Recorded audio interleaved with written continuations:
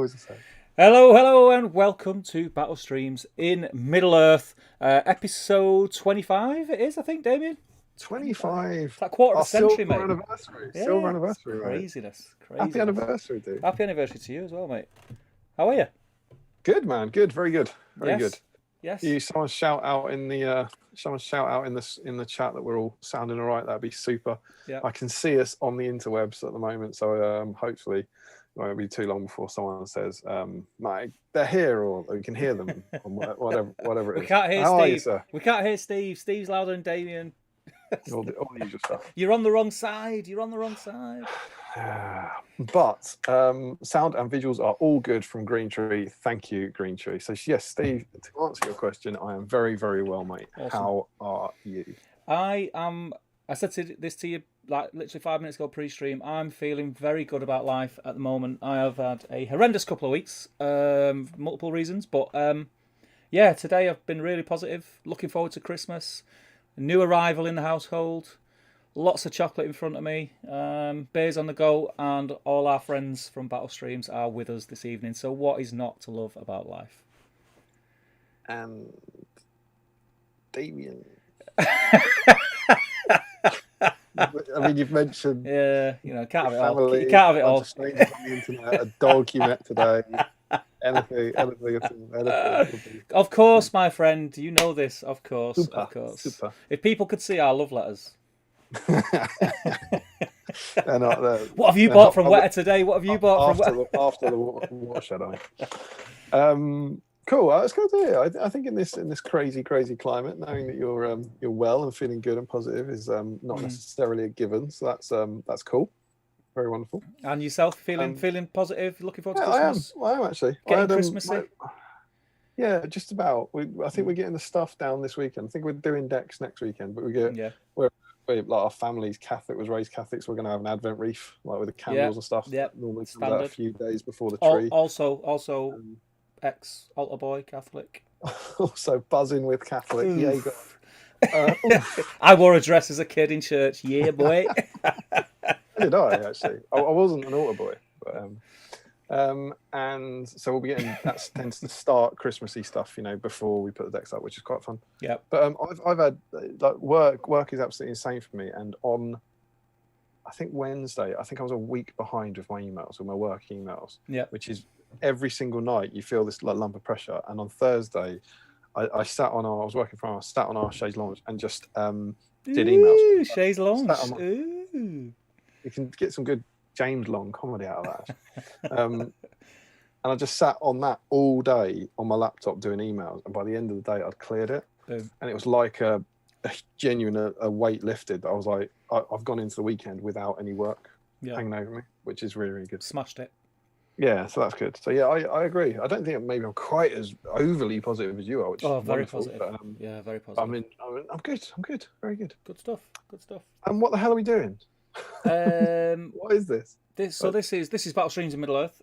This is what we tried to make and have been doing of late, the fortnightly stream, which is very loosely based around us following the journey of Battle Games in Middle Earth, which is a magazine which was all about the game we all know and love, Middle Earth strategy battle game, or as it was then, Lord of the Rings strategy battle game. What we did was they called it Battle Games in Middle Earth, but we changed games to streams. Yeah. Just in case anyone didn't. We just got a new subscriber. Presumably because of that. I'm in. That's magic. They did what? I've never seen that. I've never realised. This is groundbreaking. It's like when you tell them that gold was an anagram of bold. People are like, mind blown. Crazy. There'll be people in the chat now who've not realised. If life gives you lemonade, make lemons. Life will be all like, what? So yes, so this stream is loosely based around that. We tend to hang out in the background somewhere. We're painting models or we're talking about the game that we all know and love. But generally, we're a group of pals hanging out on a Friday night, keeping each other company, talking nonsense, drinking beer and eating chocolate. Yeah, the plan was this is inspired by Lockie over at Zorpazop, who started this back in January, And the plan was that in every episode we go through an issue of this, and we dive back into it. As you can see, we're on issue 22 now, so we've been going quite a long time now, getting towards our year anniversary, which is quite exciting. Yeah. And in it, we flick through it, and we see what the scenario was. We see how the rules have changed and the profiles have changed. There's some great hobby stuff in here, like scenery articles. And then we also, whatever model it came with, because every issue comes with models, we try and paint up either that model or something related to that model on the stream. And the main idea is it's meant to be a model you already have in your backlog and have no need for. That's the mantra of battle streams, that you don't need to paint this.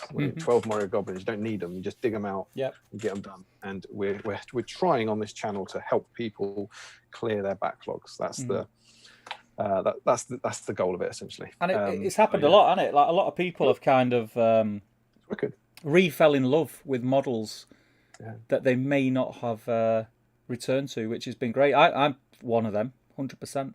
No, absolutely. And it's been really nice to see a lot of people getting on board with it. And because at the start of the year, you weren't particularly overly in love with Aldor and Haleth, and now you've nearly painted one of them. I wouldn't even say I've nearly painted. I will finish them. I mean, I don't think it'll be in 2020, but I will finish them. The thing is, I have got planned, and we'll get onto this more later on. But I have bought a load of Galathrim for my defensive Helm's Deep army. I thought they were out of production. The back with the vengeance. You're further along than I am. My Aldor and Haleth are up there in a box, unassembled. So I mustn't. I jest. Yes, you mustn't mock. Don't mock. No mockery. No mockery, please. No mockery. But no, it's been really cool that I've painted like 12 Mario Goblins. I've got another 12 on the way. 10 Uruk High. A bunch of like unnamed captains and stuff that I just had no desire for or love for whatsoever, and I've done them purely because of this. And it's awesome. It feels really good. It's very liberating. Yeah. So that's the point of it. Yeah. So of course that means that every week there needs to be a theme. Mm-hmm. And as you can see in issue 22, the theme is Balrog. The Balrog. That's the theme of the issue. Like it's the end of the Mario campaign. And it's there you go, got a live Balrog there. Oh, a bit of a miscast on the wings though. Yeah. That's annoying. Skinny. Not much food in Moria. He's losing a bit of weight. That's what he was doing. He was just running after and going, could I have some Lembas? Some Tolkien nerd furiously typing. They didn't have Lembas by that point. But obviously, so that's the theme of the issue. It's the end of the Mario campaign, and they meet, as we'll find out when we go through the magazine. They get to the Bridge of Carrots Doom. They meet Biffy the Balrog, but of course, funnily enough, the Balrog didn't come in that issue. They didn't. Whilst Balrog in Middle Earth was very, very generous and very good value, they didn't give you away a Balrog. Nope. Steve? Yes. I always love these bits. I never know, and I think we got a better chance at the start of the stream than at the end. Yes. What did the issue come with? Ruins, my friend. Ruins. Ooh, straight off the bat. Yeah, I knew you were gonna ask that, so I researched it. Did you prep? I researched it, mate. Revised, researched it. Yeah. I mean, you should do, shouldn't you? That's literally the bare minimum of what we should expect on the stream. That's kind of You're the stats guy. Yeah, the stats guy. You should really read the magazine. Really. But no, one of us reads the magazine and one of us makes the internet happen. I think that's the rough division of labour, isn't it? Yeah. So yeah, you got a set of Middle Earth ruins with it, which I believe is our first scenery. Yes. I think it's the first scenery they've given away. Yeah. And it's not the Esgiliath ruins. Nope. It's the very first set of ruins that came in the Fellowship box set and Two Towers of Return of the King. I think it was in all three, wasn't it? Yeah. Kind of very nice little ruins. Ruins of Middle Earth, was it called? I think something. Yeah, something like that. Yeah. And so that's what came with it. So we had this kind of dual theme where we had the Balrog, and the Balrog's never going to come through in an issue. So if you ever want to do the Balrog, it had to be this week. But also, if you were really playing along, you wouldn't be doing the Balrog. You'd be doing some scenery. So that's what we were. So we ended up saying for tonight to be in it, and Steve will go through in a second what being in it means. But if you want to enter tonight, it's the Balrog. any of the 3 versions of it. Or if you've got an ice Balrog, paint that up. Yeah, if you've got a nice one. Try and paint that up quick. That'll be good use of your investment. Or we settled on any GW plastic Middle Earth scenery kit. Or if you're in the know, G-dub. That's how we go. Yeah. We're there now. We're at it. We're there. You know. Yeah, we're definitely in there. Rohan, like the Rohan House, the Lake Town House, Hobbit Hole. Hobbit Hole would be class. Yeah, let's see a Hobbit Hole. Any of the ruins, anything like that. Any official GW scenery kit. G-dub. Yeah. Yeah, you can, the new Mines of Moria, the new old Mines of Moria sprue. Yeah. Anything like that. If you're working on anything like that, and so what? I mean, how would they, if they're working on it? How would they tell us? So if you're a regular of the stream, like you already know this, but listen up. Basically, we have on the Great British Hobbit League Facebook group, we have started a thread which you can't miss. It's got a link to this stream. It says Battle Streams in Middle Earth, whip thread, really big, bold capitals.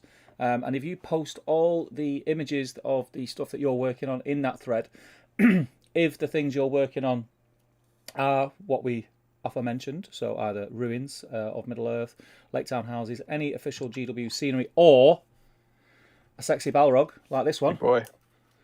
Bazza. This is a metal one. Ooh. You are in with a chance. So you get entered into the draw, and you're in with a chance of winning a very limited edition Battle Streams in Middle Earth dice. And if you're wondering how they look, if you look, oh, he's going huge. He's going. If you look there, unsanctioned. he has gone off script. Was I not supposed to say that? Come on, man. You know about the secrets in me. I truly couldn't care less. Damn it! So yes, this is all. Here's a tip, guys. If you ever send Steve an image of anything, he will put it on a live stream on the internet within a few days. I thought this was it. Now I thought this was us. Like we're out there. Yeah. If you want, yeah. We're out there and dangling, like you know. Emma will tell him that we're pregnant. You can show the dice logo off. It's all good. But yeah, that is it. It's cool, right? I think it's cool. I like it. That's all Damian O'Byrne. No, do you know what, mate? Do you know what's not me? The 5,000 visual effects you've put on it are not me. It looks good though. Looks good. Look at it. Look at it, man. It's sexy. It looked good with one of them. It looks like I could wear that as a medallion or something. It looks awesome. It's just like you hold them up, don't you? And you go blazer or smoking jacket. You don't put them both on. And what you do is you go outer glow or bevel and emboss. No, that is super. Like that is. I look at that and I think that's our current. Beautiful.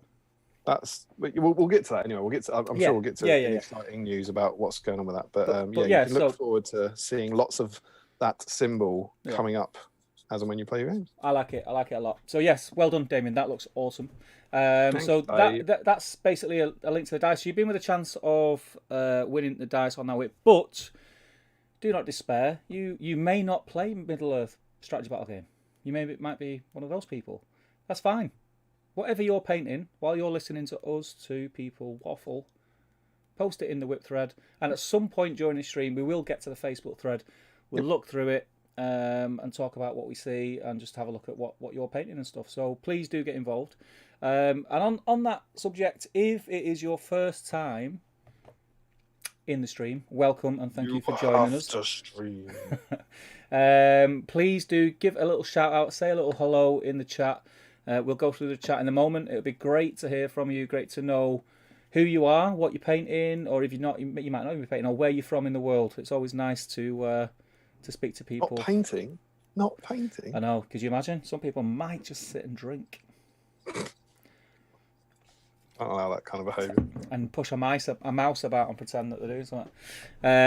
So yeah, that's the whip thread. That is on the Great British Hobbit League. If you are not a member, go and join that Facebook group now. If you search Great British Hobbit League in Facebook, you'll find it.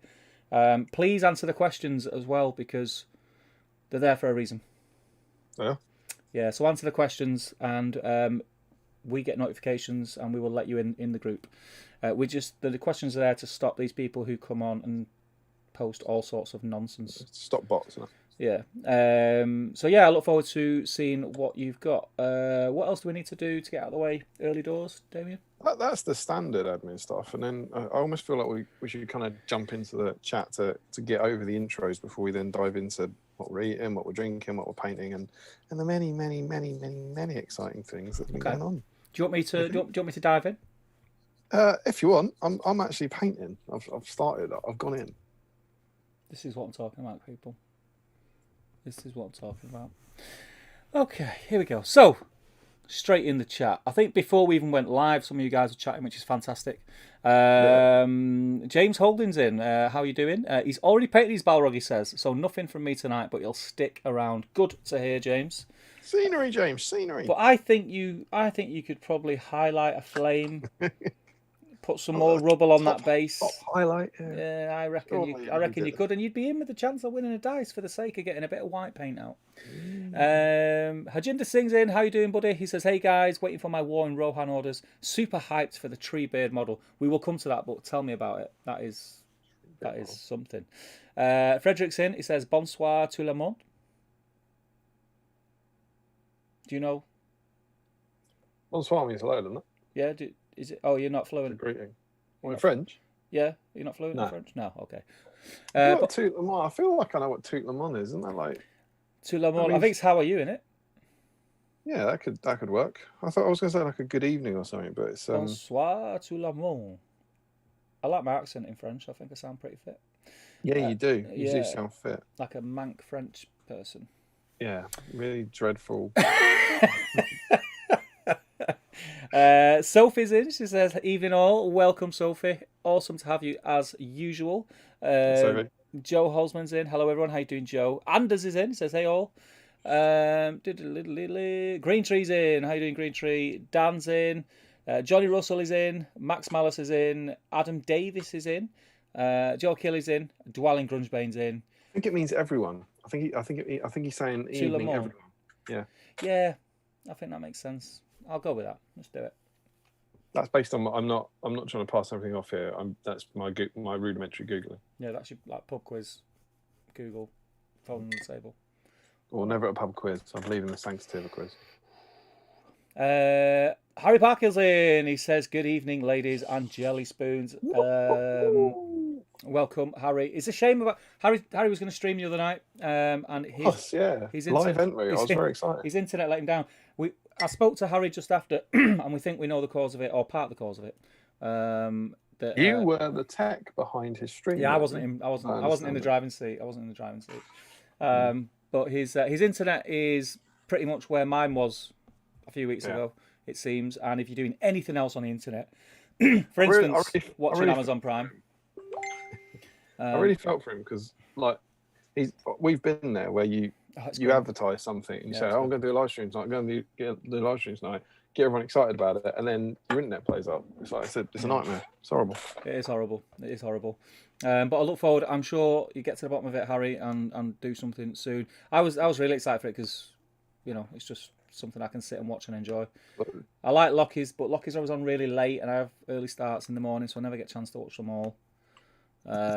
So yeah, Harry, anything I can do, mate, just give us a shout and help you out. Larry's in. How you doing, Larry? He says, "I believe 'twas was any scenery, Frederick." Oh yeah, Frederick asked, was it just the Thingy's Middle Earth ruins? Any plastic GW scenery? Or a resin hobbit hole. Yep. Or a Weathertop. Oh, Weathertop. Yeah, I didn't say that. Weathertop. I wonder if anyone would paint Weathertop. I wonder. Cam's in. He says hello. Julian's in. Says hi. Dariel's in. People are saying hello to each other. Let's have a look. They're lovely, lovely people. Mr. James Hogson, he says, "Evening all. I hope everyone got what they wanted with the limited stock order. Ents, and more ents." Glenn Seymour's in. How are you doing, Glenn? Not heard from him in a few weeks. I hope you're well, buddy. So you've been cooking loads. Glenn's cooking always makes me very jealous. Ian Whitehouse is in. How you doing, Ian? Ashley Fisher's in. He says, "Good evening, everyone." Green Tree's asking new logo. Yes. Simon's in. He says, "Evening lads, how you doing, Simon? As I live and breathe, there's only a Daniel Entwistle in the chat." Well, it's funny you mention that. Daniel Entwistle is our new subscriber. He's not had a bad week. Yeah, he's had a pretty spectacular week. I think we should take a moment and congratulate Mr. Dan Entwistle. Yeah, he painted a Blood Bowl guy. he looks really good. He looks really good. I think his painting's coming along. Congratulations. Yeah, it looks great. To be fair, it did look very good. Just the one though. I mean, do the rest of the team. God, not lazy. Yeah, I mean, he had a game with his dad. Everything was grey, barring one model. Yeah. It was a troll threw up on his dad or something. I didn't really follow. It's grim. Weird that he started posting stuff about Blood Bowl. Yeah, very weird. It's odd. I've got party poppers downstairs. I feel like I should have brought a party popper. I want to do virtual party popper. Yeah. You know what? Actually, let me try something. You take over the chat for a momento. Right, okay. I'm going to try something like off the wall. You won't believe it. I'm excited. Don't be excited. That'd be fantastic. Please don't expect anything. Wentz, Danny Entwistle, Remco last name is in saying, "Good evening, it's the first stream I'm able to watch live. Good stuff. Fantastic. Good to have you in." Simon says it's rather dark. Well, Steve's rather dark. Yeah, it's because he's trying to paint, so he's got a light on. So don't tell him he's too dark, because otherwise any chance of painting will go. It's gone, mate. It's gone. Any chance is gone. The beer's open. There you go.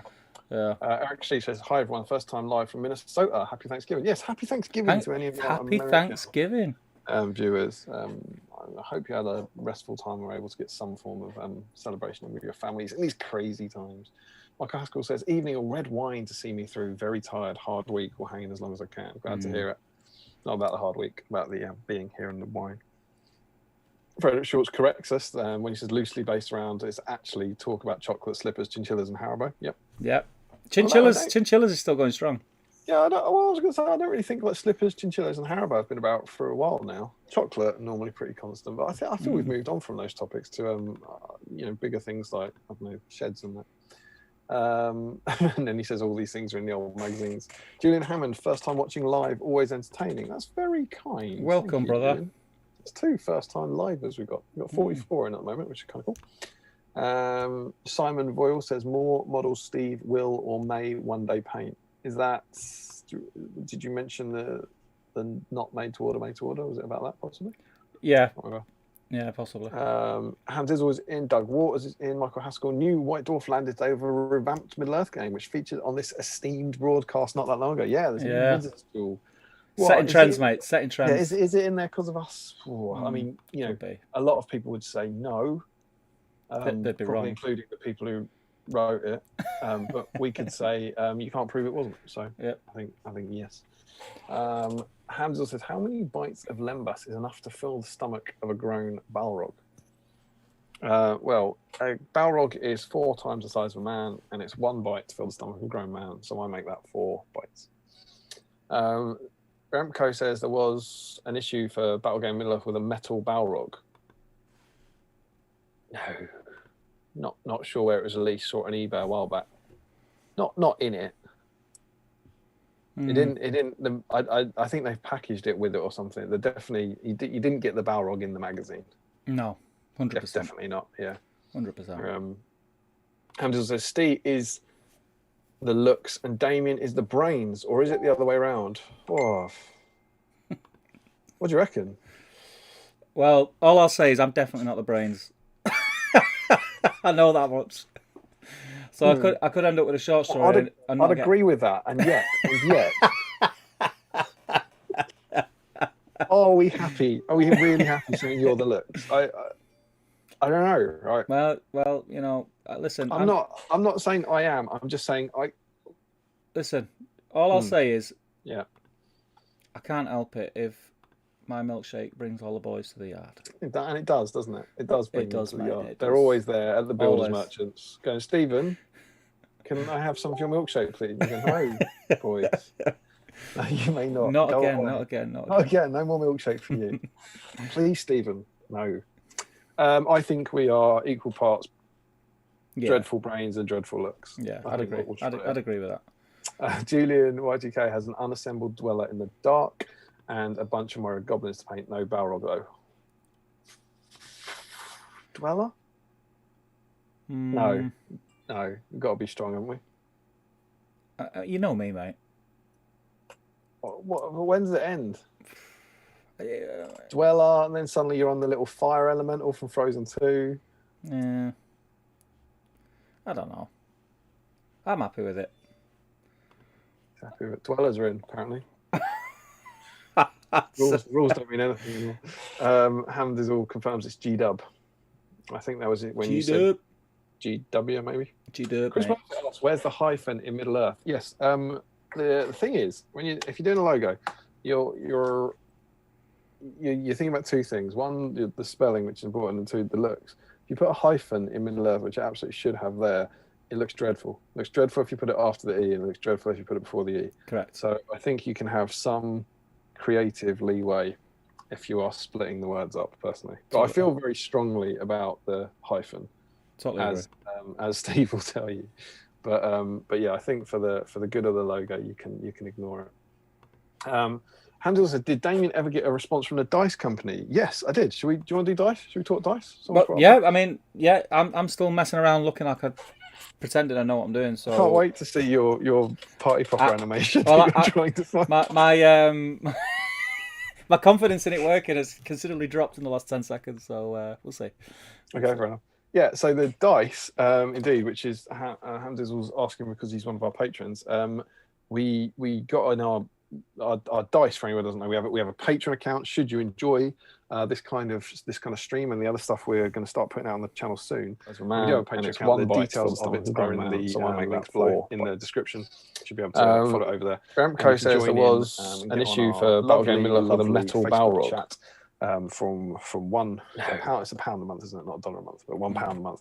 But anyone who goes in at the £5 level also gets a set of dice, and we have finally, we needed to wait for a couple of months because it turns out 500 dice costs quite a lot of money, so we had to wait a couple of months to actually get some cash in.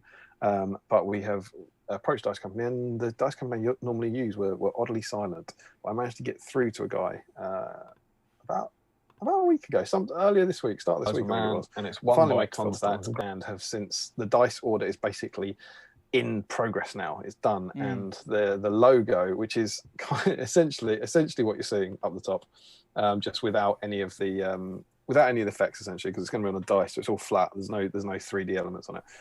Is with the Dice Company now, and they are creating a sample as we speak.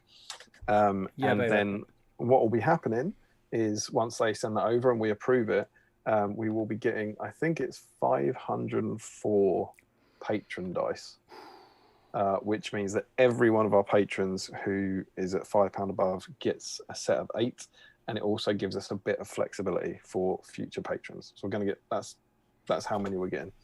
And as I sent a message out, as of right now, I haven't paid, so we could up that. So if any of our £1 patrons do fancy getting a set of dice, you can upgrade and do that. You're very welcome to that should you wish. And then we were going to do the single dice that we give away, and when we decided what we would do is make them both exclusive. We kind of had a debate about whether or not if you win the competition, you should be getting the same dice as a patron. And would people who paid to be the patron be happy if someone who didn't pay to be a patron got one of the dice? And equally, if you win the prize, should you just be getting a normal patron dice? So we decided to get 2 different sets. So we've got exactly the same logo again on a different color. I think should we keep the colors secret for the big reveal? Yeah, keep secret. But we then got a set of, I think we got 100 of these ones, which are our prize dice, which will allow us to give one away per week for every remaining episode of the series, as well as having a few for spares. And just think how cool you're going to look in next year when we're allowed to go to events, when you've got that super special roll to see if you lose the game or not, if you're rolling a 1 or 2, and you pull out this super special only prize winners win. And how awesome is that going to be? hopefully there'll be some nice exclusivity to both sets. It means if you win the prize draw, you get exclusive dice, and if you are a patron, you get exclusive dice. And we are not going to sell them. You have to be a patron to get them. So there's not gonna be an easy way to get them. So it'll very much be a thank you for the support, essentially, to our. So if any come up, patrons. If any come up on eBay and they're posted from China, don't buy. Because I've been shipping them from China. So yeah, that's we do have a response from a dice company. We're very positive about it, and hopefully that order will be confirmed in the next day or two, I think. And then we're just waiting for them to be delivered. Awesome sauce. Cool. Yeah, awesome sauce. Thanks for asking. That's a big tick off our agenda items. Cam says he doesn't have any GW terrain. It's what I've asked for in the GBHL Secret Santa, the fantastic Secret Santa run by Sebastian Rutz. I asked for terrain as well, actually. I said any form of terrain, I'd be up for. The terrain, I think you can always duplicate. It's cool. Hamdevil says, "Is that Battlestream's Chris? That Chris Murphy? Has he Battlestreams Chris? He's on Battlestreams quite a lot." Dan Nelly is in. Harjinder Singh says, "Try a black outer glow instead of a white one. The white one drowns out the logo a bit." I mean, I know. Listen, right. It's not. For anyone who's got an eagle eye, you will notice that it's got a black strike. Stroke. And I can't even. Not on this stream, Damian. I can't even. Hey, you're telling me that what you've done is put a stroke on it, put a bevel embossed on it, and put an outer glow on it. Yeah, baby. It makes me feel ill. Well, look at it though. It looks like it was made in Hollywood, mate. Looks like it was made near Hollywood. But yeah, outer glow is a beautiful thing. Outer glow is the sexy man's, is the thinking man's drop shadow. Yeah. But I think it looks cool there. It looks cool, and that is the basic the location of the text and the ring and everything is what we're going with, and then you'll see various numbers of effects depending on whether me or Steve do the product. Right? But yeah, black outer glow, he's right, is a nice way of bringing something off a light coloured background without putting a shadow on it or a stroke or both. This is a dark coloured background. Can I just point but it's not all, is it? See, that's why it's tricky. To be fair to you, it is tricky because you've got light at the top and light over where our shots are, and then you've got dark in the middle. It's tough. It's tough to make because generally your shadows and your strokes and stuff are either light or dark. They're normally whitey or blacky, and if you're on a dark background or a light background, it'll work for some of it and not for other bits. It's tricky. Okay. Tricky stuff. A little gradient in the background sometimes works nicely. That's what we do on the cover of the. I'm not on to a Photoshop tutorial yet. I'm currently halfway through a Premiere. You're doing Premiere, aren't you? Premiere Pro tutorial, yeah. Very cool. I'm editing an American couple's wedding from 2003 at the moment. So it's always fun when you get those sort of things. They're normally like National Geographic stuff. They're normally like a documentary about some kind of Native Americans or something. It's almost always that sort of stuff because you get a lot of B-roll. It's cool. Yeah, I'm enjoying it. It's good. Yeah, it's good. They're good fun. They're very relaxing. Those sort of ones. Anders Tommy says he's got no Rolls or Balrogs, but he's painting Amaralts and drinking rum and coke with some leftover Halloween candy on the side. What a night! That sounds like a night from my teens. Oh, Simon says, I'm running out of days left to post a fantasy campaign video for this month. Yeah, it's because the trailer said November, isn't it? I am hopeful. Where are we? We're the 26th. I think we're on the 26th. 27th. Ooh. It's close. I'll tell you where they are. They're both... so we've got the prologue video and the first battle report. They are both edited with the exception of a tiny little bit of narrative stuff. And you've seen a bit of the narrative stuff in the trailer with the Bilbo and Gandalf talking to each other. And that's the stuff I haven't done. If it helps, mate, I'm halfway through a Premiere Pro course. Send me what you want, and I can mix it in. I can mix it in with the wedding. I've got some wedding music. My problem isn't the ability to edit. My problem is I haven't shot the shots.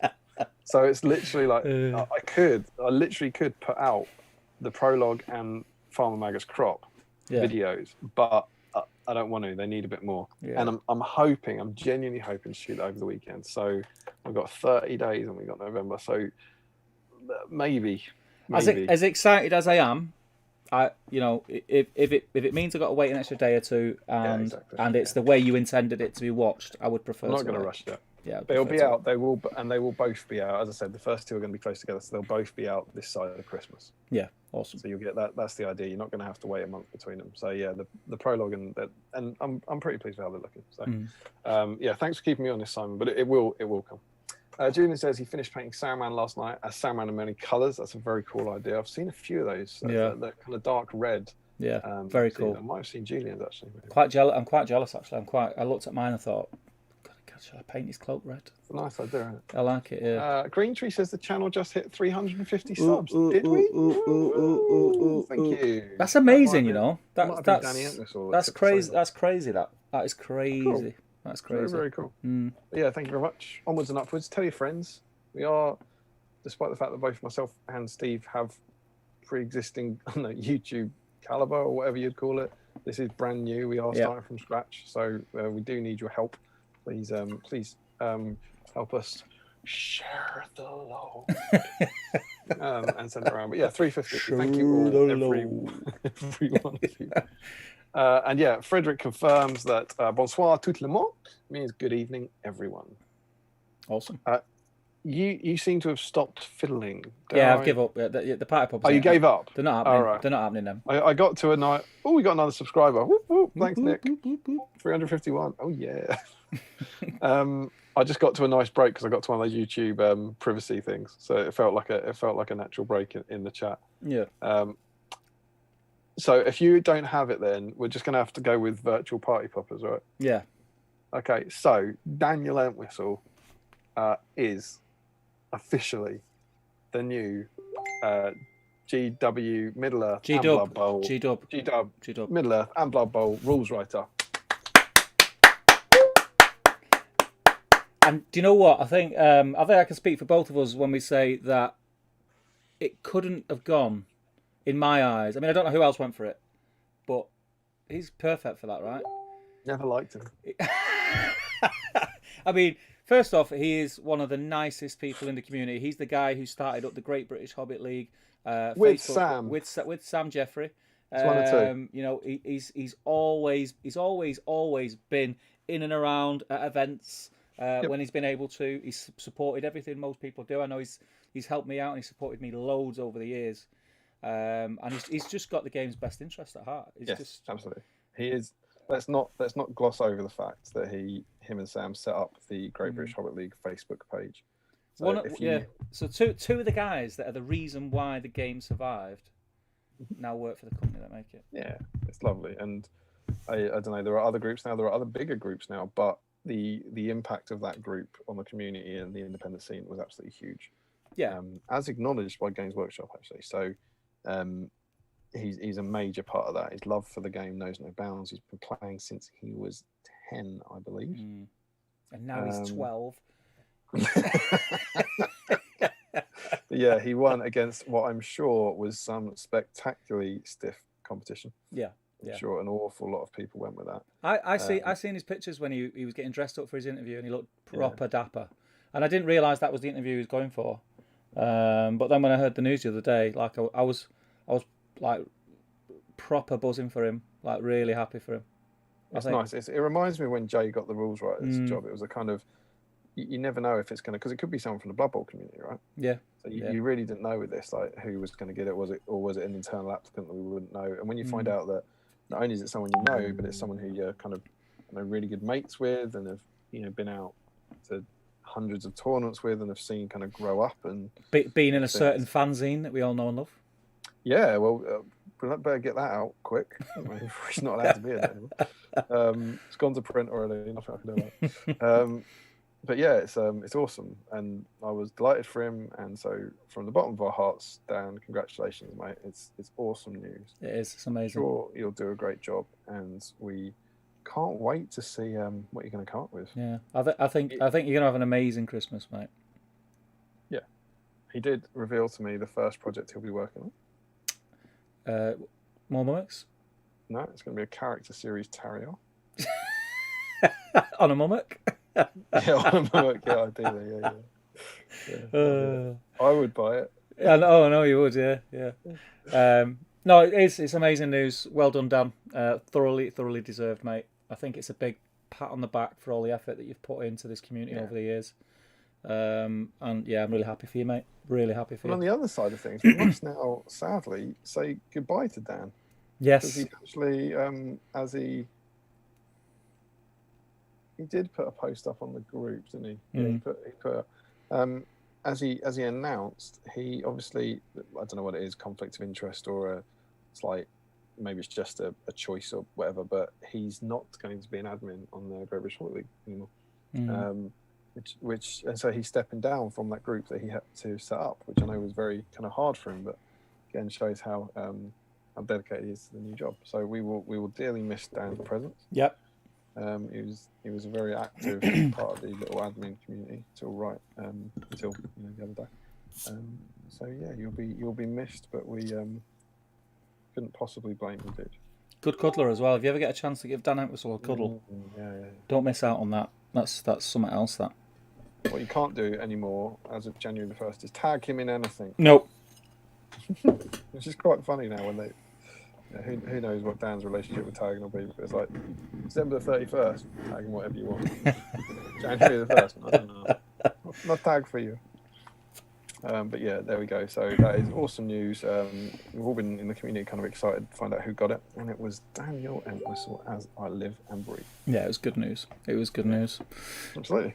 So yes, feel free everybody to wish Dan good luck in his new role in the chat, and yeah, it's amazing. I think where did you get up to, Damian, in the chat, by the way? YouTube privacy notice. Yours I don't know if you get it in the same place. No, yours won't in the same. Frederick Schultz says bonsoir, tout le monde means good evening. Then we're on to Stephen Ryan, who says my first time catching the stream live. Another one. I filmed my last few days painting and watching the last few streams of chat about chocolate and Craig's. I'm so excited to hear it live. There you go. What a time to be alive. Yeah, boy. Frederick Schultz says check the patron chat. That's a worry, isn't it? Michael was saying Tutamon means all the world, I think, hence everyone. You found it yet? You caught up? Hang on, I'm seeing what's in the patron chat.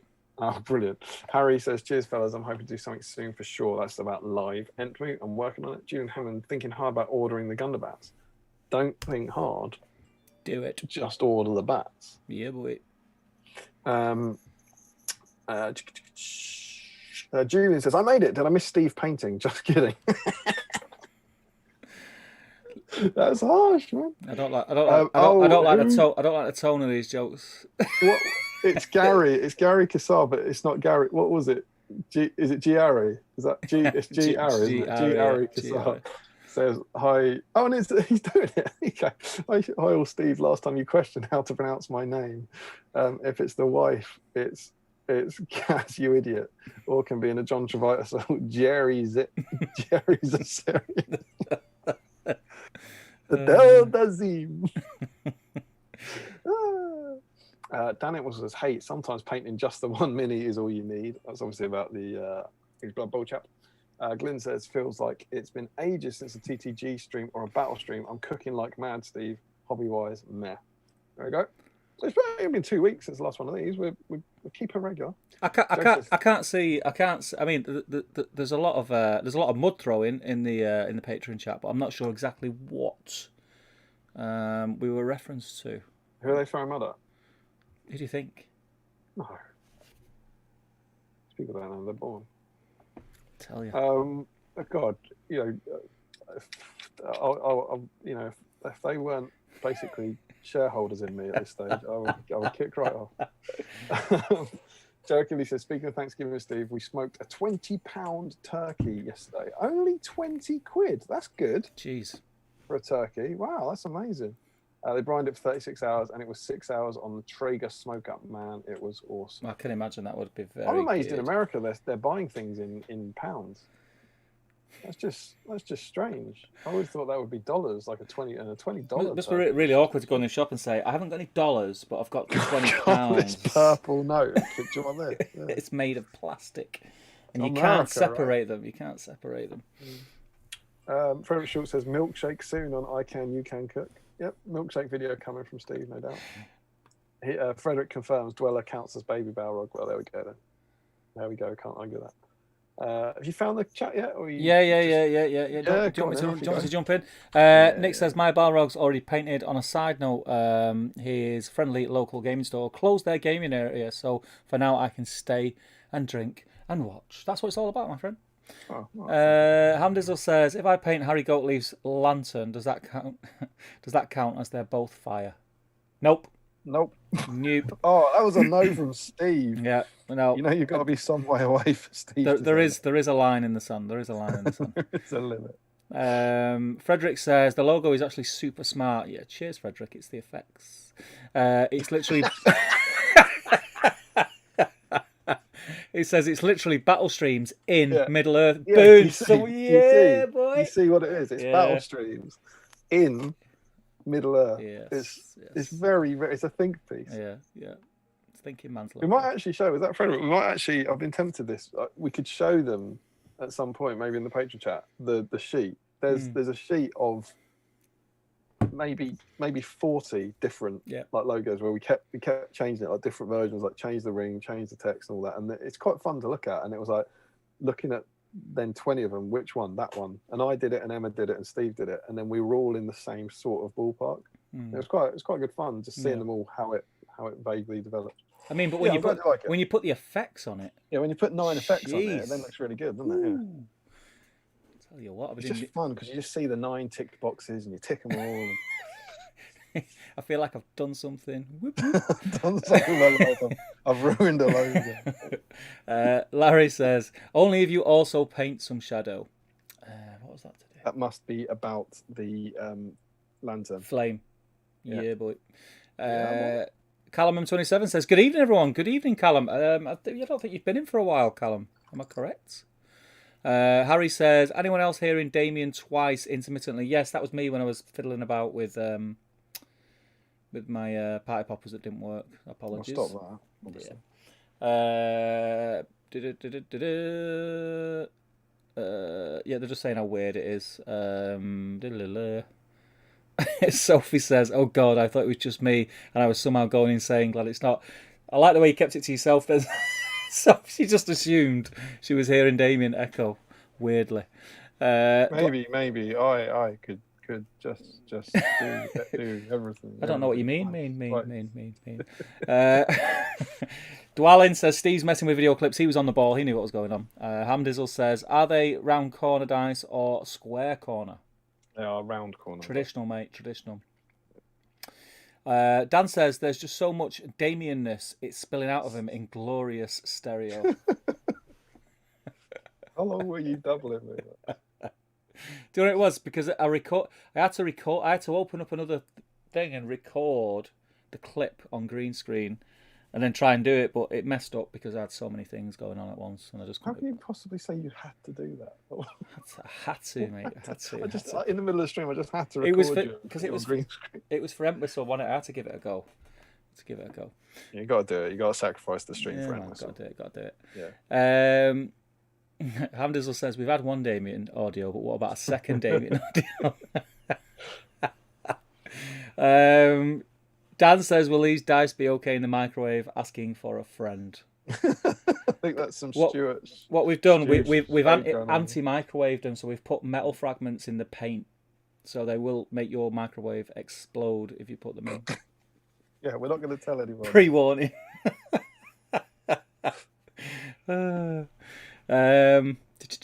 Nick says, having played X-Wing and Legion, the chase for dice is a cruel mistress. Tell me about it. I've got a real dice fetish. I think most gamers do, right, to a certain extent. I think people like them. Yeah, it's weird. I'm so fond of my ones from the One Ring. I'll show you them because I think I've got one. I've got them up here. Yeah, I've got the blue and red ones. You've got the purple ones, haven't you? Yeah, boy, I do. Yeah. Oh, there's one gone purple. I've got one. I've got a set of the purple ones. If it's in the bin, mate, you ain't getting that back. So these are from the One Ring forum, back in the day. There they are. Things of beauty. They are. Yeah. Really, really nice. And I probably use my ones of them more than I use the ones any others. I think. I'm lucky enough to have a set of these. Yeah. Which are the purple ones. Which were there was a series of awards on the One Ring, and I was lucky enough to win one of those many years ago. So I think there's 80 of those dice in the world. I treasure them. He used them at tournaments a lot as well. Yeah, I know you do. Dice. Just showing off, mate. Just showing off. Purple. Oh, where's my purple dice? Oh, there they are. Now I've won. The means of purple. That's funny. Go on. You know what? I like a bit of alliteration, and purple Mm-hmm. starts with the same letter as prize, doesn't it? It does. It does. I'm glad I'm not the only one giving stuff away. What? That's all I'll say. That's as much as I'll say. Look into that as you will. Look into that as you will. Nick Gardner says, "Oh no, we've done that one." Joe Kelly says, "Are the new Patreon dice as loaded as Steve's 20-sided die 320s in a row?" I know. Remember that? Yeah, the world remembers that. That's crazy. Because the dice is bent. That's it, guys. If you can watch it, I've got it on the. I've noted it in our spreadsheet, so I should be able to find this pretty quickly. There's a point on one of our streams where Steve rolls 3 20s in a row on a D20. Yes. Just think about that for a minute, and I think I have a funny feeling in the spreadsheet I've actually got the odds of it. I should have put the lottery on that day. Yeah. I really should. I'm sure I made a note of it. There you go. It's on episode 9. Steve rolls 320. Oh, it hasn't got the odds in it. 320s. Someone will come up with it in the chat. Yeah, someone will come up with that. Why does it say 442? 442. Oh, it must be. I was thinking we wouldn't do that 4 minutes and 42 seconds. It's hours. 4 hours and 42 minutes into the stream. That's how we roll. Steve rolls 3 20s. Yeah. 3 20s in a row on a D20. And it was definitely unintentional because I was pissed as a fart when I did it. Yeah, because it was intentional. he wasn't planning on using his loaded dice and giving it away. I told Tom about that because Tom loves a good dice disaster, and he basically said no, he didn't. His scientific mind, he was like he couldn't. No. Yeah, like he did. It's like when you try and think how big space is, and you just can't comprehend it. Right? There's no end. Like wow. The dinosaurs, mate. They lived 65 million years ago. That's when they went extinct. They were extinct 65 million years ago. Yeah, it's extent. Right, but they were around for 180 million years. Just think. Get your head. We've been around as a species for like 150,000 years. They were around for 180 million years. There's all sorts of stupid comparisons, like the two eras were further apart than we are from one of them. So like I don't know, what was in the Cretaceous? Triceratops in the Cretaceous. The Triceratops lived closer to us than it did to Stegosaurus.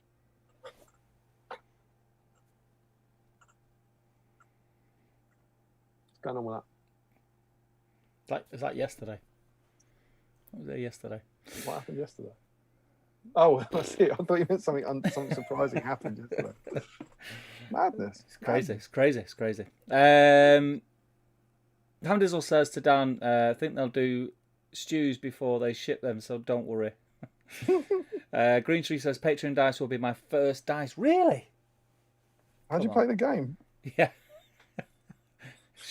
Loads of straws, short straws. Just like throws his hand at people who are sick. Oh, what a great way to start. What a great dice to start with. Gary Kassar, thanks for asking me, Dan. Oh, thanks for asking me, Dan, says Gary Kassar. Paplock's in. Welcome, Paplock. It says, good evening, everybody. How are you all doing? I'll join you as soon as I finish watching the new Mandalorian episode. I've not watched any of the second series yet. I watched the first series. People keep saying things on the internet, and I go, oh, that's Mandalorian Club. Yeah. You know, like you see statuses and go, it's Mandalorian Club. Did a little say no spoilers. Ian says lots of Tariel in your comment readings tonight. I'm enjoying it. Did a little all right. Ian says anyone else just love. Oh, let's talk about the Mandalorian again. Mando is live. This is the way. It is the way, should I say? There you go. That's the sort of thing. Yeah. This is the way. All the time. This is the way. Let's go get some prints. A lot of Mando talk. Frederick says 351 subs. Boom, boom. Again. Let's see if we can hit 1,000 by the end of the stream. Yeah. Where was I? Julian says, how do I find the whip thread, anybody? Go to the Great British Hobbit League Facebook group. You will find it in there. If you can't find it, go in the search bar in that group and search my name, and my posts will come up, and it's the newest one. I posted it up just before the stream, so it should be up there. And people are posting it, or they were posting it pretty quick, so it should be up near the top anyway. Yeah, Hamders will just repeats what I said. Danny Entwistle's retracted a comment. It must have been foul. Whoa. Foul language. Oof. So it begins. It's lucky he did it before he started that job. Yeah. He says thanks guys. So I think he must have been slagging us off. Yeah. Felt bad. And he was probably furious about how long his party popper took to get here. Yeah, it's still waiting. Yeah. Sophie says, welcome to the Madhouse, Danny. Danny says, thanks, Sophie. It's very exciting and can't wait. Gary Kassar says, good luck, Danny. Julian says, congrats, Danny. I can't believe I met a celeb. I met Mr. Entwistle when he was in Orlando, meeting the guys there and receiving his honorary OHA membership. Yeah. He gets about, Dan. He gets about. Cam says, does painting the invisible golem count as terrain? No paint will go on a character. No. I'd have to say no. Yeah, I'd have to say no. I'd have to say no. Julian says, also, sorry for messing with you, Steve. Didn't mean to upset you. When did you upset me? Maybe he's doing it now. Yeah, are you messing with me? Are you messing with me now, Julian? Whatever you did, don't worry. Didn't upset me. I'm very passive. Very passive. Steve's quite hard to upset. Dave McShirra's in. Every now and again, he'll give you an angry react on Facebook.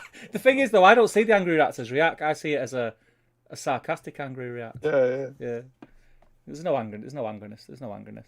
Dave McShirra's in. Welcome, Dave. He says, can confirm.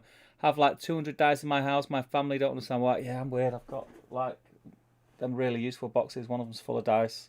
There's dice in there that I've never used and never will use, but I want them. So yeah. Don't talk to them about dice you won't use. You need them to be into dice. There's a really useful storage box there full of dice. I use them all the time. If anything, I need all them dice there. Use them all, mate.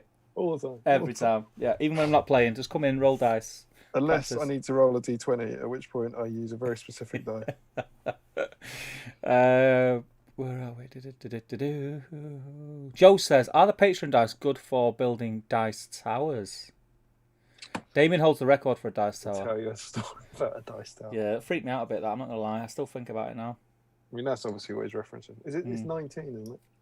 It's too many is what it is, mate. Got a photo of it. 19 dice. Too many. He was like, I could do that. He got to like 12. I think I got to 4. It's a thing of wonder. It really wound me up that I couldn't do it. There's no other human in history. How many did you get? I think it was 19. Right, 1 minute. I'm going to go for it. Great content. Steve, you couldn't do it a year ago, mate. You can't do it now. Just get me a big box of dice that I do use regular. So what basically happened? I'll try and find it because I know when it was. I went down to TTG Towers last November, I want to say, and we did some exciting filming. Oh, here it is. There we go. Look at that! It's even more impressive than I remember. How many did you get? 19. 1, 2, 3, 4, 5, 6, 7, 8, 9, 10, 11, 12. 13, 14, 15, 16, 17, 18, 19 dice. I mean, look at that. Look at that thing. That is the proudest thing I've ever done. I've got a child. I'm at 6 and it's already wobbling. Yeah. It's because this is impossible. I'm going to do it in this stream. I was just casually doing that on the stream, and then you were chatting while you were doing it. Yeah. You arrogant sod. You know, after a while, you start to realise something special's happening. I was like, "Oh, boys, you want to get over it? This is pretty good." And they were TTG dice as well, so they were like, they weren't my dice. I didn't bring them in. They weren't magnetised. Oh, maybe they're magnetised. TTG. I mean, you can't see this, but I'm at 1, 2, 3, 4, 5, 6, 7, 8, 9, 10, 11, 12. Mm-hmm. This is my record. If this one goes on, don't fall. This is my record. I put one more Stop talking on this tower. It'll be the biggest dice tower I've ever made. Mate, I tell you, it's got 19 written all over it. What's that? Oh, sugar. It's going. Oh, you sod, you. Come on, why are you doing it? Come on, don't be a dick. Oh, so excuse me. Oh, I give up. It's a crap game. Steve, don't forget, mate, you were 6 dice away. I hope that out there in the world now, everyone, that's what the whip thread's going to be. Yeah. Everyone is just like, right, get your dice. Right, well, I did try and build it on a mouse mat, so I'm going to start again. Or you could keep reading the chat, and we couldn't watch you just fail for the next 3 hours. No, I'm going to give it one more go. All right, you do that. One final blast of the horn. It was where this stupid challenge came up. Oh, I'm getting close. Spoilers, Mando life is the way. I jumped. Why? Oh, there we go. Invisible Golem, Steve, 200 dice, Tice Towers. There we go. Larry says, it's a shame there's no way Tom will be able to watch the video until someone with technology can meet up with him again.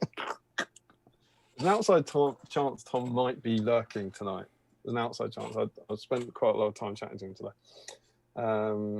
Dan Collister retracts a message. Ooh. Larry says, a similar fact to that is Cleopatra lived closer to now than the pyramids being built. Yeah, exactly. That's madness. Yeah, there you go. Look, Steve. Oh, why'd you speak to me when I was doing that then? I was just putting that on. What were you on, 5 or 6? Come on, mate. Dan says it's 1 in 8,000 odds of rolling 3 consecutive 20s on a D20. 1 in 8,000, mate. And we've got it on camera. What a time to be alive. And Ashley says that's approximately the same chances of finding a 4-leaf clover. Hamdill says you repeated what he said. I'm not sure what that means. Dan accidentally, the retracted message from Dan, Fredericks assumes, is the accidentally leaked secret Tariel details from the next supplement. I imagine so. And Hamdill says, I managed to click on Dan's link before he removed it. That's a nice model they're making of mounted leggy and Tariel. Dave Fredericks has done a stunning conversion of that. Want one. Larry Miller says Steve's D6s have 19 written all over them. I think that's cheating. Boom, boom, boom. And Dvalin says glue the dice. Don't need it. Don't need it, mate. And Larry, I just glue my dice together with integrity. And Larry says, I wonder if the square dice are easy to stack. I didn't choose the dice. Dice chose me. Michael Housecall says, regarding dice, still remember my family's reaction in autumn 1979 when I brought home a D4, D8, D12, and D20 to play this new game of D&D. They probably thought you were like a devil worshipper or something like that. At that point, oh, what is this dice? You cannot Ludo with this. 1 in 8,000 chance to roll any combo of 3 D20 buzzkill. Well, yeah. I'm not saying it's more remarkable that he got a 20 than any other number, but the same number on a D20 3 times is well, it's something. It's something to have on record. And Steve, you won't believe it, we're caught up. That's what happens when I take over for it. You know what we haven't done? 15, mate. 15? 15. Really? 15. It's going to be annoying for you when it falls down, isn't it? I don't think I'm going to get another one on. And I'm going to go for a double. That doesn't count as 17, you understand that? I like how you're holding your hand there. That's nice. Come on. Come on now. Come on. Right, listen, I need an elbow. Put your fancy glasses on. Shh. Shh. Everybody. Here comes. Oh, so I can't let it go. I can't do it. Right, come on. Would it help if I... No. No. Right, things are in my way now. I'm getting flustered. Things are in my way. The dice falls wide on the dice tower tonight. Not another dice to be seen. The kingdom of tumbling dice. And it looks like... No, it's going to go. It's going to go. The dice is howling like this tumbling. Oh, it's going to go. It's falling to bits. Come on, don't be like that. Steve will never get 19 dice in a row. Oh, that's a fix. Let it go, mate. Let it go. God, we haven't done stream snacks. We haven't done. We haven't. It's you bringing in daft games. Right, what that stupid dice for stupid people. Putting the dice box. Putting the dice box of. I'm putting the dice box of regularly used dice away. I've gone rogue tonight. Oh, you have, yeah. Yeah, and I've been wanting to eat it for an hour. I got a cookie. You don't. Not just any cookie. Smells like home. I got a home baked cookie. I made my snack. You baked it? With Charlotte's help. Yes. Because for my birthday, I got this. I need that in my life now, you know. Yeah, this is right up your street, right? Yeah, Recipes from the world of Tolkien. Yeah, need that. It's very cool. I got it for my birthday. That was my first dive into it. So you get it's tenuous. I'm not going to lie. Yeah. It's you get a very clever look that is split into breakfast, second breakfast, 11s, luncheons, afternoon tea, dinner, and to drink. Nice. Right, Steve. What's in here? What would be the top answer? Lembas bread. Yeah, lembas, right? So there better be lembas in it, right? Yeah. So all right, we got lembas. Yes, we do have lembas. So lembas bread is can't remember it, isn't it? It's definitely on there. There better be a lot of potatoes in there. Potatoes. And some what are they called? There you go. Conies. It's under 11 says. Conies, yeah, there's 2 rabbits in it. There probably is some sort of rabbit. Maybe. Lembas bread is 54, and they go savoury with lembas bread. I think they put chili and parmesan in it. It sounds really good. Yeah, chili, parmesan cheese and parsley. Sounds good. So you got that, but then after that, can you keep going? Look, there's a book. Yeah. Any Mordor themed food? There's orc draft. No maggoty bread. I don't reckon. But they get like jam, Biffa's jam and apple tart. Because I think Biffa's the dwarf who asked for jam and apple tart and stuff. Yeah. And it's nice. It's really good. So you get like chips. I think there's a potatoes, isn't there? There's a Sam's potato thing. I'm sure I read something like that. There's like Bayonne's twice baked cakes, and they have honey in them. So they're not crazy, but they're Farmer Maggot's wild mushrooms on toast. It's mushrooms on toast, but with a Farmer Maggot. But then it's fair enough. But then every page gets a nice little. You get the kind of drawings and stuff about the thing. It's very cool. And so I had a flick through this one's good. The pork pie. Why bother putting a Middle Earth name in that when you can just say pork pie?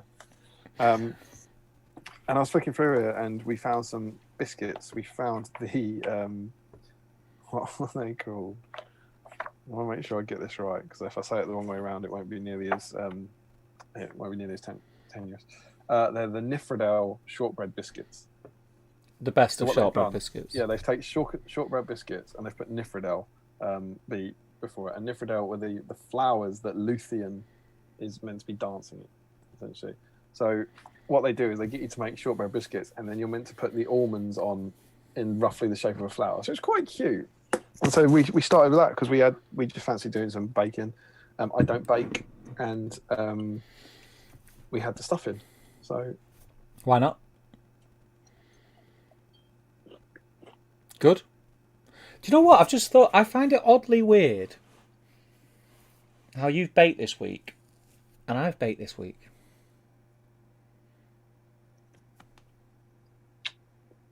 It's odd, that right? Because we asked, it was my eldest girl's birthday this week. She was 9 this week on Wednesday, and we asked her what kind of cake would she like. Now we used to go to a certain baker's. Nifredale shortbread. Yeah, she was like, Dad, have you seen that Middle Earth book? Lord of the Rings. And she said no. She said, Dad, I want one of your cakes. So I had to bake. Oh, that's nice. Yeah, I baked a birthday cake. So I only just thought of it then. That I actually baked this week. You've baked this week. It was only a matter of time before our cycle synced. Yeah. We'll be moody at the same time before you know it. I don't really bake. I like cooking, but I don't really do sweets. But there's our crunch. It's quite good, and it's almonds. You get almond extract in it. Some almond flakes on top. As I said, they're kind of shaped, meant to be shaped in a flower, but I didn't get that until after the fact. I didn't really know what I was trying to achieve, and it was only when I read the flavour text I was like, oh, it's meant to look like the petals of a flower. Yeah. But so I think you should get it. I'll get it with your interests. Yeah, but it's quite cute. Yeah. But I am gonna do some of these things as a bit of a laugh, which might make you try different things, I suppose.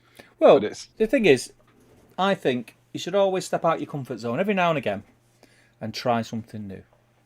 And a book like that is definitely going to make you do that. Honey cakes as well. Bayon's honey cakes, which are a thing he makes because he gives them. So there's a few more. Barlaman. There's a brie soup, I seem to remember, which is a really hearty kind of potato soup. Bilbo's seed cake is something he has at the unexpected party. You get Pippin's Minas Tirith lunch, which is probably cherry tomatoes. The Prancing Ponies potato and garlic soup. There you go. So they're all, you can get into it, I think. You can sort of convince yourself. Mirkwood bat wings are chicken wings.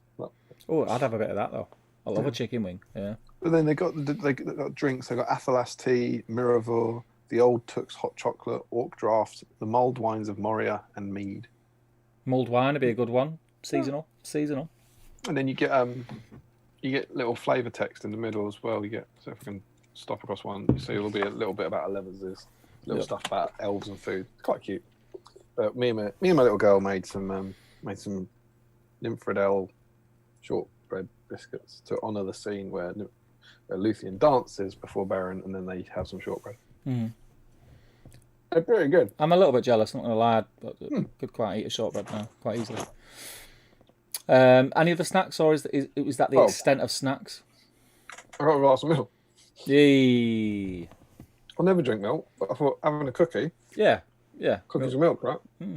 So I've been drinking it. That's why I have to do snacks because I'm like, otherwise it's going to be gone. You drink milk? I do drink. I like milk. As a glass, I mean. Yeah. I very rarely do it, and every now and then I'm like, a glass of ice cold milk. Yeah. Well, I get heartburn quite a lot, because I eat a lot of festive bakes. So, milk eases it. A lot of pastry gives you heartburn, and milk eases it. That's why, and the same people, obviously, who own Greggs actually own all the cows. So I'm just like, you can see how these things happen. This stuff it's not an accident, man. It's not an accident. What? So I got those, and then I did bring up a beer. I'm ready to go. And then I also got my classic late stream combo of a can of pop and a whisper. A whisper, nice. Oh, I know what I could do. What? I'm gonna send in an order. I've got something else. Ooh. And that'll be super exciting for the stream. In the broader sense of the world. Those are my snacks. Yourself? Okay. So the beverage of choice, as everyone has seen me already sipping on throughout the stream, is Moretti Lager, and then just my original snack was a Cadbury's Flake. Boom, boom. Nice.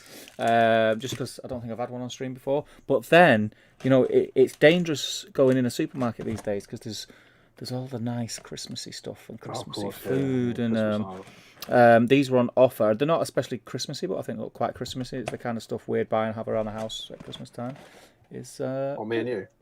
Yeah, me and you. Malteser truffles. Are they like individually wrapped sort of thing? Yeah. Everyone's moving that way, aren't they? Yeah. Little lint ball rip-offs, that sort of stuff. Oh, have you seen the new lint candy cane flavour? Doesn't usually move me, if I'm honest. Is it lint? What is it? Lint do the round ones? Are they lint? Yeah. I'll give them a go, definitely. So what's the Maltesers? Are they just normal Maltesers, but in no? So it's I'll open one up now. Let's do a live. Let's do a live. Obviously, as ever, guys, we want to hear from you. What are you eating during the stream? Let us know. There's a lot in there. Well, you'd hope. There's a lot in there. You should think so for £4.99. £4.99. See, tier 3 is not all that bad, is it? It might look gooey. So it's a solid chocolate outer, and then it has what flavour is that? It's like 2 flavoured truffles. So it's let me have a look what it says. First a little rustle, then it's all about the truffle. Doesn't really tell you. No, so it's got little tiny chunks of Malteser. Fun wordplay though. Yeah. That's a little rustle and then a tiny tussle. Sounds a bit sexy. Yeah. Yeah, they're good. Cool. I'll have another one now. And then another. Let's face that box isn't getting back in the house. No, I'm gonna dive into the flake in a minute. But yeah, they're good. I'll buy them again. Cool. And that's the extent of my snacks and beverage. Very nice, very nice. So yeah. Have we missed anything else? Well, we haven't done your usual sort of like how are you stuff. But it's probably a catch up moment, isn't it? We did it at the start, didn't we? I don't think we haven't done the hobby stuff. All right. Should we try and catch up on the chat? Because I think there shouldn't be too much because I caught up with it on the hashtag. Let's have a look. Hang on. Everyone's doing the Dice Tower things. It looks like. Oh, really? You've done that bit, didn't you? Dwelling said, glue the dice, you've done that. Larry says, I wondered if square dice reads stack. Michael Haskell's, yep. Rich Anderson, 1 in 8,000 chance for one to come up, yep, buzzkill. That was the last comment I read, I believe. Harry Parker says he got 14. 19 is surely impossible. Pictures, or it didn't happen. He does have pictures. Just showed you the picture. And I showed it. And to be fair, I was sat next to him when he did it. He's seen it. That's what boils his blood. Yeah, I did. I wanted to smash it down at 18, but I didn't. It's too beautiful to destroy. Larry says he made it to 15 with a combination of Isengard and 3 Hunter's dice. I might try the square dice, actually. That's a point. Yeah, if you want to take the easy route, feel free. Dan says, anything to get out of painting, Steve? Yeah, true that. I mean, I was going to finish this guy. He needs to be darker, so I need to do more black on him. It's more shadow, less flame. Yeah, I did all the flamey bits. Cut his wings out. I was going to green stuff like flames, in between the fingers, but I just can't be bothered, if I'm honest.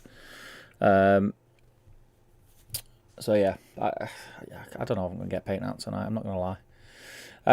Harry says also, what's that? He says also when the tower fell, it rolled 14 sixes.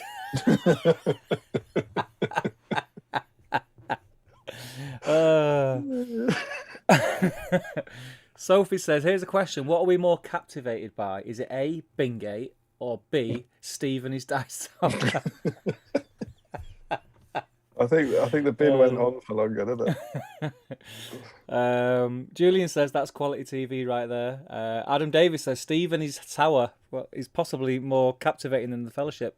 It's been said. I've heard that before. Oh, Stephen. Bingate says Hamdizzle. Larry Miller says, is it American style soft cookie or proper cookie? There was a crunch to it, definitely. Yeah, it's like shortbread. It's essentially shortbread. Yeah. Yeah, proper styly. I like American cookies though. Julian says, is there a recipe for Ent Draft? Oh, not that I heard when I went, because that would be a drink, wouldn't it? So there isn't. You do get Sam's Coney stew. There is a rabbit stew. I don't think there is an Ent Draft in it. No. Dwelling says potatoes. Julian says mushroom recipes, surely. What about Urukai Grog, says Hamdizzle. They've got draft, so I think that's that. Yeah. And Larry says... Cram is the dwarf bread. I've got that. Larry says, is there an option to have Coney's raw and wriggling?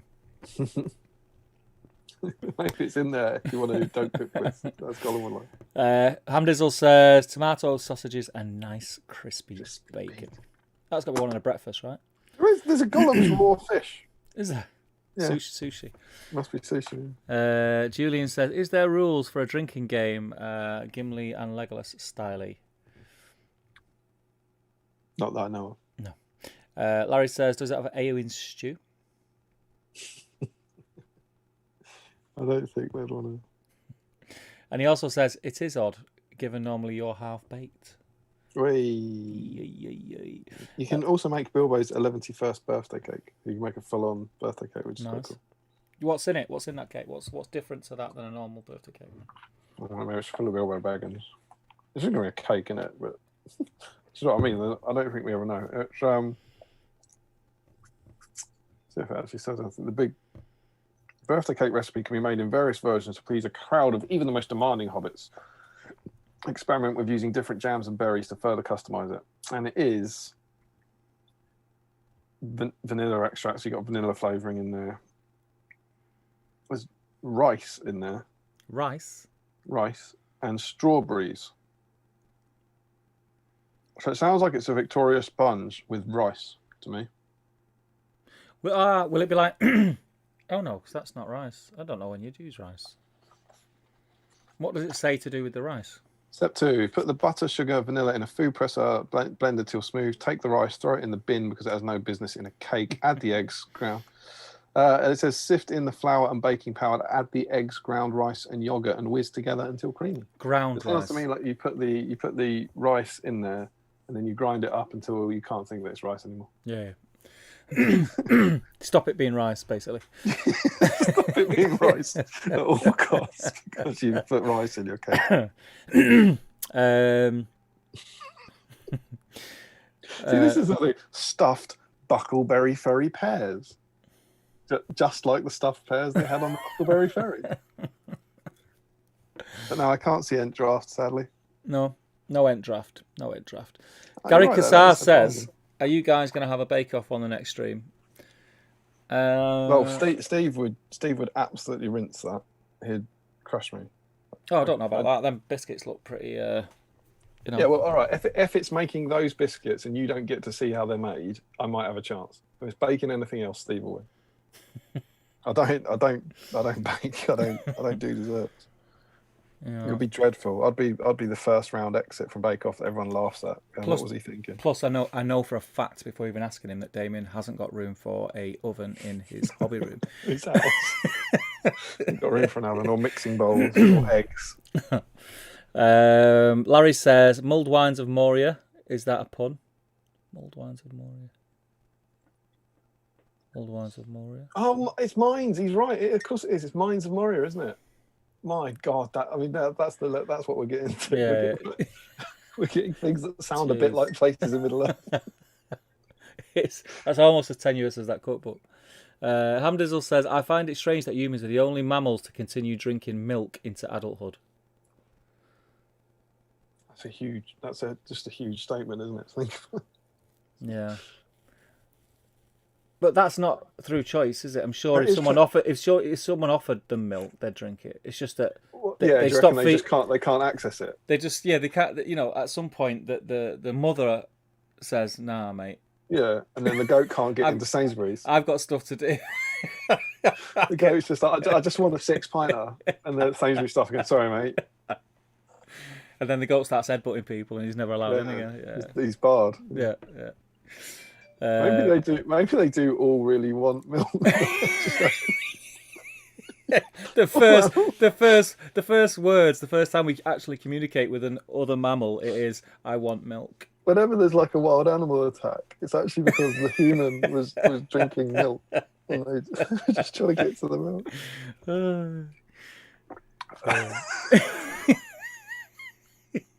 I just thought, oh no, I won't say it. Should I say it? Best.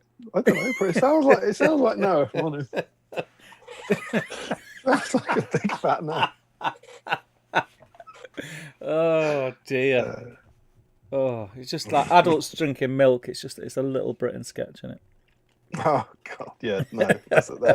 Can confirm that's probably a no.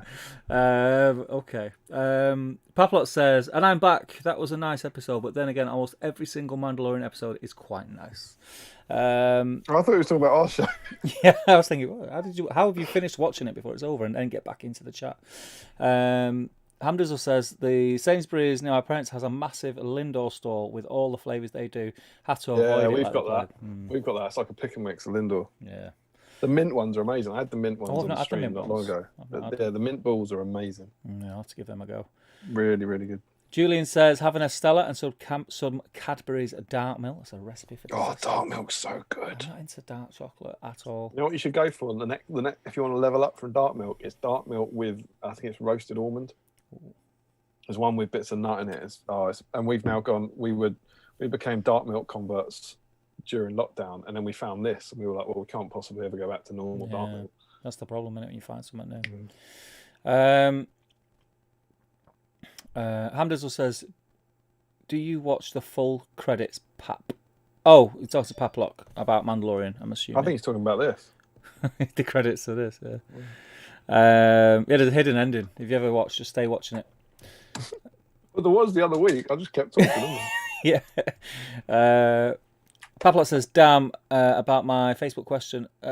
About SPG. Would it be possible to get all 10 issues once the new one comes out, or are some of these out of stock?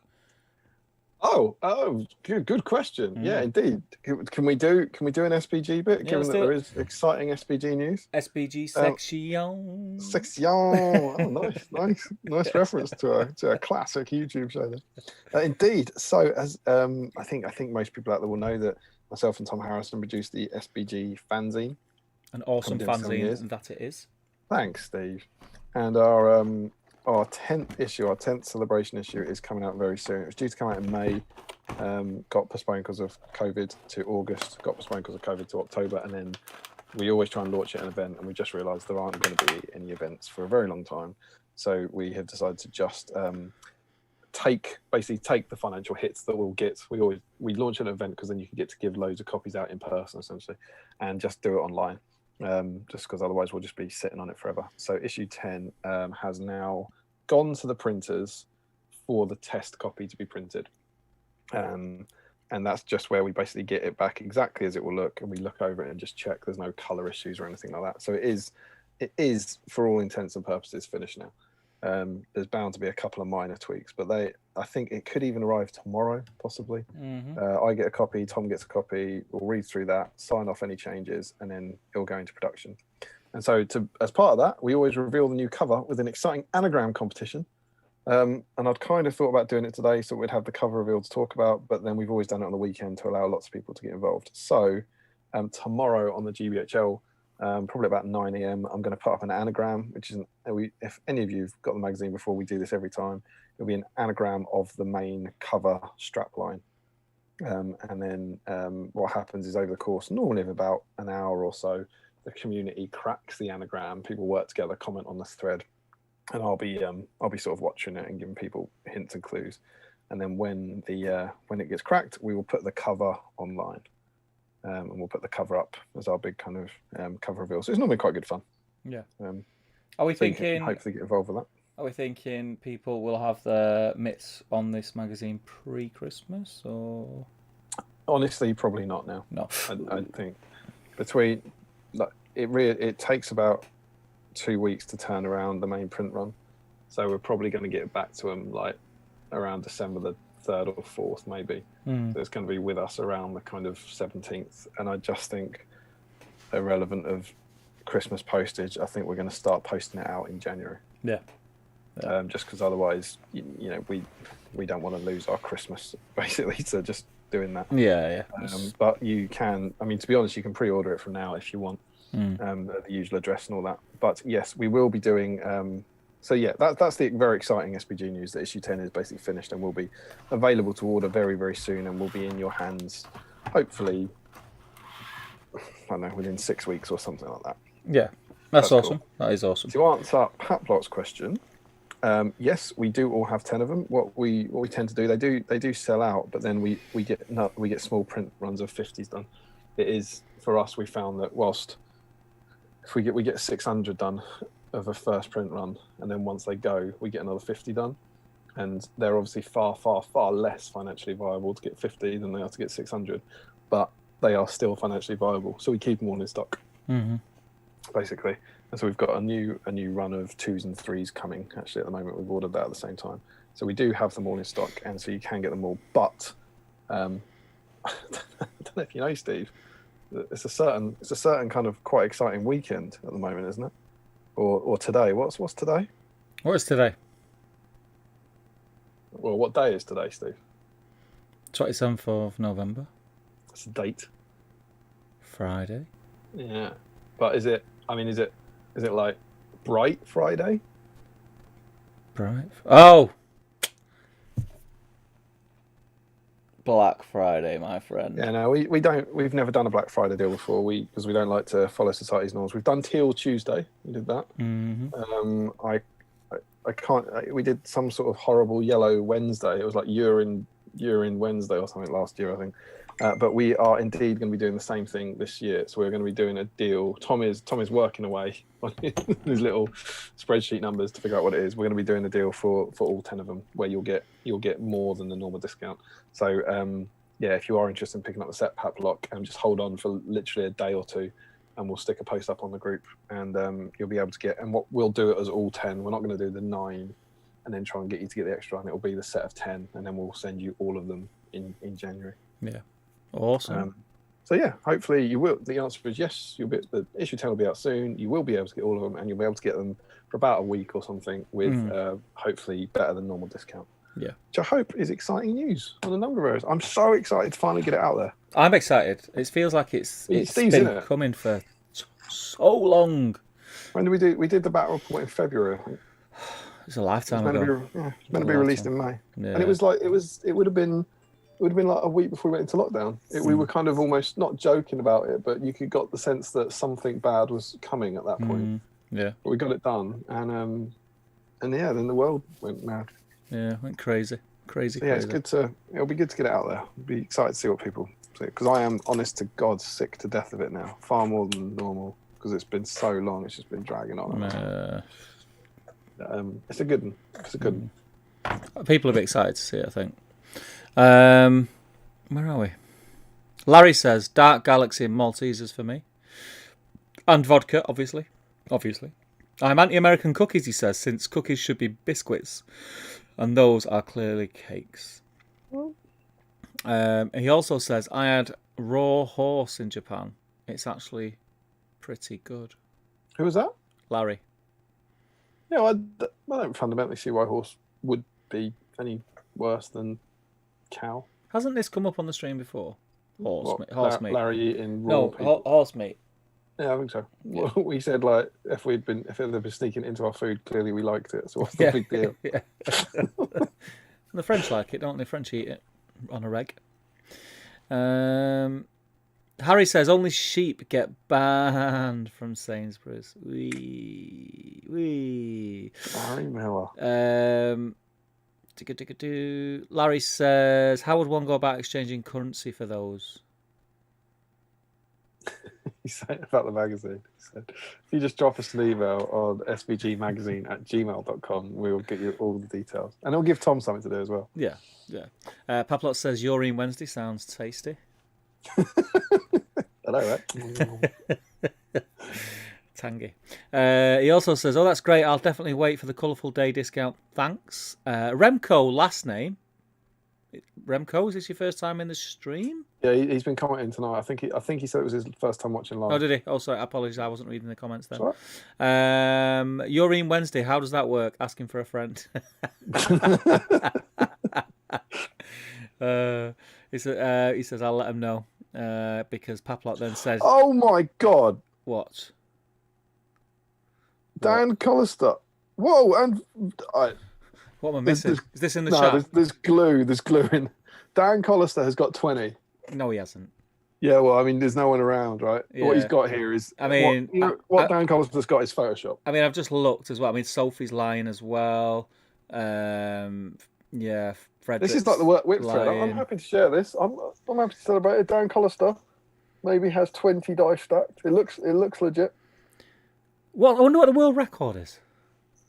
It was 19 until this happened. Then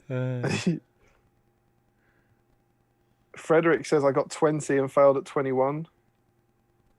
Thing of beauty from Frederick. Jeez. Look at that. You're sorry we brought this up now, aren't we? Because you don't hold the record now. all I'm saying... Oh, no, to be fair to Dan, I was going to say Frederick's got a lot of square dice in there. Yeah. But Dan doesn't. No, Dan's gone, like, proper old school. I mean, it's not. I mean, to be honest, it's not even straight. Dan's saying 23 now. Dan's are all twisted. Like 23. With broken edges. There's some dog hairs in there, and it's still beat your score, mate. Have you beaten 7? I don't need to, mate, because like Dan, got someone else to do it. Me and Dan kind of like that. You know what I mean? Actually, look, not only that. I coached him, mate. I coached him. Look at the screen capture. I'm actually staring at it in horror. Can you see that? Yeah. You're like, actually looking at it going, that's not real. That's not real. So I don't like to break people down. I don't like to knock towers down. I like to build people up. Is that image cropped though? Like it looks like there's maybe. No, he's cropped out the glue. Yeah. Yeah, I was gonna say there might be a super glue to the side. You know. I think he's cropped out the 2 fingers sort of doing this. He's got a cult of paint dice at the bottom there. Maybe that's the trick. Maybe I should get my cult of paint dice out. I think he's magnetised them all, and he's got like some sort of magnetic force field around it. But the other thing, to be fair, if they've all been in the microwave, they'll stack easier. Well, they'll probably melt together a bit. Yeah, he's probably put 23 in the microwave, but his microwave on its side. That's what he does. If you're new to Dan Collister, he's got form for this. Last stream, he took 4 Kit Kat chunkies and melted them together into one giant Kit Kat. So we know he likes to melt things together. Suddenly he's got 20 dice, or has he got 1 dice? And you know, apologies that people are probably trawling through the Facebook group now trying to find these pictures, but they're in the Facebook chat. But we can confirm Mr. Dan Collister has 23. He should be putting that in the whip thread. I don't know what he's doing. Yeah, I mean, and to be fair, Sophie needs a shout out for 22. Oh, really? If I got 22 and then Dan posted 23, I'd be particularly those two. They have a bit of a rivalry. Fuming. Yeah, I'd be fuming. Just saying, Sophie. Sorry, Sophie. I must have missed Sophie's. Yeah, just saying. Well done, guys. Well done. I'm not clapping it because I can't get over 14. As soon as the stream ends, I'll add you to my people who can stack more dice than Steve group chat. And we can. Get out of it. I'm going stacking dice all flipping weekend now, aren't I? 11. 12. Oh, no. 11. All weekend long. Where are we? Where was we up to? Larry says, I think Damien has just seen the pictures in the thread. The most dice stacked into a tower in 1 minute is 49 and was achieved by Silvio Saba, an Italian, in Piatello. Is it Piatello, Italy, on November 14th, 2013. How he stack? They must have been like engineered dice that were perfectly flat. Because like normal dice that come off a production line are notoriously flawed. I mean, I wouldn't even have time. No, I don't think I could stack like 49 large plates on top of each other in a minute. Like things that are easy to stack. That's like Lego bricks. That's like it's just over a second per dice. Yeah, that's so. I think how high that's going to get. Like you're going to, yeah.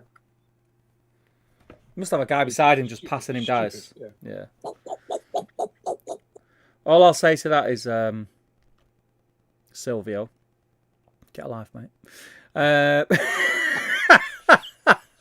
Silvio. From the Guinness Book of World Records website, Sophie says, that's not Frederick's, Damien, it's my tower. Oh, I see. So I did see it, but I misquoted it. I apologise. There you go. I wonder did Frederick reply to it or something? Maybe. Oh, I'll tell you what. Above that, Frederick's written, I got 20 and failed at 21. And then Sophie's picture's underneath it. And I thought that was Frederick's picture. Fair. I apologise, Sophie. Fair. Frederick does say, all the STF and Ardacon dice have round corners. I've tried my Warhammer Store opening dice and Isengard dice, and they are worse than the round dice for some reason. And we are all caught up on the chat. Now, there's a lot to talk about tonight. Yes. Where would you like to start, Damien? I reckon this stuff. Yeah, go on. Do it. Love it. So we were waiting for ages. It got announced early on before the pandemic, the made to order that we were going to get, and in the end, it got released fairly recently, and it wasn't a made to order. It was a limited run.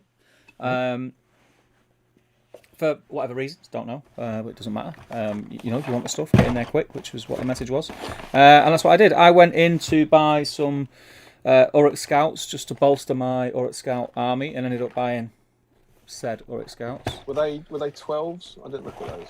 I think they were 12. Yeah, it's a warband. It's like old. I like that you don't know. I just bought some. Yeah, I just bought some. Mate. I don't even know what's in here. I'm not gonna lie. Let's have a look. Can you imagine that? It's like I bought 6 sets. How many's in there? 72. I didn't need that many. 1, 2, 3, 4, 5, 6, 7. There's 8 in there. 8. Yeah. And how much is that? Don't know. Right. I don't know, mate. Yeah, 8. Is that right? Someone's doing well. Is that right? 8. I like this. This has become like the new section where Steve gets fleeced by GW. I've got 4 of my Uruks. I thought there's probably, mate, if they're metal, there's probably like 8 different sculpts, aren't there? Probably one of those things. Yeah, I don't know. I thought there'd be 12, but anyway, so there's 8 in there. So I got those, and then whilst I was there, obviously, I don't really need these. I don't need these. There. You were at home. You were on your laptop. I bought 2 boxes of the Warg Riders just because. Well, I don't really know why, but that's 6 Warg Riders, right? Yeah, I think it's 3. Yeah, 3. Because they are just beautiful sculpts. Yeah. I love them. It's annoying that they were sculpted at a different time for the range, where it was, it was more about putting what the models were on screen and dealing with it. But you get 2 bows and a throwing spear. Yeah. Which isn't what you want, right? You want a bow, a shield, and a throwing spear. Yeah. But you can obviously get that for your plastic set. Yeah. So I got 2 boxes of those, and then I got what looks like. They're all the same. Oh, that's right, because I don't need any more bows. So Haldair's Elves with swords, 4 blisters of. So it's a warband, isn't it? Cool. And that's what I got from the limited run. Did you partake?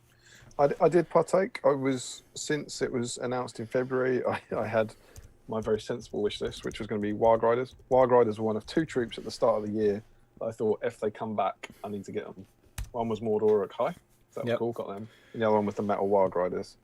And it's because I've got 18 plastic ones painted, but I did a Mordor army at the start of the year, last year sometime.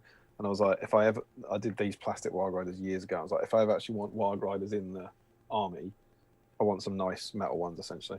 So yeah, I wanted to get 6 of those, and I wanted to get the new Gamling. That's what I've been sitting on for the last 7 months, where, like everyone else, I've been waiting for the main to order. Yeah. So it comes up, and I got them, and then just at the last minute, I couldn't help myself. I chucked another Legolas in, because as people will know, Legolas is my boy, and I've got that Legolas. I've got that one mounted, but I painted him like 10 years ago, and he's all right, but he's of that time. Yeah. And I just thought, mate, it wouldn't surprise me if maybe somewhere in the future I want to do a better version of him to go with some form of army that I'm painting up now. Yeah. Does that make sense? Yeah, it's beautiful sculpture. It's a gorgeous model, and I don't want to strip my one, because I just don't do that. I don't strip my models. I want to keep adding to my collection, not taking away from it. Yeah. That's like the opposite of what we're trying to do on Battle Strips. Yeah. Battle Strips in Middle Earth, dude. You'd probably get more subscribers. Yeah. But you'd also get more people unsubscribing. But so yeah, I just got him. I thought, for my tally for the year, it's only one more model that I've bought, and it'll probably keep me happy at some point in the future. You say that a lot in your purchasing life, don't you? Yeah, just right? one more. Just one more. It's kind of Legolas. I find it very, very hard to resist Legolas stuff, as we know. And so I bought them, and I was very happy, and I sat back. I was like, that's it, done, finished.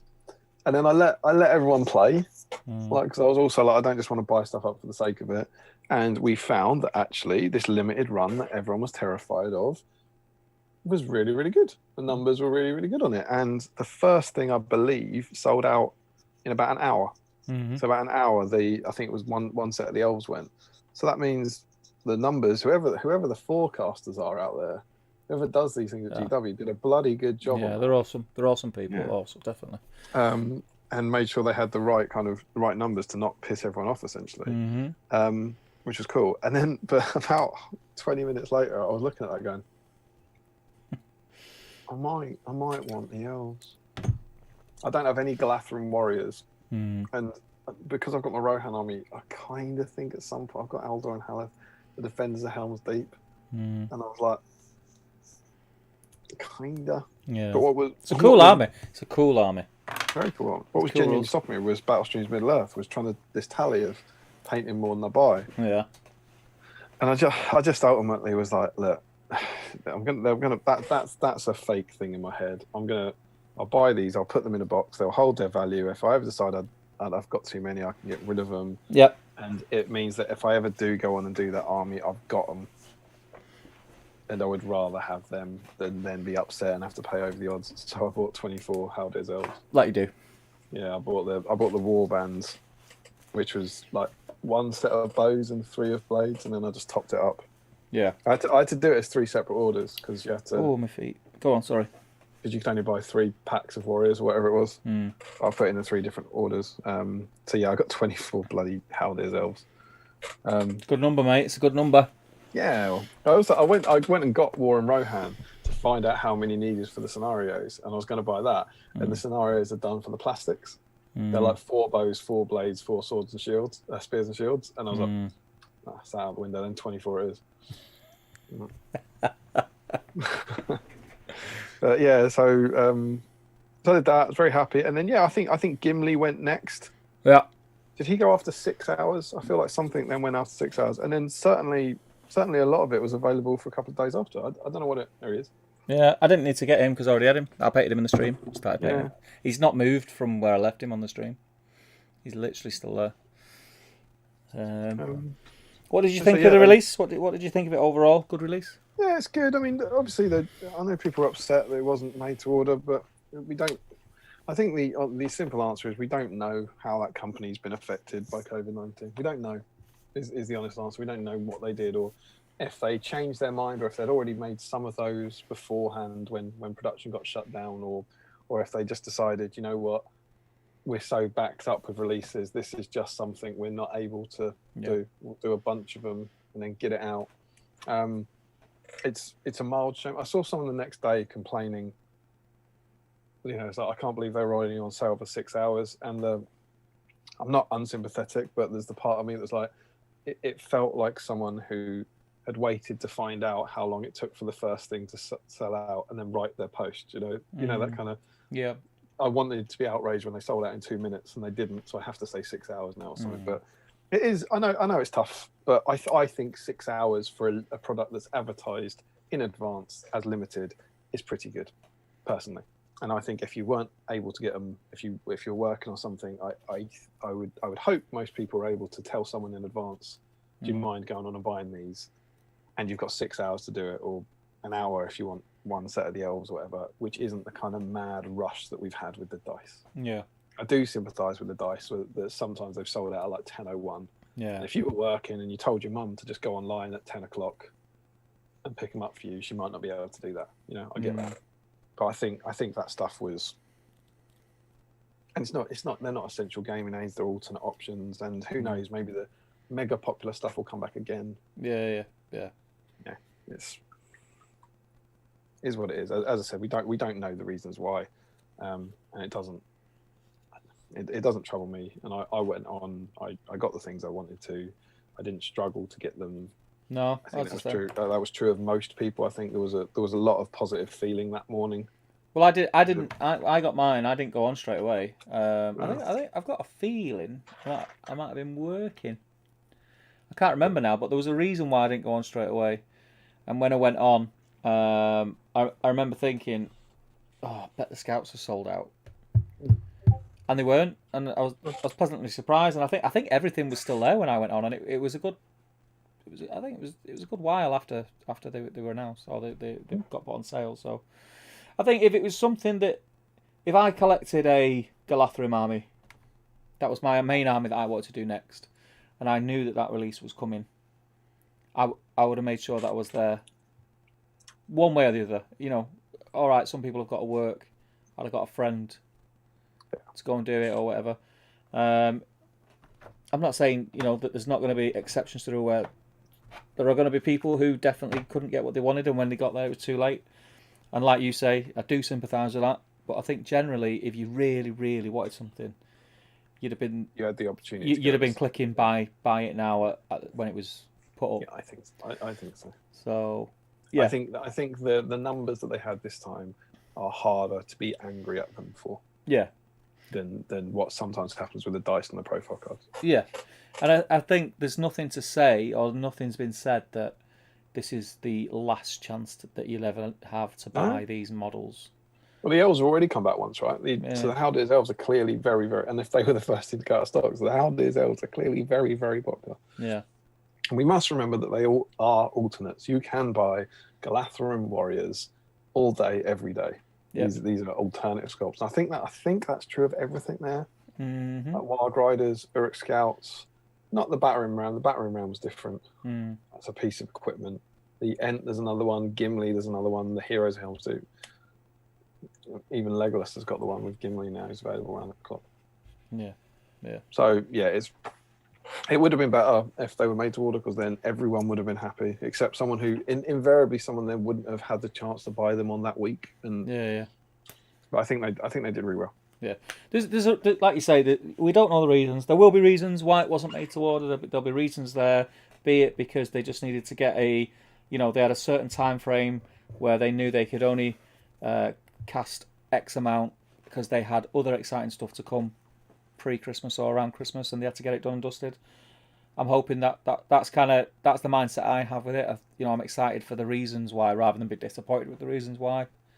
I try and take a positive out of it, but yeah, they'll come back. They'll come back at some point. But yeah, I'm looking forward to what's going on. I was really happy with it. I ended up getting way more than I thought I was going to get. So yeah, I'm over the moon. I now have to paint a Galatharim army, which is a lot of gold.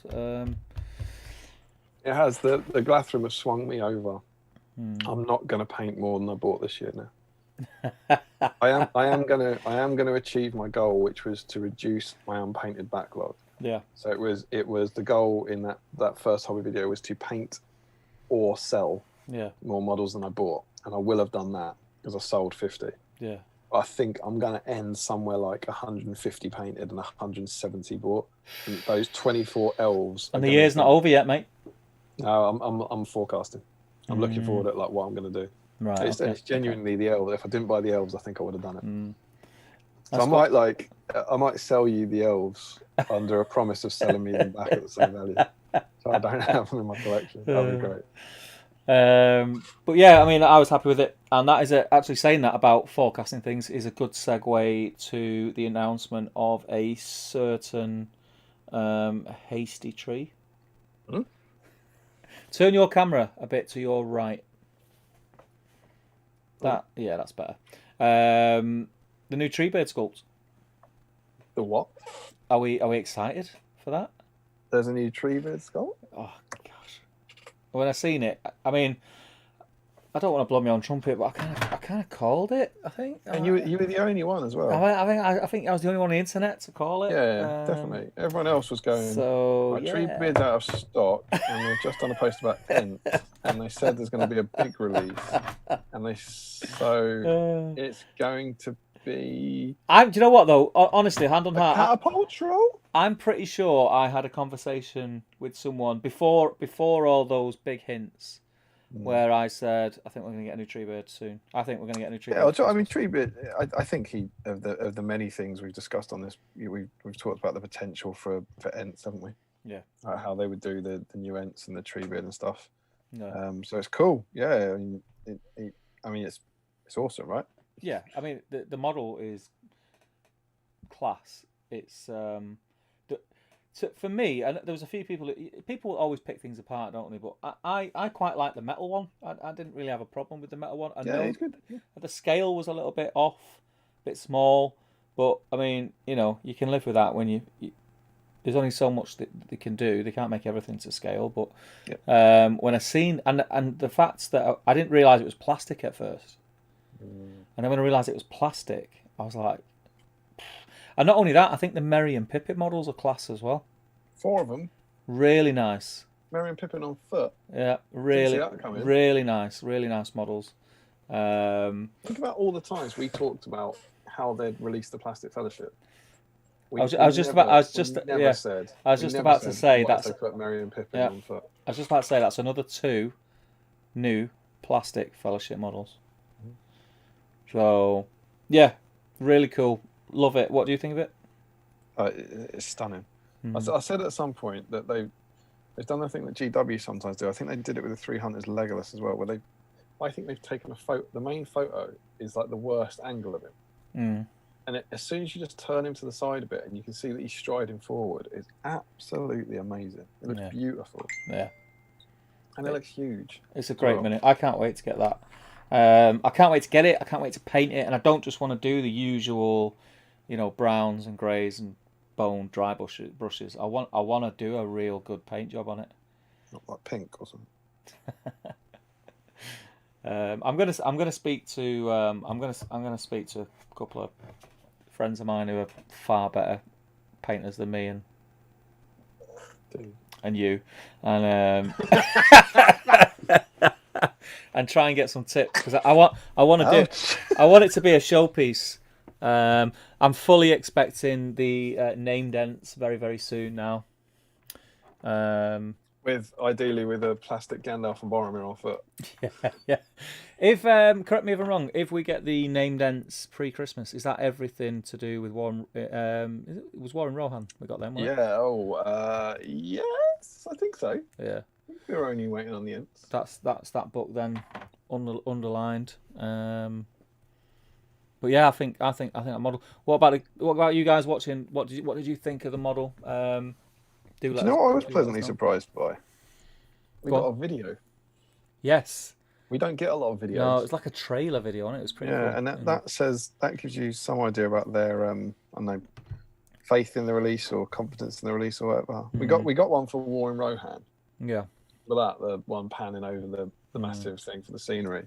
We didn't get a video for Quest of the Ring Bearer. No. So it's interesting that they consider this to be a big enough kit or a big enough release. Justify its own video, which I think is quite cool. Yeah. We've not heard about the price yet. Have you got any forecast? What you think? I would guess. I mean, without knowing the size of it, it must be at least 60 quid. It's probably. Do you reckon? Yeah, I think so. If a Gundabad troll now is like, because the plastic kits are expensive. The 3 Hunters is 25 quid. And those like Age of Sigmar kits, granted the ones that are bigger, they go up. They're at 100 plus now. I think like a Mega Gargant's 120, and that is bigger. I was thinking 50 quid. I think 50 quid.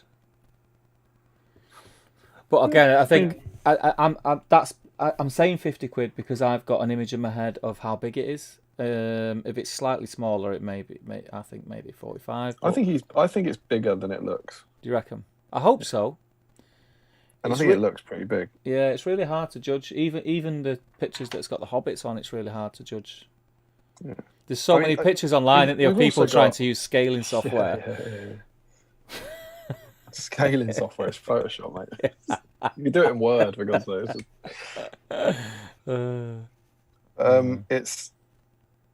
We've got nothing to compare it to. That's the thing, because we don't have a Lord of the Rings new plastic monster. No. Are you picking it up? Maybe I am putting too much truck in the kind of Forge World resin monsters because they're Forge World, you know. Like what was it? The Gundabad Trolls were 60 and Stumpy was 80. Now they've both gone up a bit, weren't they? Was that? I can't remember. Paplot thinks 45 to 50 quid as well. Cam's guessing 47. I hope you're right. I think I always just try to err on the. Allow a situation where I can be pleasantly surprised. I'd rather think it was going to be 70 quid and then it turns out to be 50 than think it was going to be 40 quid and then it turns out to be 60. Yeah. I think about 50 quid. That was the figure that I had in mind when I first seen it. But I'm excited for it. I can't wait. I really can't wait. I can't wait to get my hands on it. I can't wait to build it. It's multi-part. He's got options in it. Am I remembering that? He's definitely got... Is the options that just the hobbits though, or is it different arms? He's definitely got 2 different left arms because he's got one with a rock, yeah, one without. Yeah. I think it looks cool, man. I can't wait. It does. I mean, look, it looks amazing. It's a beautiful, beautiful kit. It's exciting. It's Gav Newton. Yeah, it's exciting because it's a model that we've still got a lot of stuff like the Dame Dents, which we're waiting on, which we haven't seen, and the released Treeward, which we've got pre those being released. Do you think we're going to see a lot of event armies when events pop up again? I think it's going to be very interesting. Very nice, very nice. I have the potential for a pretty decent sized Ent army. I've got two of the plastic Ents, 2 of the metal Ents, the old Treeward, which I can now convert, plus the new Treeward. What's some negative comments about the fact they released Treeward and not the other 2? And we've got a Treeward. What? Why? I said I saw that. Oh, you saw that? I don't know. I don't care. You not agree? What? It's a negative thing that we've got Treeward when we haven't got the other 2? No. I don't think so. The thing is, and they've said that we're going to get a model for every profile, so we know they're coming. We've just got to wait. I think they'll come out. I think they'll be pre-Christmas. That's me. No, it'll be pre-Christmas. I think they'll be pre-Christmas. I think they'll finish. Treeward? Yeah, I think we'll get Treeward, and then it'll be like, boom, smash. Here's 2 new Ents. Okay. Start your Ent army, mate. Listen, we have to listen. Nah. Listen, mate. Listen. It's a Christmas present, mate. Santa's about. Someone will be there. Entwistle will be in there screaming. Let's have a bet. Entwistle will be in there. I'm going to send Entwistle in with a note. This one isn't speculative enough. This isn't like, are we going to get alerts, whatever, where we've really got nothing to go on. I think we can make an educated guess on this, and you think yes, and I think no. I think we should have a bet. Ooh. Yeah, I think we should. I'd be willing to risk something to win something on this. You reckon? I think. What are we in now? So it's November 27th. It was announced. Trouble. Last week. Are you backtracking? No, I'm not backtracking. It sounds like you're backtracking. I think we'll get to purchase it pre-Christmas. I know you said that. I said I don't. Yeah, I think we will. So what are we betting, Steve? I will bet you. You can suggest it in the chat if you've got any good ideas for bets. But I'll paint a model on a stream if I'm wrong. That's like the bare minimum they should expect. I don't know. You should have to do the entire stream in your golem mask. It's hot, you know. It's hot. I know you talked about it a lot. It's hot. We were talking about getting possibly other masks. Do you remember? What of our faces? You wear me and I wear you. Yeah. It's a different stream. I don't think we should just trade money. That's not very interesting. But we could I don't know, most treasured. What about children? We could swap a child. You have to look after Charlotte for a week or something. I have to look after Daisy for a week. That'd be easy. Charlotte's a sweetheart. Daisy's trouble, mate. Yeah, well, that's the point. It's meant to be a holiday for you, isn't it? That's the idea. Very confident you are there, mate. All me. Whoever wins, it's a holiday. You send your kids away. I don't know. I think social services might have something to say about that. But, let's you've got an in there. Let's put it in the chat if you can come up with any decent things. I'd be up for taking a bet on that, I reckon. What could be the forfeit? It's got to be something feasible, like not like silly. Something that we can do, like running up the high street. In a golem mask or something. Like running up the high street in a golem mask. Yes. I don't even know where the golem mask is. Yeah. Don't know. I've told you where it is. Beyond nothing else, I'll bet you a shiny £5 note. You know, I'll take, and then we could virtually send the money and buy a treat for ourselves or something. I've got a good one. So the next mini that comes out that's like a twin pack from Forge World or something. You know, one on the lower end of the price scale. Yeah. If you win, yeah, the bet, I have to purchase the next one that gets released for you, and vice versa. That'd be great because it'll probably be Quick Beam and Beach Bone in January. No, really well. Reasonably priced. Well, so we just buy each because we could get the next Forge World double pack. Yeah, character pack. Because we could then order it and get it delivered to each other. Yeah. All right, done. Yeah, that's fair, isn't it? And let's be clear, what are your parameters? That you can purchase it. You can order it. Yeah, or pre-order it pre-Christmas. Okay, so you can put in an order for it before, as in December the 25th. Well, as in this year. Right. Okay. Fair enough. I'll leave that. So you get December. Yeah. I'm saying pre-order January after. You're saying pre-order in December. Yeah. So you're looking very smug. I'm thinking you've had inside info. No, I don't. I truly don't. I've got no idea. I just don't. I don't think they're previewing that close to release. And I don't think GW release a lot of stuff in December. I still think I still got it at the back of my mind. It might just be a fool's hope, but I still have it there that they need to catch up on the release schedule for this year because it just went to pot. All right. And I think that's one of the reasons why the last release wasn't made to order that it was originally going to be. Oh, it's exciting. It's tense. Yeah, it's tense. Yeah. Sophie, don't you dare. Yeah, Sophie, have a word. We just delay that by a couple of weeks. I'm going to get £21. Oh. Sweet. Right. There we go. So we've done the War in Rohan OOP Treeward Flash release. We've done Treeward. We've done Dan and Whistle. In more ways than one. Gundabad Friday. Gundabats. Did you order any today? I didn't. Ooh, I ordered two. I ordered two blisters. You ordered 4. Yeah, I ordered 4. Yeah, 4 bats. I think they're going to look really cool on my army. I liked them when I seen them. That I was pleasantly surprised. I had an image. I had this thought in my head that when they came out, I wasn't going to like them. And I know that they seem to be Marmite out there, but I'm on the thumbs up side of the fence. I quite like them. I think they look like. I think it's a bit like the Goblin Town thing. Remember when the Goblin Town goblins came out and people were like, "These are rubbish. These are horrible." It's like, well, that's what they look like in the film. Yeah. They look like the bats that are in the film. So. Yeah. Keith Robertson, I believe. I think a fantastic job from him. I really like they're great. I really like the scenery pieces they're on as well. Yeah, they're cool. They're cool. So yeah, I think they'd been announced in the last stream because we'd already said that people aren't kicking off that these models are 70% ruin. Yeah. They were with the Crabane being 70% tree or whatever. Yeah. They're gonna look good with my army. I've got 2 Warbats painted up like third party. I think they're old fantasy.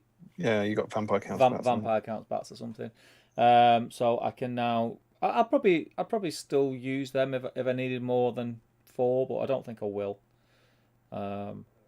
They're just going to be World Champion.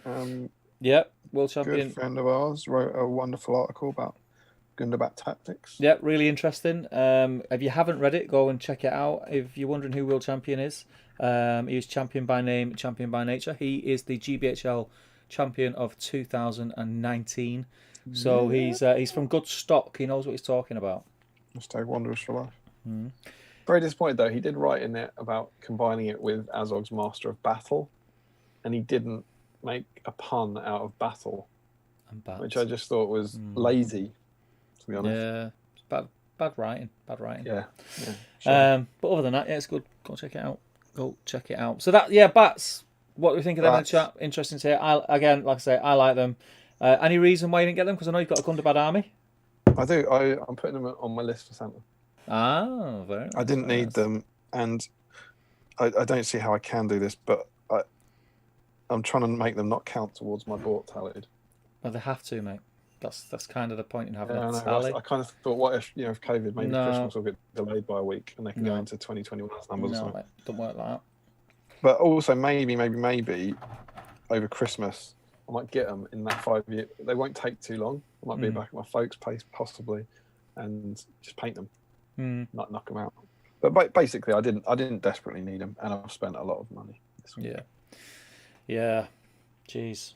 Tell me about it.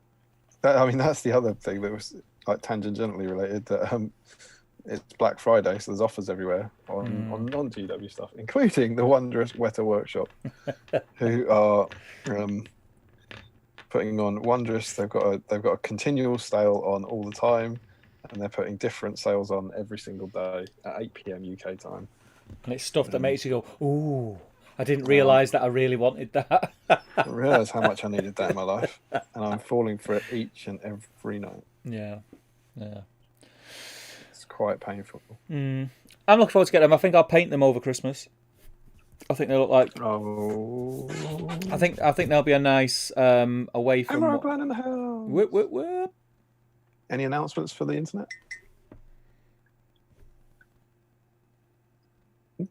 Just normally like to break some news. She's going to bed. Thank you. Do you wanna do this with me? You had a taste already? What is it? So this is what I thought would be quite exciting. With our Sainsbury's delivery, check this out. Guess who? Free sample. Oh, she's in. She's in for that. Free sample of. Take the test challenge. Well, we don't know. Yeah, but what is it? Peel back to reveal. Is it Open the can and take a sip. Guess which cola it is. And peel to reveal. What do we think? So I thought, where better to do this than on the live internet stream? So you've had a taste. So, you ready? What do you think? Are you going to have a taste? Yeah, I thought so.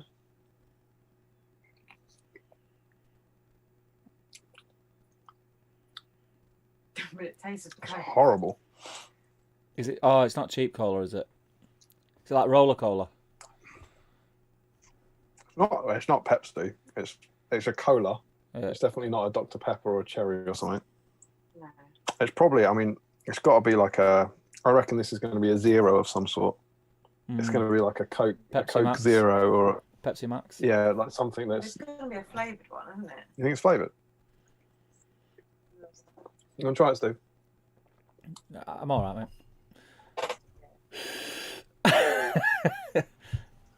Yeah, what do you reckon? It's cheap roller cola. That. I think it's going to be a well-known brand of Coke with a like zero sugar type thing on it. I'm going to go Coke, a new version of Coca-Cola that's got whatever it is, Coke None or Coke No Fun or whatever they're calling it. Emma? I think it's got a flavour to it. She thinks it's got a flavour to it. I don't know if that's picking up on the microphone. So what, like a, I don't know, peach. Coke with cheese? With a hint of... Peach.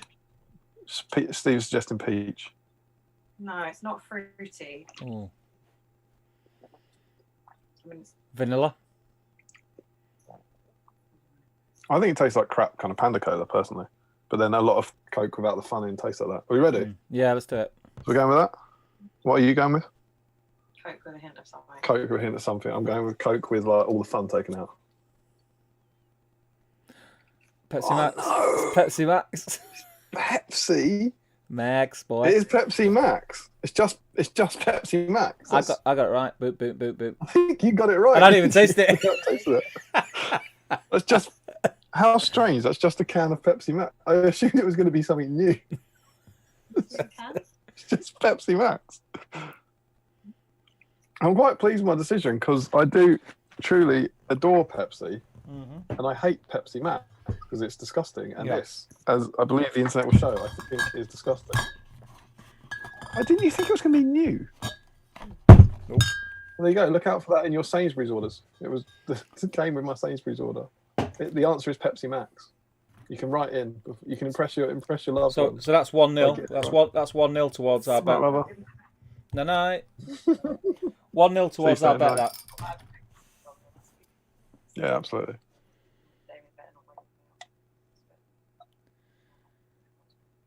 She's saying that I better not wake her up when I go to bed, or I'll have hell to play. So that's fun. Steve said goodnight. The internet says goodnight. I'll speak to you tomorrow about it. Yeah, we're ringing Steve in the morning. Charlotte wants to. All right. Thanks, Mod. Do you want to take this away? It's disgusting. Oh. You have to drink it now, man. Brilliant. Can't wait.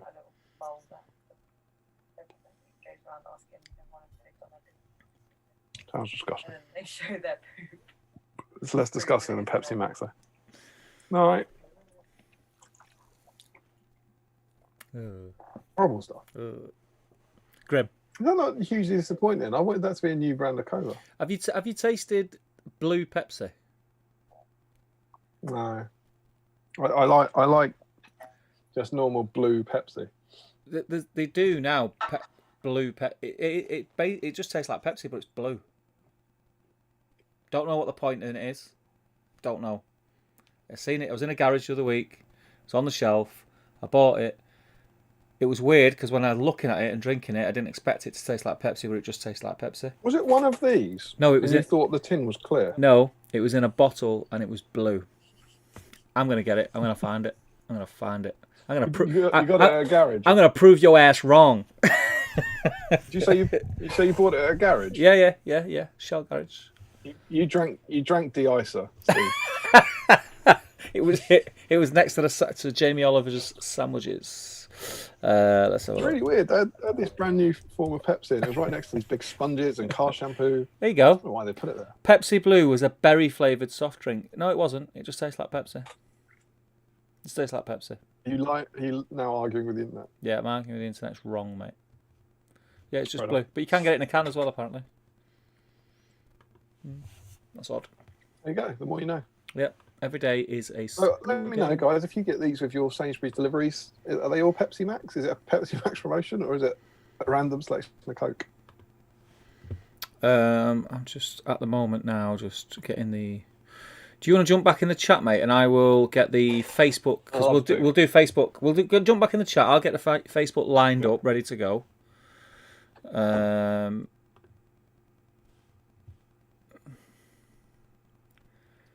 Patreon chat is busy tonight. Where is it? Oh, there we go. Nice. Dan's going for 25. It's right. It's one of each sculpt. That must be the Uric Scouts. That's where we are. Jay says the giveaway is the product picture that's got 8 models in it. Oh, Stephen. Paplock suggests that battle strips in Middle Earth would be me removing my shirt to blind the enemy with a pale belly. That's offensive. I've got tanned Irish skin. That's not what that's about. Sophie Wilkins says, you're welcome for numbers being good, saying it makes a change. You do an awesome job, Sophie. Larry says, went heavy on the metal elves the first time. Is that a heavy metal pun, Larry? Hard to say. Eric says, all the elves with swords are unfortunately sold out by the time I tried to order. Sorry to hear that, Eric. I was able to get an Ent, the unreleased gambling on leggy on horse. I think in the long run they will be harder to get hold of, so I think you've got the right thing. Joe says, I may have ordered a second Ent and a second gambling last night. So clearly it's available. It's not been confirmed yet. Pablock says Metal Howlers elves tend to be cheap second-hand anyway. Yep. Dan says you can't please everyone. Sophie gives it a good go. And Patlock says, yeah, just like the whining about Treebeard and hobbits. And he suggests that you get the Merry with the biggest package in the entire Middle Earth. How do you whine about that? I don't know where you're getting that from. I haven't seen the box yet. Dwalin says they are just copying your campaign video. What's that?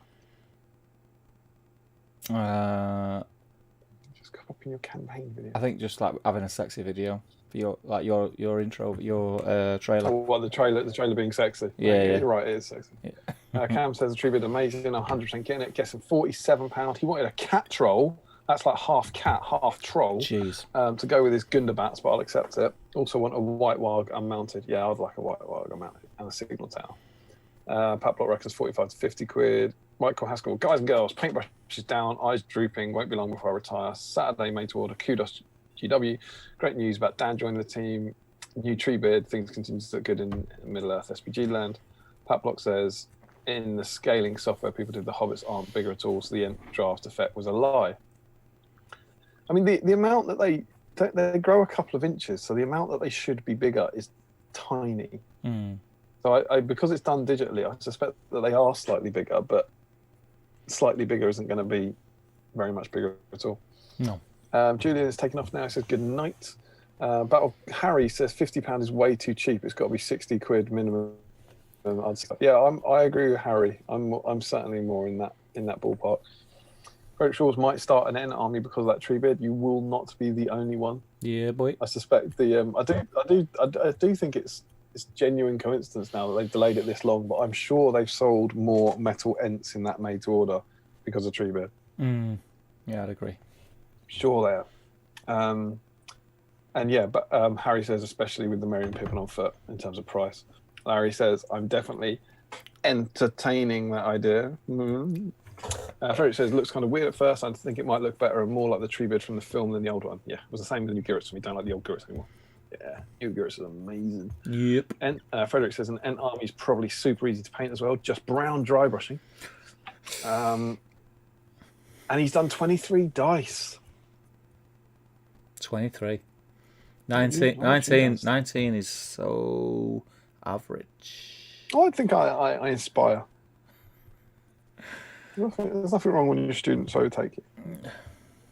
They wouldn't be at 23 were it not for my 19. Damian is going to be building dice towers all weekend. I just want to be the winner. Dwalin says there would be complaints about the size of the old Treebeard when the new ones come out and they are mega sized. There would be complaints about the size of the old Treebeard when the new ones means when the named ones come out, Treebeard would look tiny if they're a bigger scale.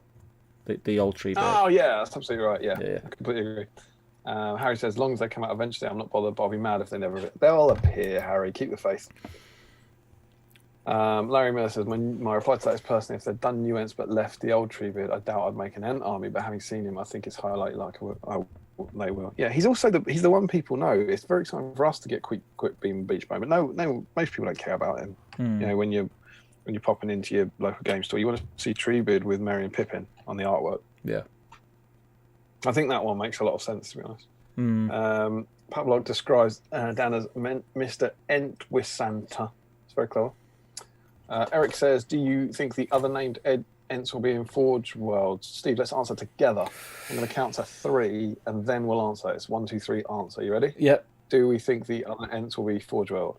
1, 2, 3. Yes. No. Steve, for the love of God. I do actually. I do. I just knew you were going to say that. Hang on, is that stream software that we had the issue with when we were playing the game, or did you just genuinely delay that? Do you remember this with a bang crash and the hook trying to work out everything too? But to me, it sounded like you were behind. Oh no, I wasn't behind. You said it at the same time. Yeah. It does my nut in. I don't know why that is. I don't know what it is. It's crazy. So what did you say? I said no to wind you up, but you said no. I'm convinced they are. Yeah.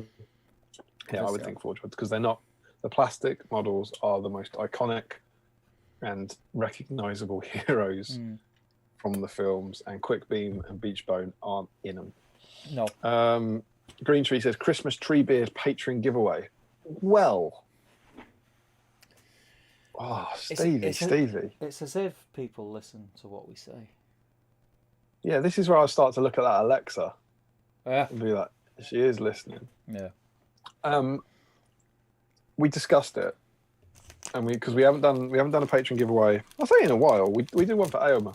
We haven't done one in a bit of a while, I think, by our standards. And we did think for Christmas it'd be cool to give something away mega. And because it wouldn't have come out yet, no one could have bought it. So no one, because it won't be out by Christmas, you see. Yeah. But no one will have bought it, and so no one will get it twice. But I think what we've settled on, it's not 100% certain, but I think we'd rather do 3 prizes for our patrons that are about 25 quid or something, so that we get to give 3 away rather than giving 1 away. I think that we wanted to do a decent Christmas giveaway for our patrons, and I think we came down on the side of doing 3 of the newer kits rather than 1 of the newer kits. So we get to make 3 people happy rather than 1. I think that's where we are. Yeah. But that's quite spooky that you said that, because we genuinely did discuss it, because we thought it'd be mega cool. Oh, here we get to the bet. Simon thinks that you should have to paint Smaug if you lose. And he says live on stream. So yeah, paint Smaug live on stream. Done it, mate. Completed it. Have to strip it and do it again. Yeah. He's not finished, though. Could finish him. Oh, there you go. Could finish him. Strip it, then finish him. Strip him, start him, finish him. Writes itself. Joe Holzman, I reckon there'll be Forge World. So far, everything new has been Forge World, with the plastic stuff being sculpted of existing characters. I agree. Pat Block, whoever loses the bet has to get a tattoo of "Don't be hasty" on his lower back. Why on the lower back? That's well, there. People wouldn't see it generally, would they? I suppose. A tramp stamp. That's really good. We've got to get a tramp stamp, mate. Would you get that done? What, have I lost a bet on this stream? No. Well, it doesn't matter why, does it? You commit to it, doesn't it? It doesn't matter whether it's this stream or it's some bloke in the street. What would I get? Don't be hasty on my back. Yeah. I mean, how would I explain that? Maybe like when Anna's thinking about asking you like where you were this weekend or something. Like, golf, was it? Or wait, I'm trying to work out how I can work out asking for forgiveness is easier than asking for, what if she's easier than permission, you know? I don't know, what do you reckon? Because it's easy for you, you've got tattoos, right? You're a tattoo person. Yeah, I've not got a tramp stamp now. Why is "Don't be hasty" a tramp stamp? The position. Oh, I see. Right. Well done for probably judging someone in the chat. solid work from Crow. I believe that all tattoos are equal based on creed, colour, or class. I haven't got any though. It'd be harder for me to get away with them. What would you get if you were going to get a tattoo? What would you get? Don't be hasty, but on my forehead. I'd get "Don't be hasty," but as a tear coming out my eye. Yeah, it would have to be "Don't be hasty" somewhere. I'd get an entire tattoo of you tattooed over me. There'd be some left, mate. People were like, "Is that Steve?" There'd be some left. Like, is that Steve's coming? It's like, oh no, it's just Damian. He's got a tattoo. Yeah, that's what I'd do. And I'd hope you'd do the same for me. Yeah, of course, mate. I like that though, but apparently no tattoos. Tattoo, Forge World. There we go. Chris says trade 24 elves for a box of 200 dice. Is he? You've got 24 elves. Oh, I think that's what we should do. I've got 24 elves and you've got 200 dice. Dan Hollister agrees it should be tattoos. And he thinks we should get you and the Gollum mask tattooed on your bum. Yeah, don't be hasty, doesn't look so bad anymore, does it? Gandalf cosplay on stream for the loser. I'd be very up for that, but Stephen only wear it for 2 minutes. Yeah. He also says hello. Hi, Cole. How you doing, mate? Pat Block says bye tattoo ideas. I think that's when I said it's got to be something reasonable. All right.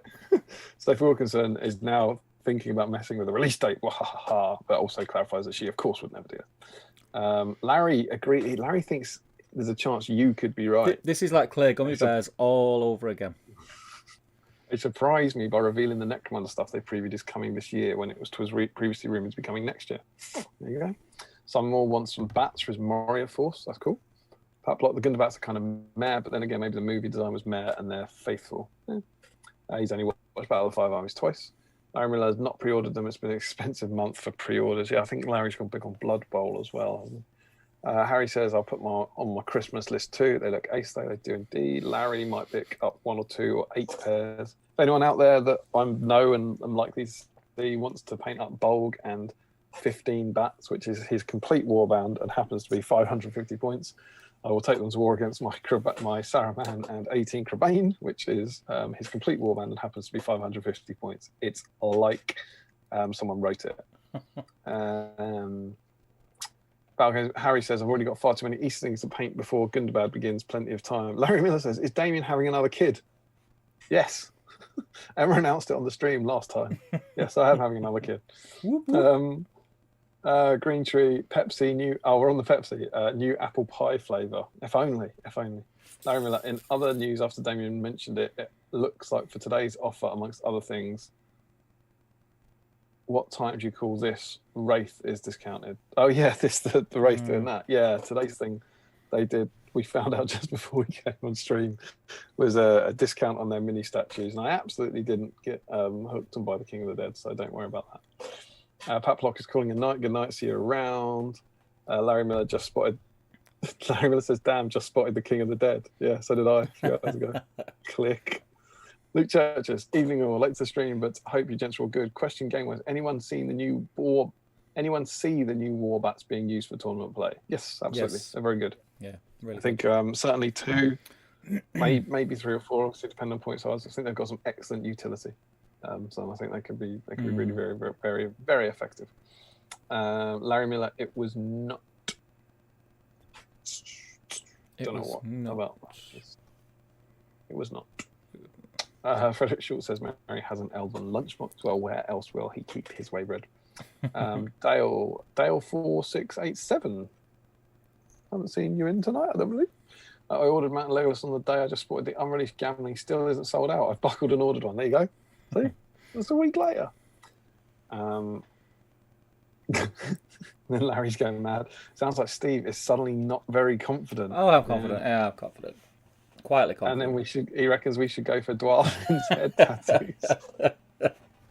And yeah, he has ordered some Blood Bowl and some Batman stuff. And Larry said, "I thought you were having another." Another. Right. So Larry was in last time. He's not surprised about having a kid, but when Emma came in, he assumed it was to announce another child. It's very funny.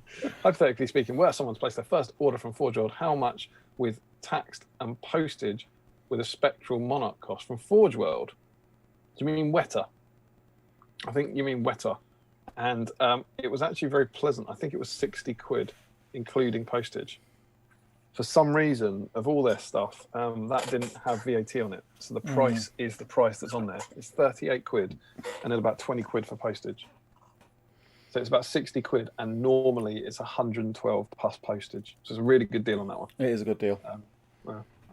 You got him as a prize, didn't you? He was your mystery prize that you left his name on the side of the box. So we're caught up with the chat again. Would you Adam and Eve there? So should we dive into Facebook? Because we you know what, we're running so late tonight. You know, it's crazy. Right, I'm gonna. It just goes so quick. Transition over to the Facebook group. Are you on the group? I am indeed. Only the 37 comments. I've got 43. Maybe I'm missing 6. Yeah, I think you're missing. I would certainly seem to explain it. So I just accidentally liked the thread, by the way. I don't want you to think I like it. I clicked on the wrong Damian O'Byrne likes another one of my posts. Actually, do you know what? I'm on the Keeper of the Dungeon thread. Why the hell is that at the top of the GBHL? That's weird. I wonder if someone's accidentally just put a comment on the wrong thread. Are you get out of it? They're still going. What? They're still going with the dice in the Patreon chat. Really? I'm not going to get distracted. I'm not going to get distracted by that. I don't know why that is, but for some reason, the Keeper of the Dungeon work in progress thread is at the top of the GBHL page for me. Unless someone's liked it. Someone might have put a comment. But why? We wouldn't. I can only like it if it's there to like, Steve. Yeah, but they might have searched my name. Right, there's the real one. 45 comments. I can't believe you only got 43. There you go, you see. Right, okay, straight off the bat we have Frederick Schultz. Stop. I don't have my phone ready. Right. Have you not got it ready? Jeez, come on. Get with the program. Come on.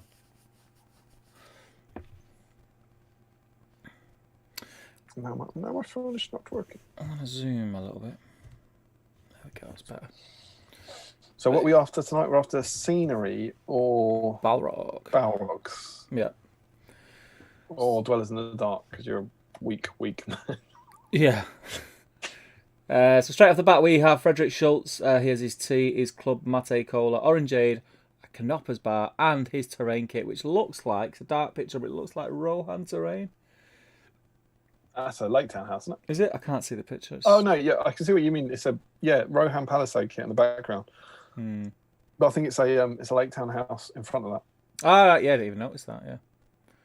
Good stuff, Frederick. Schultz is always fully committed to the stream. Yeah, he loves it. He gets the snacks, he gets the right models out. It's wonderful to see. Lots of people. What I would like to say at this stage, and with it being so close to Christmas and things, is I've never indulged in a Canopers bar.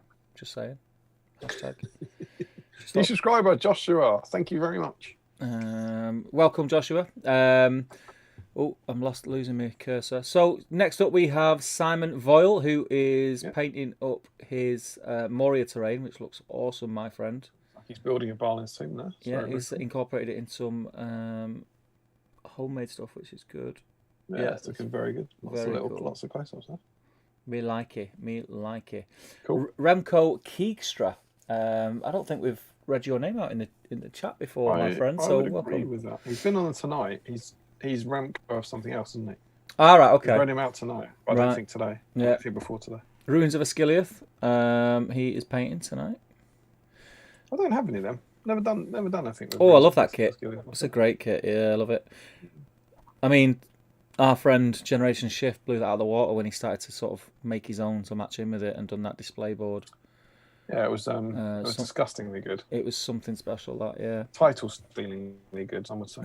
It was amazing. It's incredible stuff. Yeah, genuinely the way he made his own and made it look like the same stuff is crazy good. You can't tell what was new. It was just a thing of beauty. Of beauty from that. It was madness. Joe Holzman, he's in. Moria terrain. And he's got his bar of lint. You're doing a Barlin's tomb board, aren't you? Yes. Well, I've got one, but I'll be doing another one at some point. You're going to do another one? I think so, yeah. So once you make that one,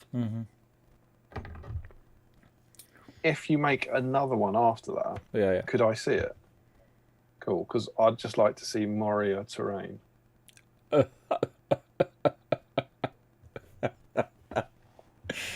It's so good, man. Moria. It's so good. It's Moria terrain. Bad. Moria. Oh, hang on. Hold the front page. Ashley Fisher's huge news. Hey, Ashley Fisher's only painting a Balrog. A Balrog. Boom, boom. Hats off to you, my friend. Hats off. Absolutely. As a special treat, as a special reward for painting the Balrog, I'm going to enter you once into the competition. So yeah, he's also got the magazine there, which is great to see. Yes, fantastic to see. Max Bolterdrill is he's painting an ogre, but he is painting pillars as well. Love it. So he's in. Mr. Parkhill, great beard, Harry. Loving that. I know. I saw that on Live Tree. Yeah, suits you, my friend. You look like one of those guys that explore caves and that. Yeah. Let me see the picture. Yeah, I mean that's fabulous. Look at that. I love that. You look like a man who had a child with a bear. Fabulous. Look how excited he is about his terrain as well. Yeah, he's loving life. He's loving life. Harry. People are liking the terrain theme. Yeah. Fuck yeah. So yeah, he's doing a mix. Hang on, we've got some comments. Let's just make sure we're not missing anything. We always miss things. Rocky Gate. They're asking about the other. Yeah, he does have an original sprue, so he is in. Yeah. Yeah. Samvo's got a wide shot of his board there. Looking very cool. Yeah, it's looking cool, mate. It's looking cool. And there's 22 more comments, and they're coming thick and fast. Let's have a look. Alistair, no ruins for me. Working on my Angmar Orcs over for my next video. Also, rum and coke, some leftover Halloween candy. He's got a Twix. I do love a Twix. I like a Twix. It's good. What do I go with, Steve? Do I go with beer? I'm going to go for beer. Beer, mate. Beer. Or Pepsi. The answer's always beer. Dwelling Grungebane, clearing some backlog this evening. No, not the Balrog. I have 5 converted Goblin Bat Shields and a Shaman sorting tonight. But he has his Balrog on there, which is pretty cool, man. So when you say no, not the Balrog, are you saying that you're not working on that Dwelling? Please confirm. Yeah, that looks to me like he's not doing it. But we need you to be working. He's being very honest. Yeah, you're having very honest, like overly honest. I like your Balrog there. It's cool. It looks conversion. Cool. I like it. Is that Steve? You'd know this more than me. Is that a conversion of the hand? Let's have a. To be holding the other one. He's obviously cut something away, or is it just a repose? He's turned it around. Yeah, like twisted. He's got like green stuff wings, like you were talking about, though. Yeah. It's very cool. It is really cool. It's good work, that man. Do some work on it, and you're in. Said the guy with no green stuff. Add some more. Do some work on yours, Steve. Nah, mate. Oh, my computer's having a fart. Oh, there we go. Stephen Ryan. I've been working through my own magazines as well without any knowledge of this live stream. My goodness, where have you been? But welcome. I appear to be a week or so ahead of you guys as I did my ruins last week. So just sticking with my Minas Tirith tonight. That's exactly the ruin from the magazine. That's what it tells you to make as well. Yeah. Do you know what, Stephen? I'm going to put you in. Yeah, let's do it. Because you've made... You're a week late, but you've made exactly the thing they tell you to make in the scenery workshop. Yeah. If Steve's letting dwellers in, I'm letting you in, Steve. I'll agree with that. I'll go with that. Cameron says stream terrain, 2 whisper golds and an iron brew. Now his terrain is the display piece of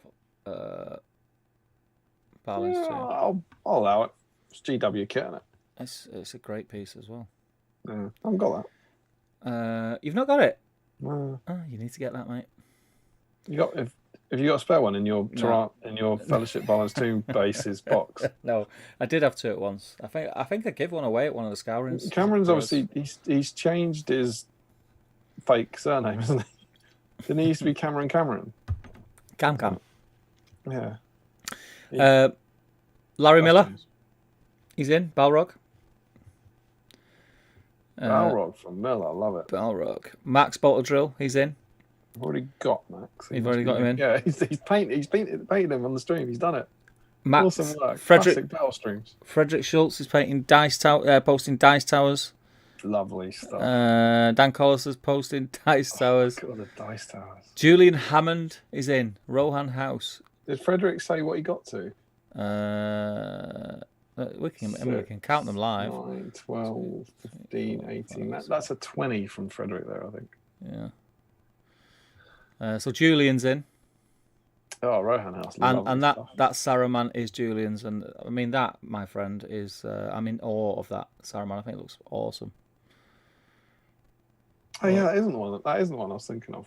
That's cool. That does look sweet there. It's beautiful red. Yeah, very deep. So hard to highlight red without it looking pink. Dan's got 23 Dice Tower. Thus far. I mean, that was posted an hour ago, just saying. I've just seen what's coming up. It tickled me. Doug Waters is in. Painting Ori and some random dead guy's tomb. Looking good, man. Julian Hammond. That's incredible. They can see this on the stream, right? So we don't need to explain it. Yeah. That is beautiful. Julian wins.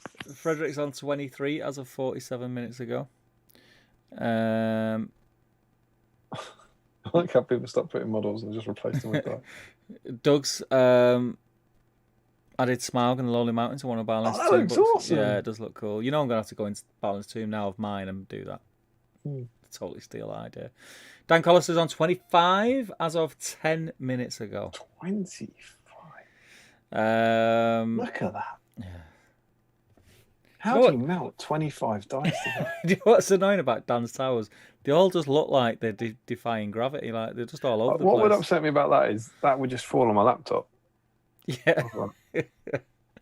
Remco, quick update. These rooms are beautiful, but the mold lies intense. Yeah, that is one of the problems with that kit.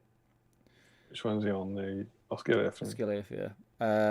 Frederick says... says... I did the Citadel wood for my Battle of Five Armies base. Yeah. Because it was the display piece. I wanted to remove the mold lines. And the mold, you know, the leaves, the flat bits of leaves. There's mold lines around every one of them. Oh. I nearly lost my mind. Yeah. So I think I had 5 sprues, and each sprue's got 30 bits of leaf. Doing that, right. And I noticed when I went back to Warhammer World, I'd never looked at it before. The ones they have in the pit finished trees, they've left the mold lines on. Yeah. They don't care, I guess, for gaming. Yeah. And you know, I would for that, but yeah, just for display. I'm really glad I did it now. You know, when you dry brush scenery, it really shows up mold lines. But I hated that. It was one of the worst hobby things I've ever done. That and I can imagine. That only pipped by gluing the skulls on that, which was hands down the worst thing I've ever did. I'd have just poured PVA and poured skulls on it, mate. Done. I pour PVA on my scenery once it's completely finished. Frederick is holding up issue 22 of Battle Games in Middle Earth for scale against his dice tower. It's looking pretty good. And we are all caught up on the Facebook chat. How many have we got in? Not as many as I thought, because it became dice. 3, 4, 5, 6, 7, 8, 9, 10, 11, 12. We've got 12 in. 12? 12. I thought we'd have more. But if you're watching along with us, thank you very much first. Also, if you are working some scenery or working on a Balrog, there's still 40 of you out there. Do let us know. Put up a picture in the whip thread, and we will get you entered into the draw for the wondrous thing. Yep.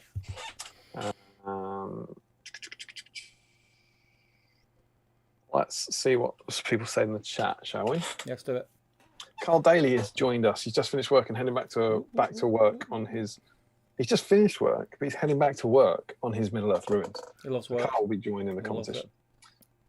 He was not being a pun at all. So sometimes Larry Miller has now reached pun's end, where he's punning without knowing that he's punning. So what's kind of I like a pun, right? Mm. You know, I like a pun. I'm a big fan of pun. I tend to sprinkle them around the way. Many years ago, I entered a pun competition. You didn't. I did. How did you do? I bet you didn't even know such a thing was a thing. Nope. But it was exactly what it sounds like. You have to come up with the best possible pun, and each person was allowed to enter 10 times. Okay. It was like maximum entry thing. You could enter. It was a different era then. It wasn't done by household or email address, but you could have 10 postal entries. And so I came up with 10 completely different puns, right? And I thought they were all really good. Mm-hmm.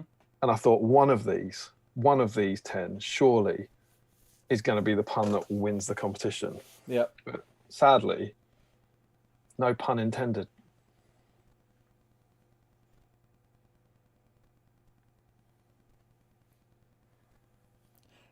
Can you give me 10 minutes while I search for a green background with a little bush rolling across the front of the screen? That is a joke about puns that leads to a pun. Yeah. About puns. Tumbleweed. How do you search tumbleweed on green screen? Don't pretend it's not the most beautiful thing you've ever heard. I will say that's Tom Harrison's. Is it? Yeah, Tom told me that many years ago. I thought it was beautiful. If Tom would have said it, I would have been more impressed hearing it from Tom. I'm just saying. That's so meta. That's so meta. It's just a beautiful, beautiful joke. I like that you came on. I did enjoy the fact that you were willing to believe I had a pun competition as well. It's great. Yeah, he would as well. He would. Dan Collister cheers on. He says 25. Frederick Schultz says Pepsi apple pie is real. Nah. And Green Tree saying yes, it is. I'm going to Google it. Yeah. You keep going. I'll Google it. Chris Murphy has finished work. Woo woo. Larry Miller says, phew, that was close. I came dangerously close to ordering that. But they're sold out in the EU. That's obviously been the last couple of hours because they weren't a few hours ago. Harry says, it's true. He does explore caves and that. Mate. He does. Pepsi apple pie is a thing. Darling Grudgebane is going to put some shadows on his Balrog, I think that is, so he gets into the competition. Yep. And Larry says, not just any Balrog, the one I beat Damian to. Oh, at the competition, is that the Balrog? There was a private tournament that Larry podiumed at. Yeah, and when I was after it. Cool. And he had his vaguely themed Black Gate filth. Yeah, indeed. Cam said, change my name on Facebook to Cochrane, that was it, to, was it Rudar? Because I'm teaching again, kids tried adding me on Facebook, # damn those kids. Yeah, it's a nightmare. Larry Miller, I've got to have nightmares about Osgiliath Ruins mould lines. He got 2 boxes of 3 and built the first, and now have so much dread about doing the next one. Yeah, I don't enjoy mould lines. Dwyer says, I've added some more Nuln oils. I mean, that really didn't take him long. That took him the space of 6 YouTube comments. I'm wary of how much work he's done on that Balrog. But, you know, he's playing along. Mm-hmm. You could literally get a brush and just touch your Balrog with some Null oil and you're in. I've actually just realised that he's actually sent in some video footage of him touching it up. No. Do you want to see it? Yeah. Do you want to see it? It goes like this. So there we go. You're on the list. You're on the list, darling. I like it.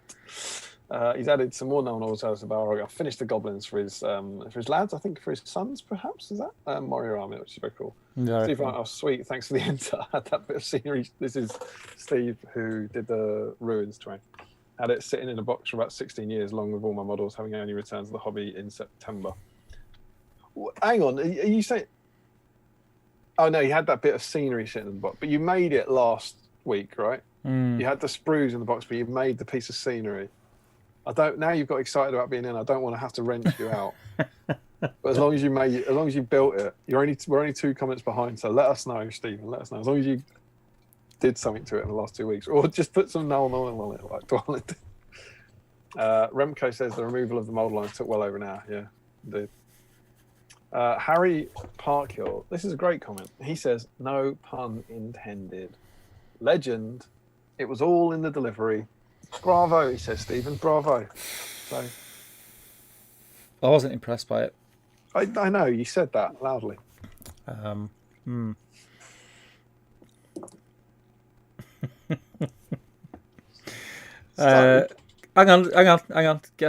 Oh. Tim Garlick's just popped in. Standard. Tim Garlick from nowhere. Standard rocks up when there's about 40 minutes left to go. Hey guys, Balrog's tonight. Should I continue work on mine? Yes, is the answer. Absolutely. Obviously, but you got to post a picture in the whip thread, and you'll be in the draw. What I'm trying to do at the minute is stop notifications popping up on my screen from Facebook. I think I've done it. No, do you know what we haven't done? What have we not done?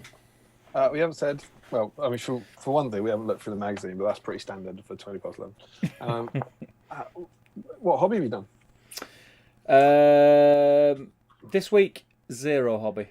What I have done is I done a little bit of filming because I've not filmed much. So I've released 2 videos over on Top Table. Oh, these are your spray booth one and your lighting one. Yeah, spray booth one because I need a spray booth, which is here. I love a spray booth. It's so cool, mate. It's so cool. I haven't got the space. And you know, I liked it that much that I decided to get a second and give it away, which I'll be announcing the winner on Sunday. And that, I mean, give away free stuff. It's always going to do that, innit? But yeah, it attracted a lot of attention. I got a lot of entries. I want that booth. But yeah, I want that booth. That's all you have to do. Do you want to pimp that a bit? Yeah, we'll pimp it. So if you go over to Top Table Gaming, my other YouTube channel that I'm on, there is your other one of my others. One of my empire. One of my portfolio. If you go over there and find the spray booth review video, watch that, and then if you basically all you've got to do is like the video, be a subscriber, and comment "I want that booth." And on Sunday, I'll put everyone who's put that comment on the video into a draw and draw a winner, and we'll announce it over on the Top Table Gaming Community Facebook page. I want that booth. Yeah, it's cool, man. It is cool. It's really good as well because the LEDs on it are really smart. So when you've got it switched on, when you finish painting your model, it takes really nice pictures in there. So it's like a light box. It's really cool. And then I filmed. I hope your review is positive. Imagine at the end of it, I really didn't like this. It's rubbish. It doesn't work. It's terrible. You want to win one? Because I don't want it anymore. It was one of those. I didn't expect much of it because it's one of those buys, just off Amazon, where it's just like a name I've never heard of, a brand I've never heard of. But I was really impressed with it when it came. But I mean, I've never had a spray booth before, so I've not got anything to hold it up against. But it's exactly what I needed. So yeah, happy days. And then I got a new light, a sexy new light, which is up on my ceiling over there. I put it up last night over my main painting desk, which basically just you could probably. Who's this chap we've got going on in the foreground? What chap? This light chap. We've got a. This. Yeah. This is my old. So this is my old. Let me turn it off. This is my old painting light, which was over there. Oh. So I've put it over here, so that. Oh. It's very bright. I've put it over here so that when I'm streaming, if I get the inclination to paint, I can paint. So you've now got 2 workstations for you not to paint at. Yes. and a spray booth I'll never use. Imagine if I finished a model, I could take such a good photo of it. But yeah, the light over there is. I'm really excited by the light because the old eyesight's gone. I've got to wear glasses these days. Not my sexy painting glasses. But I'm terrified about that. Like when I get to 60, I'm just like, that is really gonna. My eyesight's gonna start going. Isn't it? It's anything. If I'm that far away, it's fine. But it's when I'm closer. For far away, it's fine. I can see everything perfect. But it's the things that are right in front of me that I just can't seem to focus on anymore, which is a nightmare. It's bad, man. It's bad. So sponsor me now. Buy Steve some new eyes. Steve's launched his new website, his new YouTube channel. It's called I Can You Can See. If we get over 1 million, I don't need to have goat's eyes installed in my head. I get actual human eyes. 1 million what? 1 million pounds? Yeah, £1 million from tonight. Well, how much are eyes? Eyes, new eyes. Got to be £1 million, haven't they? What, new human eyes? How much are they? How much would you pay for a pair of eyes? It's got to be £1 million. For firstly, you've got to go into a non-essential shop, so I don't think they're open at the moment. Do they sell them at any garages with the blue bets? But the thing is, how would you know? Your blue eyes. If you go in looking for eyes, you ain't got eyes. You wouldn't know it was blue anyway. They could just sell you Pepsi. I wear glasses. I'm normally wearing contact lenses, and hands down, the worst thing in the world is when at night you take your contact lenses out, ready to put your glasses on, and your glasses aren't where you think they should be, and then you've got to find your glasses without the ability to see. Yeah, that's terrible. And it's genuinely a horror that people who got good eyesight will never understand. You're then trying to find something, you don't know where it is, and you can't see. Yeah. And you have to find it to be able to see. It is one of those things. When I first noticed it, it's only in the last 12 months. Well, no, it's not last 12 months. We've had this weird year, so it's probably in the last 18 months that I've had to wear glasses. And I didn't realise until I was at work one day, and we had this piece of steel, and it had a writing on the side on a sticker. So there was 3 pieces of steel, and they all had different sizes on them. But it was like basically just like a normal print off a printer sticker. And I was looking at the piece of steel that was writing, and I just couldn't focus on it. And I thought, what the flipping heck's going on with my eyes? And I could only focus on it when I pulled away. And that was the first time that I realised there was something not right. I've always had good eyesight, and it's a shocker. It kind of gets me down a little bit, really. Because even with glasses, even when I put these on, it's still not like it was. Do you know what I mean? It's not perfect. So that's when I get my my super sexy painting glasses on that, you know, everyone joins the stream to see. But I no longer paint on the street anymore. So. It's good that we avoid talking about COVID-19 because it's too miserable.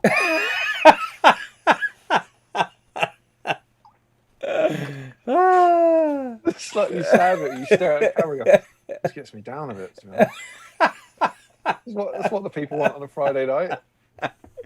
Yeah, but you know what I mean. You know what I mean. Like, it is like, you know, my eyes don't work. Yeah, it's not great. Mine haven't worked since I was 13. It's bloody horrible.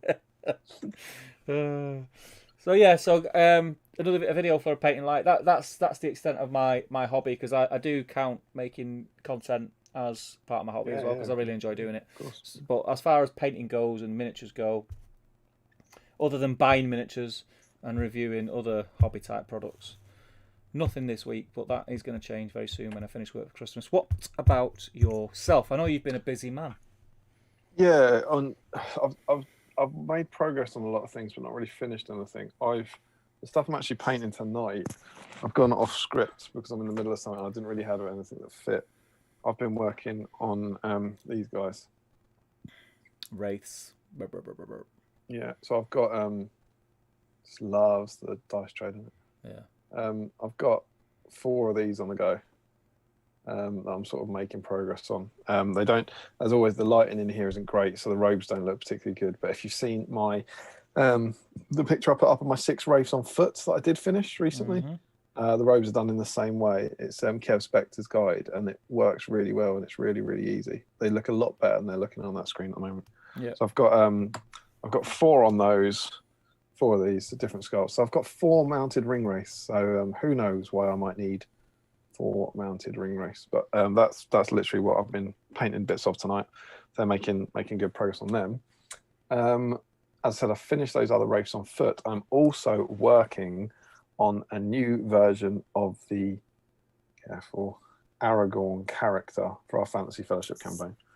Obviously can't say what that is because I don't want to reveal who it is. Yes. But yeah, I'm working on that.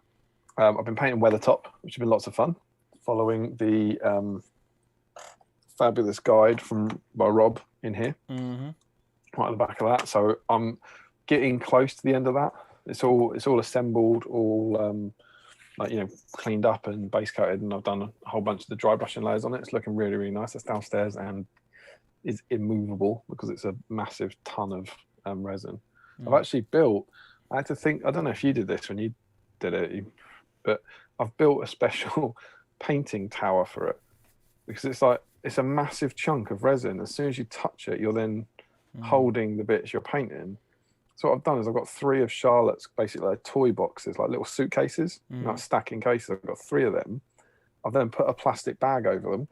Yes. So that when paint sprays, when she gets them back, they're not ruined. And then I've got Weathertops sitting on the top of that. And then what it means is I can spin the top case on the other case without it. So it's not like spinning the big tablecloth that we've got on to cover the table. Yeah.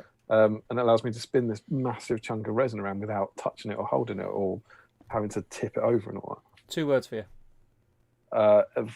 Spray booth, airbrush. Lazy Susan. Oh, is that what you painted yours on? Yes. I wanted to get one, but I haven't got space. Where are you painting it? Where in there? It's on the dining room. So you've got space. You've got space for a lazy. You've been to our house, right? Yeah. We've got a table. We've got a kind of table at the end, which is our kind of crafting table, and then we've got a table at the front, right, with a load of where we normally have dinner. Table at the front is where in our bay window where we filmed the Fantasy Fellowship campaign. All the scenery's still on that, which means we've got the table at the back. The second half of that is now covered in Weathertop. I'm having flashbacks of there's loads of shit on the bed. I've taken over both. It's quite an SPG-tastic lounge at the moment. So yeah, I think Weathertop needs to be finished for us to eat dinner. Yeah, get a lazy Susan, man. Too much season. Yeah, it's a good idea. They're like £3 on Amazon. Really handy for big stuff. Well, I've just built my own, so. Yeah. So I've been doing that, and then last night I started work on this bad boy. That's beautiful. Having finished the Stoic Arms, this is the start of the Watchtower. This is as far as I've got. It's literally one night's building. Started work on 2 layers, and this I've never realised. I've actually had this in the cupboard for years. I wanted to get it built for our Nazgul and Bree scenario. Never realised the bottom layer of this is a jail, which is mega cool. Yeah, that's cool. These bits I don't know how to show you this stuff. The doors do open, which is kind of funky. We've got a little trapdoor in there as well, which is nice. And then this is stuff I was saying on our Patreon chat about how impressed I was. Right, I haven't actually put the manacles in here, but look at the recessed stuff on here where the plasters come away to leave the brickwork. It's super cool, man. It's awesome. Yeah, it is. And then I don't know if you can see in there. See where those manacles are? Are the bits moving? That's quite a good angle on it there, but. Or is it these? Yeah. Those little, they're hooks that come out of the walls. You should be able to see through them a bit. Yeah. Right. And then they've got a little circle hanging on them like a broken chain. And that's movable as well. It's like separate. Yeah. And it's like that's MDF. Yeah. It's mega. So I'm blown away by this kit already. If this actually came out after the Stoic Arms, so the tech in it should be a bit better. Yeah. And then I've got the second layer, which is going to sit on top of that. Yeah. I don't have that kit. I nearly bought it because I wanted to use it as the tower from Lake Town. Yeah, it's great. But I never pulled the trigger on it in the end. That is a toilet. Yeah, standard everywhere. Obviously, this isn't finished. It builds a little latrine out there. But it's also 6 floors high. This when it's finished. 6 stories. So that's kind of my scenery kit at the moment. And that genuinely, honest to God, What, Steve? You've been to our house. We've got the table in the bay window and the table behind the sofa. Yep. What's in between them? Do you remember what's in between them? A sofa. Yeah, I mean in front of the sofa. Coffee table. Coffee table. Yeah. Last night.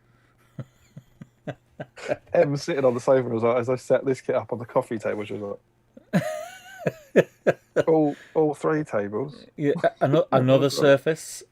Another table. A lot of SPG stuff. So yeah, that's what I've been up to. Awesome. Yeah, I know you've been busy. And this is all in relation to possible Actually, fellowship. Yeah.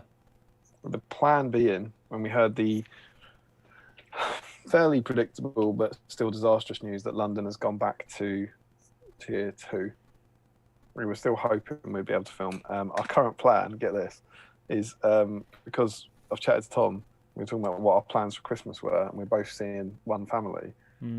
Macklin's going to bubble up with us around like the 27th.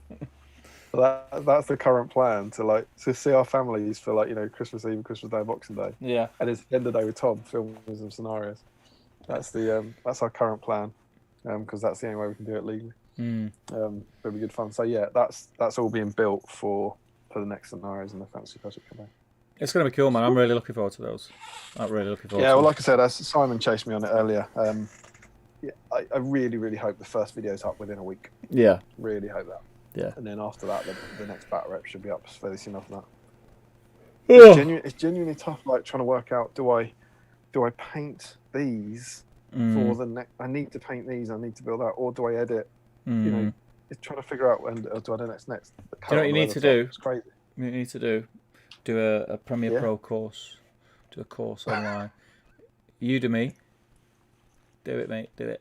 £10. Absolutely. Black Friday. $9.99. 12 Mario Goblin.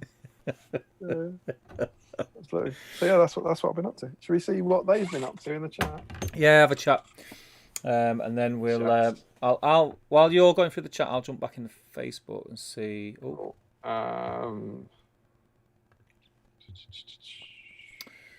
Let's have a look.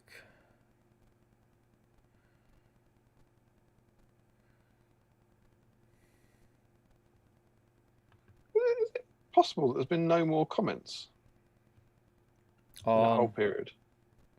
I can't, unless mine's not reloading. The last comment is Fohammer coming in, as far as I can see. I can see more comments. Do you want me to jump? Okay, so I'll refresh, because it might just be that something's gone a bit wrong there.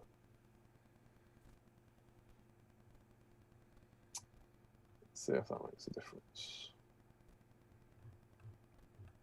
Where is it? Yeah, there's not many. But there's a few. Got it. Yeah. Just obviously stopped refreshing automatic. Stephen Ryan, yeah, everything's getting made and painted finally. Ruins last week. Yes, perfect. He is still in. Fohammer is on it, presumably for painting his Balrog. And Julian says, now my Rohan house is complete, I can go back to my Stella. Did Julian get in? Yes, he's on the list. Turn up the sun, Steve. Let's see the new light. Oh, that was, yeah. That's like, in the video, it was like the sun was in the garage when I turned it up. Oh, right. You literally couldn't see anything but the light. It was crazy. Can says, can't tell you how much the complete eye is, but both my corneal transplants, just what he's talking about, both my corneal transplants cost me 24 grand each on the NHS. Ooh. Now, remember, Cam, Steve isn't after a corneal transplant. He wants two brand new actual, full eyes. Full eyes, like just grown on the back of a rat or something.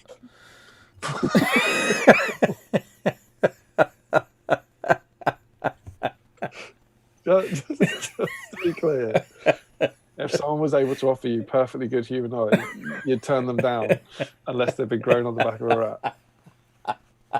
Yeah, because everything's always grown on a rat, innit? Did you ever see that mouse with the human ear on its back? Yeah, I did see that, and that's the one thing you've seen as well. Larry says they're very expensive. I saw a thing about the value of a human, and corneas are one of the most valuable components. Again, he doesn't want a cornea replacement. He wants two massive eyes, please, everyone. Come on. Cam needs to get his replaced or refreshed every 10-15 years. Julian, I can't believe they're actually giving you sensible answers. He's had a lens replacement surgery about a year ago. Still needs +3 reading glasses to do his painting. Larry says, I had that at the start of the year, Steve. Mine are the other way, and I'm fine with everything up close. Carl Daly, I've got my ruins on a lazy Susan as we speak. It's so helpful. Yeah, boy. It's no 3 suitcases covered in a plastic bag, though, is it? And can I just say, in this bad boy, this spray booth, it comes with a Lazy Susan. Is it really? Yep. It's everything you need in one. I want that booth. Yep, it's telling you. Joe says, here's something positive for you guys and for everyone in the chat. I've been listening to old streams over the last few weeks as I either work or paint from home. Either paint or work from home. Yep. If anyone ever feels down and needs a laugh, here's my advice. Go to episode 14, the Saruman issue, and go watch from the 1 hour 38 minutes to the 2 hours 17 minutes. So that's 40 minutes of a stream. All the talk about spinning plates, left hand, right hand, fork and knife, had me literally laughing out loud. Go watch those 40 minutes and I guarantee you'll enjoy it. Oh, that's really nice. Yeah, man. I think I'm going to go back and watch that tonight after the stream. Yeah, thanks. So it's glad to know they've got like rewatch value or something. Cheers, Jeff. Simon says he's going to keep chasing me until we've got an upload. Yeah, do it. It'll be worth it. I think I'm hoping to film those bits tomorrow night. I think I can do those tomorrow night, Saturday night, and then a few days to edit it while I'm doing everything else. Harry says, I've been working on Easterlings this week, painted 6 horses and 4 cataphract riders. That's very good. Tonight, not so successful. 4 scatter bases from the Barling kit. Then I'll have to wait for the glue before painting. But at least they're coming. At least they're going. Mm-hmm. Cam says, if Steve wants 2 eyes, do not kill him for his, because he's a screwed. Yeah, imagine if you murdered someone for your eyes and they were worse than the ones I started with. It'd be a nightmare, wouldn't it? Ashley Fisher finished on Balrog Flames. We'll have to paint the shadow another day. Growing on the back of a rat. Another great slogan for B-Sign merch. It's true. It is. I liked it. It was his suggestion to have it's easier to ask for forgiveness and permission, wasn't it, as the strapline? all of your great pieces of life advice, you should put it on the ticker at the bottom of the screen. These things. Hey, the stream's not long enough to take them all, I don't think. We are once again caught up. I've got this mental idea. Should we have a look at the magazine? Yeah, let's see. Better, don't we? It's like 11:45. We better actually get into the magazine that the stream is about. I get so excited about these streams, so excited about them, and then I get so sad when it gets to like 11 o'clock. Yeah. 3 minutes after we start. And it's like, how is it possibly near the end? We've just started. We've only just begun. So this is issue 22 of the Battle Games of Middle Earth, and we have Fellowship Battles, the Denizens of Moria. I was reading that backwards. You've done well. You've done well. The lad done well. You've got the classic kind of the big showdown. Mm-hmm. So we go inside, and yes, it is the 4th issue in our Moria campaign, and it's a good one. Conclude the Moria section of Battle Games of Middle Earth. The pack focused on the final confrontation between Gandalf and the Balrog. So we get into this nice thing about theming your forces. Mm-hmm. And this gets maximum tick points from O'Byrne because this is very interesting to read now. Yes. It won't be kind of new to anyone, but it's not reading old rules. So we get things like, I think it mentions humans as memory serves, like so-and-so collected this, but you get the idea of theming this Isengard army. Can you read that? What does it say? Saruman's Uruk-hai are? Can you read that? Move it to your left. Saruman's Uruk-hai are the deadliest orcs in Middle-earth.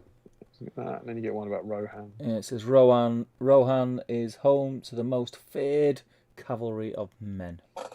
Yeah, this sort of stuff. And then there's this nice idea over here about collecting a whole army, collecting a whole Moria army, about how you build it up. It's quite nice stuff. I enjoyed reading this to us. And as Mark come into it, as an example, Mark Latham's Moria Goblin Army, where and it talks about how you build up an army, essentially. And then get into tactics. Ooh, for Moria.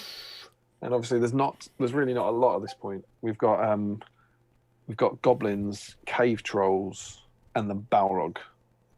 I think that's it. But it's still good stuff. Again, it was good to read.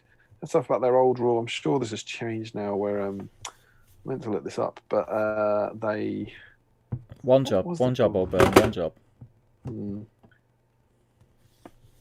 It doesn't actually say what the rule wasn't. Their rule on this that they it doesn't have it in it. Their climbing rule was that they automatically roll a 6 or something. I think. Yeah, I always thought that in the first version, and now it's like +1 on the roll or something. But so they were like completely unencumbered, or vice versa. I can't remember which way around. But then they talk about things like they're let down by poor courage. They run away more often. Take several captains, strategically place them so they're never too far away from your warriors. And stuff like that, attack en masse. It's all good stuff. And then you get this rather funky picture. I love that picture, which is super cool. It is the model, so you've got some nice scenery in the foreground, and then you've got the Balrog model with some sexy photoshopped lighting effects in it. It's quite nice. It's a cool model. It's like a cover of something, isn't it? Yeah, it's cool. That's not the old cover of Shadow and Flame, is it? I don't think so. Sure, it's not. I'd never seen that anyway. A fearsome army of warrior consisting of goblins, cave trolls, and a mighty Balrog. Then we get into the Bridge of Khazad-dûm. And that's how you deal with your Balrog. That's what you got free. Yeah, you did get a card cut out Balrog, which is super cool. It reminds me of the 4th edition Warhammer box, where you got something like 40 elves and 60 goblins, and then you got 5 big card pictures of big things that sat on a plastic base. You know, like a Eltharion on a griffin, Grom on his wyvern, Grom on his chariot, a wyvern, a bolt thrower, and a rock lobber. And they were these massive card standees. They're awesome. You will also need the Balrog card character that was included. Oh, it was included in pack 21. It wasn't in this one. Interesting. And there we go. The Balrog. I think we must have gone through his stats in an older issue or something, but I don't think they've got special rules. Yeah, they're given him pack 20. He's got that. Remember that ridiculous rule where he resists magic with the amount of wounds he's got left. Yeah. He's got 8 wounds left. You get 8 dice to do every spell. Yeah, you get a slightly different Khazad-dûm scenario, which is quite cool. To the one that from the Journey book and from the current Quest of Ringbearer, which is this cool board. Yeah. Check that out. So this is the mine facing that we built in the last 2 issues ago. And then you get this. The Fellowship start up here. They have to jump the gap. Yeah. And then run down these stairs. And Lockie made this on a stream not long ago. He built this board with the standee bits and then played the game over it. It went really well. And so it's a very different one. In the new one, your Fellowship start down here. And they just have to run this way while the goblins kind of close on them from each side. Yeah. And in this side, the Fellowship have to run down here while goblins kind of come in from here. So certainly a different scenario, but I like the 3D aspect of it. Reminds me a little bit of Necromunda, of having them kind of. Can you imagine Legolas being left behind and shooting all the goblins from up top and stuff? It'd be cool. Start of 1, 8 goblin. Start turn 1, 8 goblin archers coming in, and at the start of turn 7, the rest of the goblins enter. At the start of turn 9, the Balrog enters. So if you imagine, the Fellowship have basically got 7 turns to get down that. Yeah. When the only thing they have to worry about is 8 goblin archers.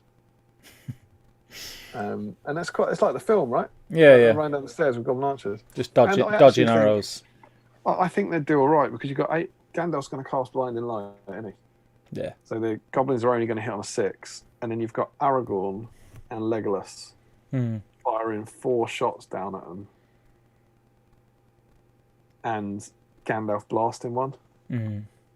So I think he should be able to mitigate that damage. And then you got 7 turns to get down the stairs before the rest of the goblins enter.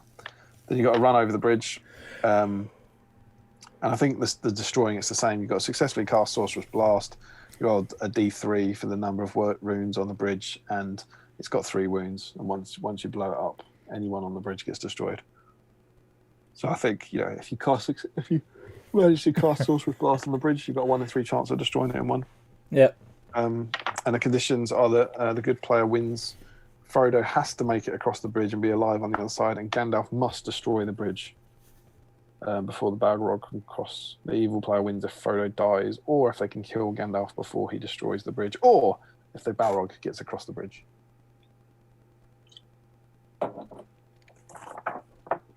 Quite fancy that.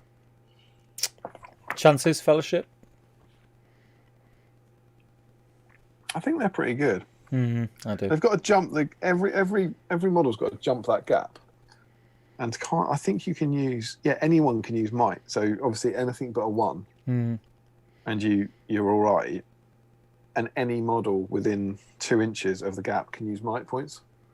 So if Mary or Pippin roll a 1, anyone can use it.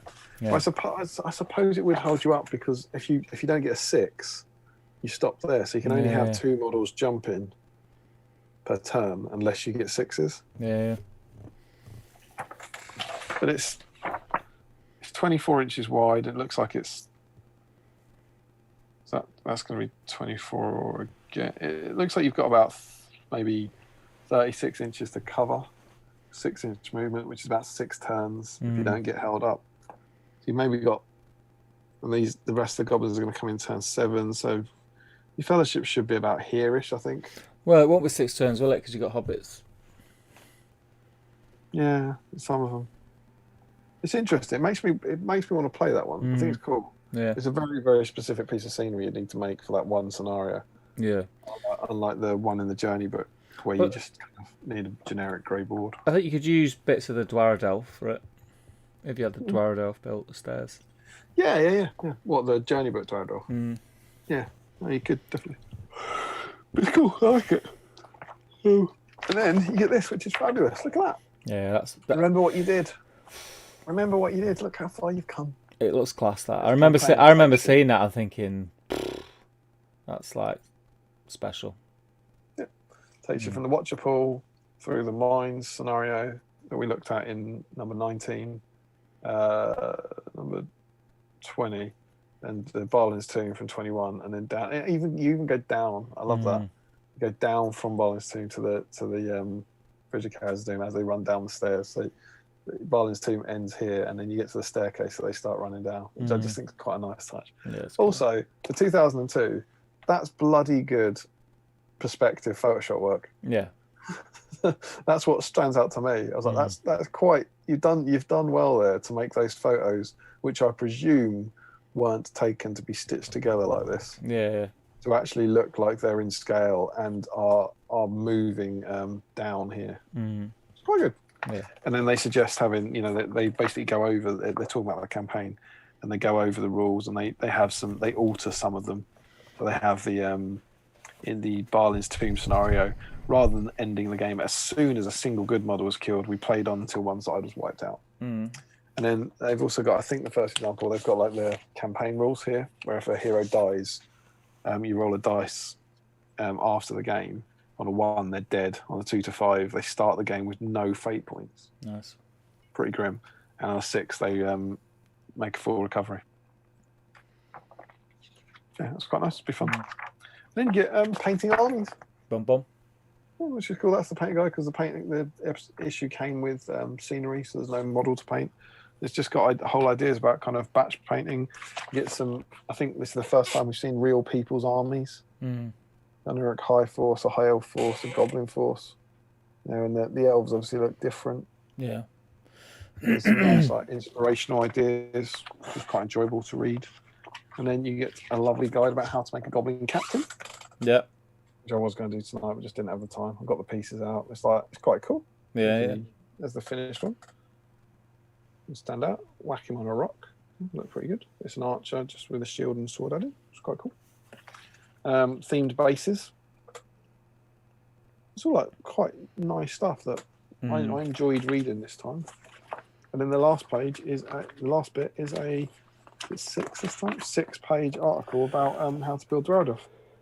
This is getting quite good now. Look at this. Yeah. That's what you got to draw. Yeah. It's good stuff. Make it all out of foam board. They absolutely force these ruins in, like you read about.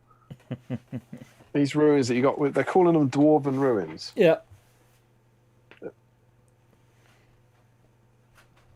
They were sold. I think they're meant to be Numenorian. They're like very Henny. They were sold as Middle Earth ruins, but no, dwarven ruins. These specifically sculpted ruins really show off dwarven architecture. Can be used in battle games to provide cover for advancing troops. We will show you how to base and mount the ruins onto a scenic base, just like is it Stephen did? Yes. And it shows you some nice ideas about how you'd build that bit up, which is quite cool. Mm-hmm. Quite funky. Building the bridge. How to cut the bridge out. It's quite a nice idea there with the arches, painting it and all that. It's good. I like it. And putting it all together, and you get this really weird. It's like very nice. Everyone's favourite. Alternative approaches, ruined bases. So if you want, also you could have this kind of stuff. Yeah. A freestanding piece of rubble. Yeah, which looks great. I think sounds great there. You put it on the board, it looks absolute toilet. Look at that. I don't like that. What? I would take that off, wouldn't you? No, it's better without that. It looks fine there. Yeah. Put it on that board, probably not. Yeah, it's like, oh, right, we're playing. What's this bit in the middle? Oh, I don't know, mate. Just take it off. Bit of rock, mate. Contractual obligation, I think. But yeah, it's just alternative approaches. Put a bit of rock on it. Normally it's put things on rock, isn't it? But this is put rock on it. Another idea is to recycle techniques used in previous issues. Try adding some more ruined pillars like the one from Barlins 2. Fair enough. Then right at the end, because they forgot about it, it's like, oh yeah, and the ruins. What are these? They're linked. So make them, whack them on a bot. And this looks exactly like it is Stephen, isn't it? Yeah. What Stephen made. It's like absolutely on point. I think he said he followed the tutorial. So I love that. I think that's really, really cool. It's brilliant. It's great. It's all good, all well worth a read now. It's the second best issue we've had. Yeah, it's a good issue. It's a good issue. Behind Watcher in the Water. And for me. Yeah, it's good. Like it. I think maybe because it had scenery, so you don't get a painting guide for a dude, which I'm not particularly interested in. You instead get an article kind of about painting. I think that helps for me. Yeah, I know what you mean. It's a good one. I like it. And it inspired me to paint some ring waves. Ooh. I didn't read it this week, not going to lie. This week? You know what I mean? You've gone back now, though. You've got no excuse. Yeah, I've just been busy. I thought, well, Damien's going to read it on stream, so... I do the homework. But yeah. I'm enjoying it now. I've got 1 to 22. I've now read cover to cover. This is helping me clear my backlog of reading as well. It's great. I'm just going to quickly jump back in the Facebook. Are you all right jumping back in? I would love to. Because we've got a few more comments, so we may as well get them through rather than cut people off. We're 1 minute to midnight. Let's transition to the Facebook. Adam Sparks Davis, no painting tonight for SPG. I have been sat fixing poor Carex's wings all evening as I snapped a bunch. That's looking good though, mate. Hang on, what are we doing? I thought I was jumping back into the chat. Sorry, Facebook. Facebook, yeah, Facebook. Right, okay, yeah. Sorry. Have you got me on another window because I'm getting feedback? Yeah, but it's muted. I haven't changed anything. Okay. No. Okay.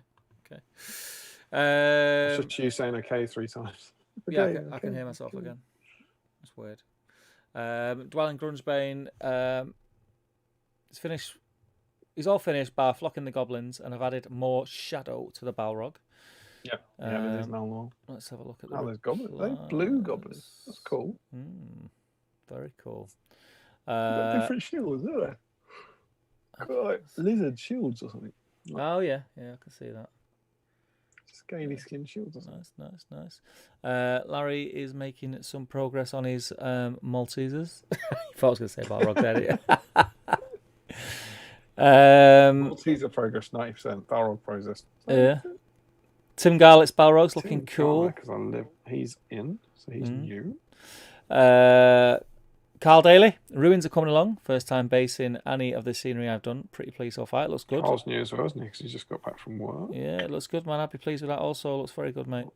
And Harry Parkill's Scatter Moria terrain is looking cool. Oh, lovely. Yeah, it's looking very happy cool. People doing some terrain stuff. Lovely. That looks cool, Doug. Nice work. Zen Sprule working on some orcs tonight. Been meaning to find the motivation to drop some null oil on my Balrog for a while though. If you do, let us know. And I'd do it quick. It looks like someone murdered a frog on his. Yeah, like a frog landed and you've just gone. Splat. And then another whip from Carl. All looking very, very good. Let me go back to that page. I hope you've got something else to do, Carl. You're not just staring at null oil waiting for that to dry. Bone dry for dry brushing. Yeah. Cool. So we've looked at this week's magazine. We have, yeah. I think what we'll do is we'll cover the other bits we need to cover, and then literally just before signing off, we'll jump back in the Facebook chat to give people a last chance, and then we'll do the draw last thing. You agree? You all right with that? That's great. So we're going to jump. Are we YouTube chatting now? Yeah. If you jump back in the YouTube chat, I'll let you handle that because I can't see. I can't see. I've not had my eyes grown on a rat.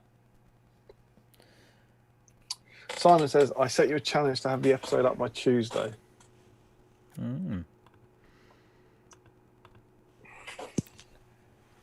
Go for it.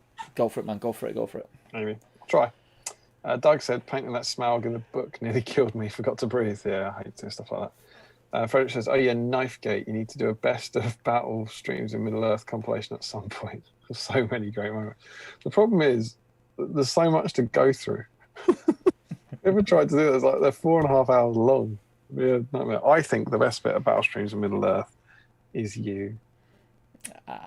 Me? No, the viewers. Damn it. Obviously not you. Come on. Frederick says you got almost no work done on his terrain, got a few pieces of palisade off the sprue, and then started playing with dice. Well, that's a night well spent, isn't it? Am I going into? I've still got a whisper. Am I going into second beer or can of Pepsi? Second beer, mate. Second beer. Yeah, it's midnight. It's midnight, mate. Well, it's gone midnight. It's Friday. It's Saturday, mate. It's Saturday. Happy Gunderbat Friday. Should have been throwing skulls this weekend, you know? Oh, don't, mate. Yeah. Which is good, actually, in a way, because I would have been horribly, horribly stressed at this point. Yeah, and you wouldn't have as many. Actually, no, do you know what? You wouldn't have as many wet statues either. Do you know what? Actually, right now, it'd be great because right now I'd be sitting in the bar in the Holiday Inn. Yeah. With you or a few other people. Very Tom would be asleep. Tom will have gone to bed 2 hours ago. Yeah. Yeah, we're eating dry roasted nuts and drinking Stella. Yeah, and they've got we would have a chocolate bar. They've got that really weird pot of chocolate bars behind the bar. So, throwing the skulls that should have been. What? Makes me very sad. Yeah, it's been a bobbins year, but we're nearly through it, people.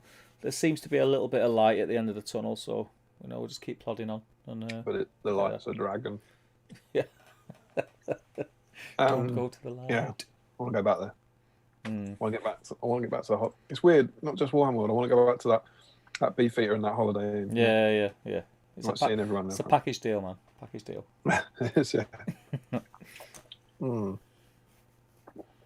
you know what's going to be awesome though? Sorry to well, not digressing because it is on topic. What's going to be awesome is the first Warhammer event that we do get to since we started doing these streams and meeting the people who are our regular, tune in week out, and like we've never met them, we've never met them before, and we just know that we're going to rock up. It's mad, isn't it? Yeah, we're going to rock up to this event, and we're just. We're already friends, but we're going to meet in person, make new friends. There's people in that chat who we chat to a lot every fortnight, and even in the patron chat, who I wouldn't recognise when they appear. Same. Because I'll know their names, but I won't know their faces. A really weird moment. Oh wow, you're Larry. That's weird. Why have you got the spoons?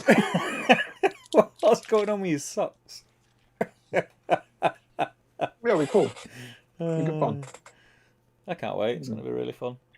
I just want to go out of the house and go and play a game. Yeah, be a nerd. Yeah, I miss it. Mm. I miss it. Frederick also says the Isengard army in the picture has two Lurtz models.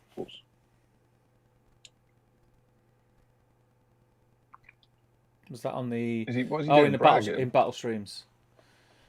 Oh, the bit that I read. See my picture of Isengard. Double alerts, double alerts. That's our role.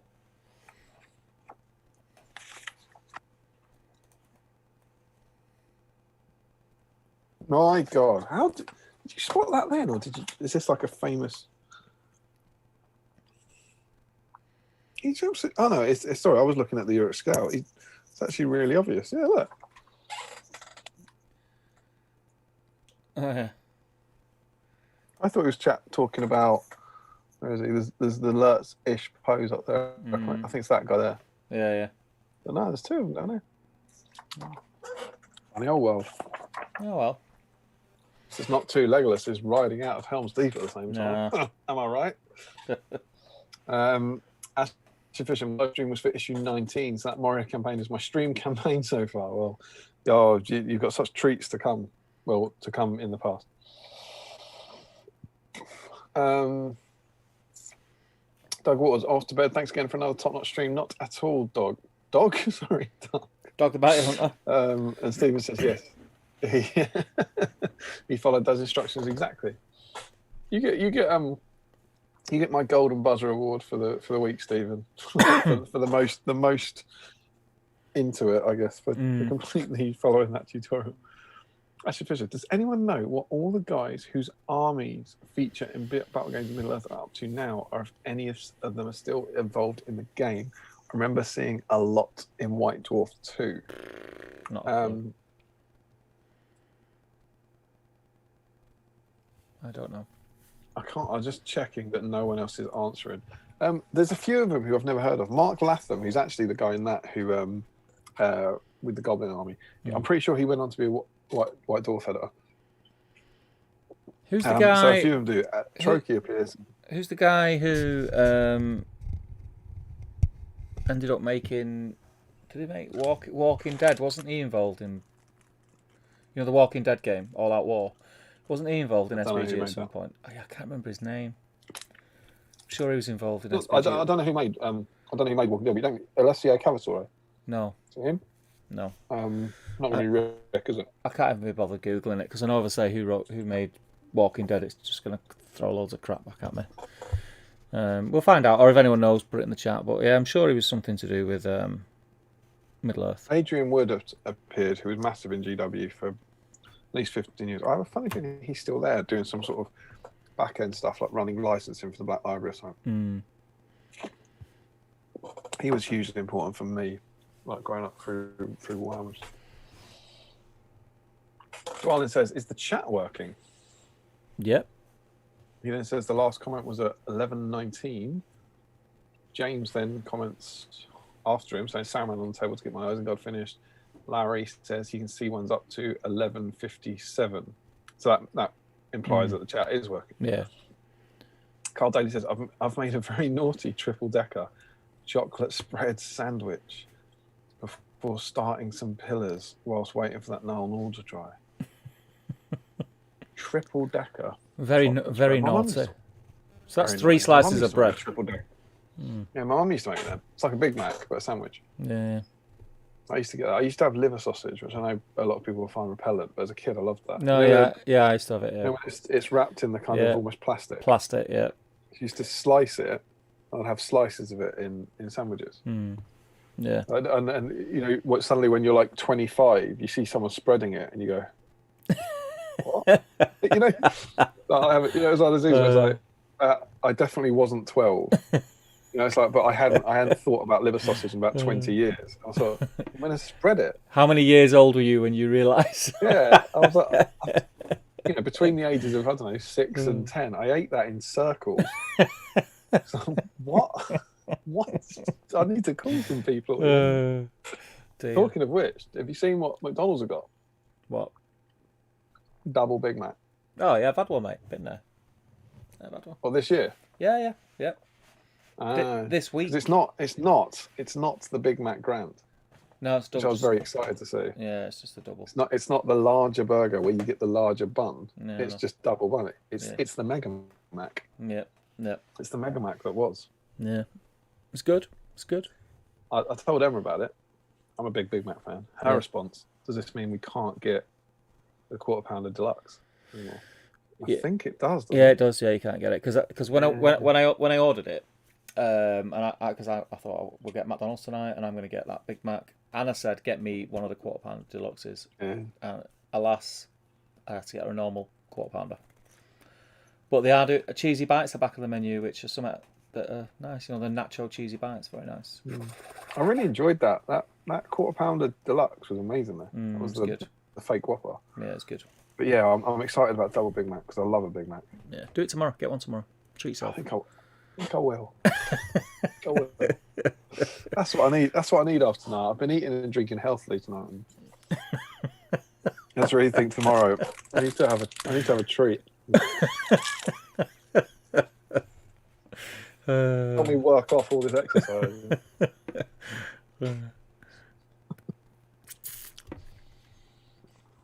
Where are we? How's your sandwich, Carl? We want to know. Yeah, let us know. It's gone. Simon says, what are your thoughts on this list for Fantasy Fellowship? Bill Van Barling, cracking start. Mm-hmm. He then says Arsenal, which I presume means the entire squad. What's Arsenal a typo for, do you think?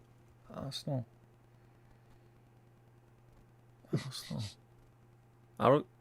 Aragon? Could be Arwen. Arwen, maybe? Don't know. You have to believe if a typo started right. It could be Aragon, yeah. AR, you'd think, must be right. Maybe it is the entire football club. And Eowyn, Galadriel, Tariel, love it. Legolas, love it. Dane and Eristor, it's cool. Very cool. Depending on who Arsenal is, that'd be interesting. But I like the lady content. Yeah. Legolas, my favourite character, Middle Earth, gets my vote. High level of female content in there is always good. Eristor doesn't do a lot for me personally. But... Never used it.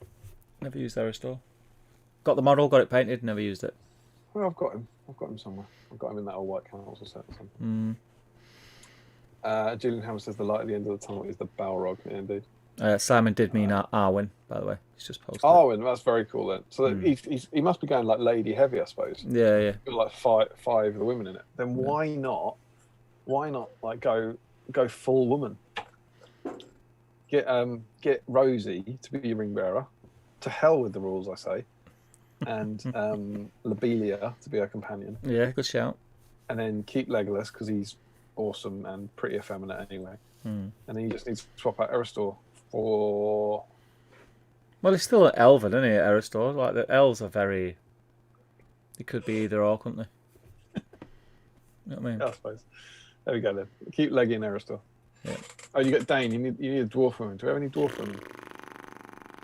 Put Dane... No, do something. Do a conversion. Make Dane Dis. Thorin's sister. Then you go. There's a fantasy fellowship in the book, isn't there? That's for ladies. Yeah, there is actually. I remember seeing one. Anya, I think. Anchor. She has Tariel, Eowyn, Galadriel, Sigrid and Tilda, Rosie, Arwen, Hilda, and Frodo because she has to play by the rules. You don't have to play by the rules. No. Make your own rules. Your game, your rules. Yeah. Green Tree, I could walk past you both in the street and you wouldn't know it's me. Yeah, that's absolutely true. It's very strange. Larry made good progress on clearing my vodka backlog. Jesus, I'll never blank you in a beef eater. I don't think Reese is in tonight. But, no, he's not. Can you what are the odds of meeting a watcher of the stream? A mank on in a London. Stream night. On a stream night, an hour before you go live and not saying anything. Madness. Cam has had to stop painting his screwed eyes and giving up on him. Now he's going to talk himself out of spending hundreds on Generation Shift with their Black Friday sale. Don't talk yourself out of it. Go and spend hundreds on them. Support your local best army thief and base builder. Yeah, support your local base builder. Generation Shift is awesome. We love Matt, and he deserves your custom. Larry says, looks like cheesy bites are back on their menu, boys. I love cheesy bites. It's all about 5 selects from the Mackies with a triple cheeseburger on the side. And he says, nailed it. Got a chocolate overload right now. I think he's proud of his sandwich. Yeah, that was us saying, how was your sandwich? Nailed it. Smashed it. Do you put that? You wouldn't put butter on that, would you, with chocolate spread? No. It'd be like just chocolate spread on top. Then would you put chocolate spread on that side that's going down, or would you just bread? I'd go bread. In a cracker, I'm saying, is it 4 sides of chocolate spread, or is it 2? That's what I'm after. Well, it would still become 2, wouldn't it? Once you put it together. Well, you've got 4 sides touching. Because you'd put chocolate on chocolate, that becomes 1 chocolate rather than 2. Yeah, that's what I'm saying. Would you put you'd chocolate both of these up, put them together, then you've got to chocolate this up, and then you chocolate this up. So you're going to chocolate 4 sides. I'd just get 2, put thick chocolate on both, and put piece of bread on, and then second one on top. Right. Yeah. So chocolate, bread with no chocolate. Yeah. Bang. Yeah. Okay. So that's chocolate in 2. Yeah. I think I'd chocolate 2. Do you know what I used to do at uni? My dream snack. Show people a lot about this. Still have one every now and again. Go on. 2 bits of toast. Yeah. Come with me on this. Do you like Marmite? Yeah, I love Marmite. All right. Cool.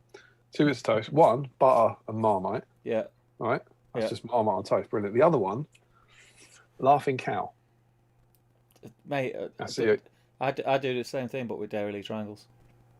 Yeah, that's acceptable. Laughing Cow, superior. But cheese and Marmite. Cheese, right? Yeah, cheese Marmite. Yeah, and then you whack them together into a sandwich, but crucially, upside down. And then twist for the mix. Yeah, for the mix. For the mix. A lot of people go, that sounds disgusting. I've given it to so many people. Go, that's amazing. People who don't like Marmite like it because you get a kind of spicy cheese. Yeah, it's nice. And now Emma will call them a cheese twisty. She'll say to me, "Can you make me a cheese twisty?" And that's what that is. And if you just put them together, I will say to my dying day, if you put them together, it doesn't taste the same. Twist cheese twist. Tell you what, if you want a post-stream snack, off you go, guys. I might have. I've got no Dairy Lee in, but I might have Marmite and toast on again. I chucked a cup. We had a Sainsbury's delivery today, as you know. And this is a disaster. Hang on.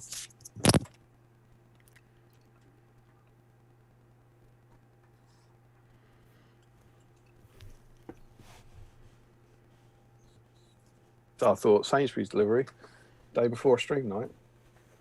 Whack a pot noodle on that. Me going downstairs after this, kettle, pot noodle, and the regret. No cheese and onion walkers. No, I'll just put the right amount of water in it. You're missing out, mate. You're missing out. Yeah, clearly. Larry says, I spent a good while trying to work out who Arsenal was supposed to be. Hilda could go in there. Carl says, just name a Mirkwood Ranger, and you've got a named character. Yeah, absolutely. Mirkwood Ranger captain. Simon says, where'd you get Rosie from? Rosie's from the Scouring the Shire book. Yep. Forge World Mini. Lovely model. Larry Miller could just use the old Day model for this. I hear dwarf women look quite similar to dwarf men. It's the beards. The beards. Carl Daly, yes, he's going in. No butter, chocolate spread on every side. By the outside. Do you think by is bar, maybe? Bar the outside of the outside slices. He's gone crazy with chocolate, hasn't he? Yeah. He did say he was on chocolate overdrive. Cam says, I'm spending money just trying not hundreds. Just finished a commission with 50 Ravenhill and 35 Tab. He means bases. bases. Yeah, 50 Ravenhill bases and 30. I think Raven Outposts. You'll find. Come on, 35 Tab and the base ceremony. Then my whole Gundabad army's on his Forgotten Dungeon stuff. I love him. Cool. Simon says, do Alfred as a woman? Yeah, cool. And Carl he confirms that his middle slice has chocolate on both sides. Larry thinks you should put She-Love in there. You can put like a good and bad troll in and say it's a woman. Stephen Ryan, 2 chocolate, 2 crunchy peanut butter. I used to get digestive biscuits, put a layer of crunchy peanut butter, and then a layer of Nutella. And it's like a cheap man's millionaire shortbread. That's great. But it's good. It's so good. Yeah, I mean, they sound like 3 enjoyable things, so it's hard to argue. So when you're saying 2 chocolate, 2 crunchy peanut butter, is he talking about a sandwich again? He's talking about like the 4 sides of bread. I'm assuming, yeah. Joe Kelly, that snack sounds like the turkey sandwich that Monica from Friends would make. She added a slice of gravy soaked right in the middle. Yeah, it's the moist maker, isn't it? She calls it the moist maker is the gravy. The only Larry says the only way to eat toast is dry and burned. Joe says it's pretty good. I don't think he's talking about dry and burned. I think he's talking about the turkey sandwich. No. Carl says, when I'm feeling fruity, I'll chop up a banana and put that in the triple decker too. Yeah, banana and chocolate. Frederick says, do that weird sandwich. I don't know which weird sandwich he's talking about. Could be mine, could be one of these. Do it on I Can, You Can Cook. Could do. And Joe says the trolls don't have jam bags, so I think that's a reference to a troll being a woman. Mm-hmm.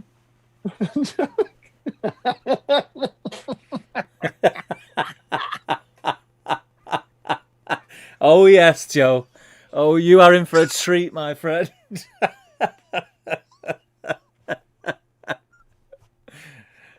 It is, of course, very, very real.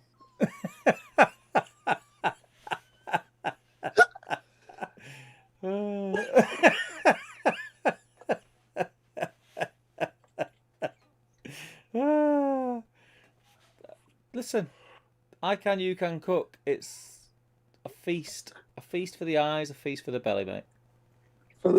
For anyone long not reading, Joe Achilles says, wait, is I Can, You Can Cook a real thing? I've been assuming it was just a running joke. Is it real? Steve, it's real, man. It's real. This is your mate. I've done SPG tonight. Tell the people, I Can, You Can Cook, mate. It's I can't be asked. I'm not gonna lie, but yeah, it's a real thing. It's real. It's real. It's a YouTube channel. I'm proud of it, mate. I'm proud of it. It's cool. I've not put anything on there for ages. I'm gonna do more stuff on it. I need to change my kitchen around, which like, you call me a madman. It's supposed to happen pre-Christmas. You're a madman. You crazy drunk. I know. The thing is, obviously don't do that. Yes. I don't know if that's going to happen. Steve, you don't need to do that. If you want to get the viewers in, mate.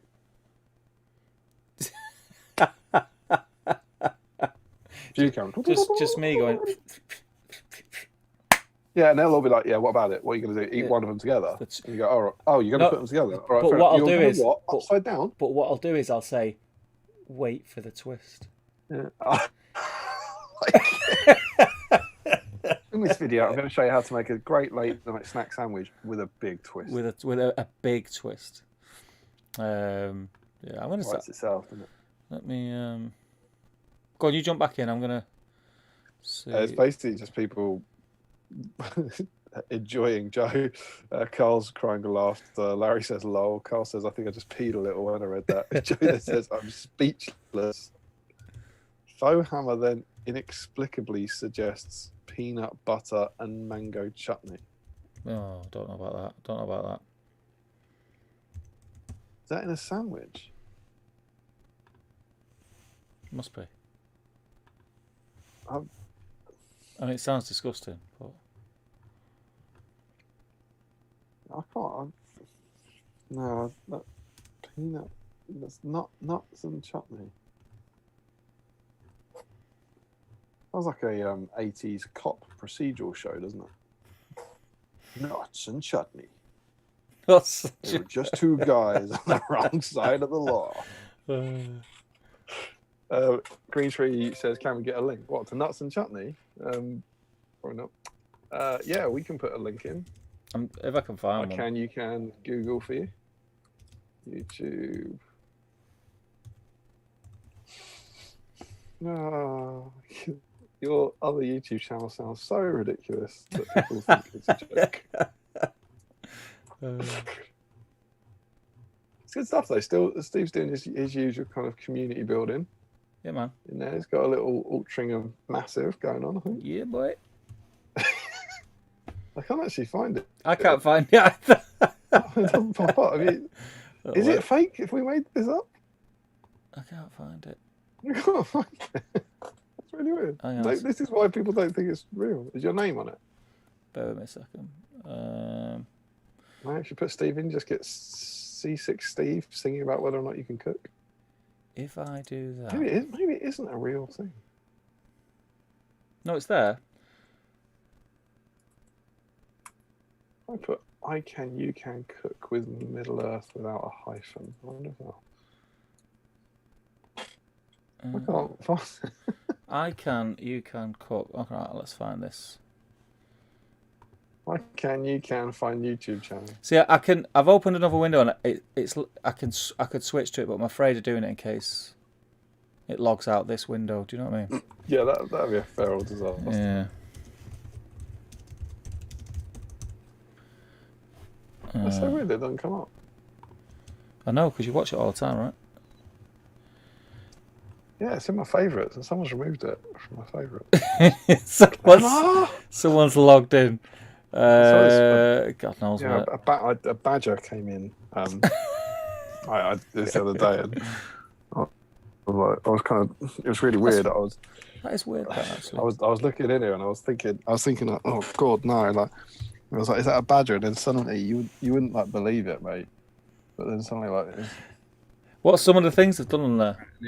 Chicken. And he like snuck up to the computer, and he was at the computer just going.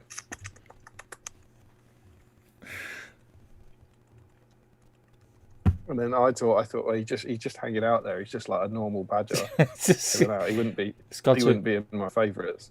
And I was like, he's probably not doing anything mischievous. But why have you got that mask? Why have you got that mask in there? What mask? Oh, he's not back, is he? Hang on. Oh, get out of here, badger! Yeah, see, that was him. I think was that him again. Was it a badger? Was he messing with the computer? He was doing it again. He's been onto my favourites. He's been onto my favourites. I can't. They're an absolute nightmare. Mate, I can't even find YouTube channel. I can't even find it. I'll post a link in the whip thread at some point. Oh, that's beautiful. Yeah, I'll do something like that. That's weird. It's still there because I can log in, but obviously I can't do it. Why you're doubting whether it's even right, let's fire through these. We'll have to do the thing, mate, because I'm busting and tired. Hey, well, you've got a YouTube channel to go and find. I know, I've got to go find You Can Cook. Actually, I could do it on this, can't I?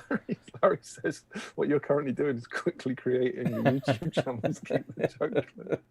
Ashley's found it. Oh, is it? Green Tree subbed. There you go. They found it before you can. Let me see if I can find it on my phone. I can't. There you go. You can cook. Yeah, no, I still can't find it on my phone. What the heck? I'm sorry, mate. It was in my favourites, and then this badger got in, and he's obviously messed with my computer. We also put all this weird stuff in my post a link in the. Oh, you've got to search it with quote marks, right? Okay, let's try that then.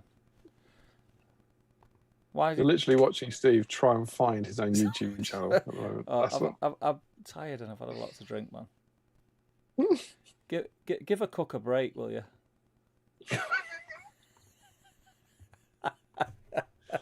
Are we going to do our super secret prize draw? Yeah. Yeah? Yeah, man.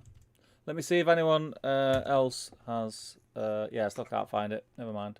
Can't find it. Come on. There is no I Can You Can Cook. I don't know what you subscribe to. I've just been making it up. Yeah. What's going on there? Oh, right, okay. Is Zen Sprawl in the draw?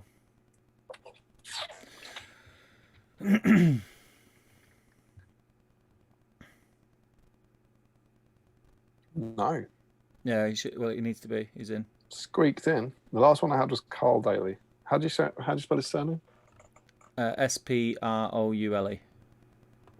And what's he been doing? What's he been up to? Balrog. Working on some good stuff. Working on some good Balrog there. Yeah, boy. Yeah, just gonna put a bit of shadow and flame on it. Guess what? Guess what I found. Maybe tickling 200. Yeah, you'll be fun. You found your own YouTube channel. Yeah, boy. Yeah, boy. I love that Frederick Schultz has captured the moment we read out. It's like a real thing. I thought it was a joke. That was a beautiful picture. And yeah, Frederick, he's put the link before you did in the Facebook chat. Oh yeah. Zen Sprawl? Oh, Zen Sprawl. I see it oiled up. Yeah, got it. Yeah. Sweet. Thanks, Frederick. Everyone else is in, aren't they? Ashley Fisher's in. Yeah. Yeah. Right. Let's find his own channel to see. I'm gonna have to subscribe to it so I can find it in the future. Yeah.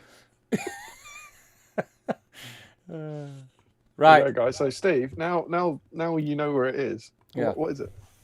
It's a cooking channel, mate. Cooking channel. It's got some recipes on there. I've not done anything. I started it in March when we locked down, just because I started cooking loads.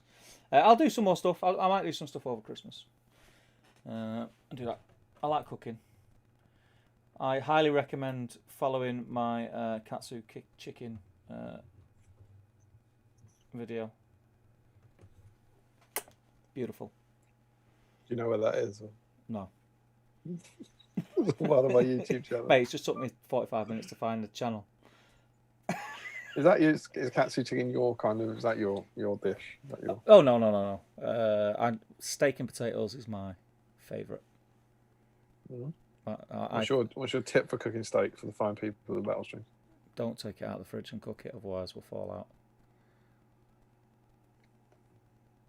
What, you cook it in the fridge? No, don't take it out of the fridge and put it straight in the pan and cook it. It's got to be room temperature. It's got to be room temperature. Yeah, room temperature. Sear it. Cook it out of the fridge. Butter, garlic. Ooh. You know what I do? Marmite on one side. Do you know what? Do you know what, mate? You jest. You jest. That I think that'd be quite nice. I was in Croatia years ago. A delicacy they had there was steak stuffed with ham and cheese. Ooh. Just think about that for a minute. Yeah. And it was quite common. It's like, what? That's what?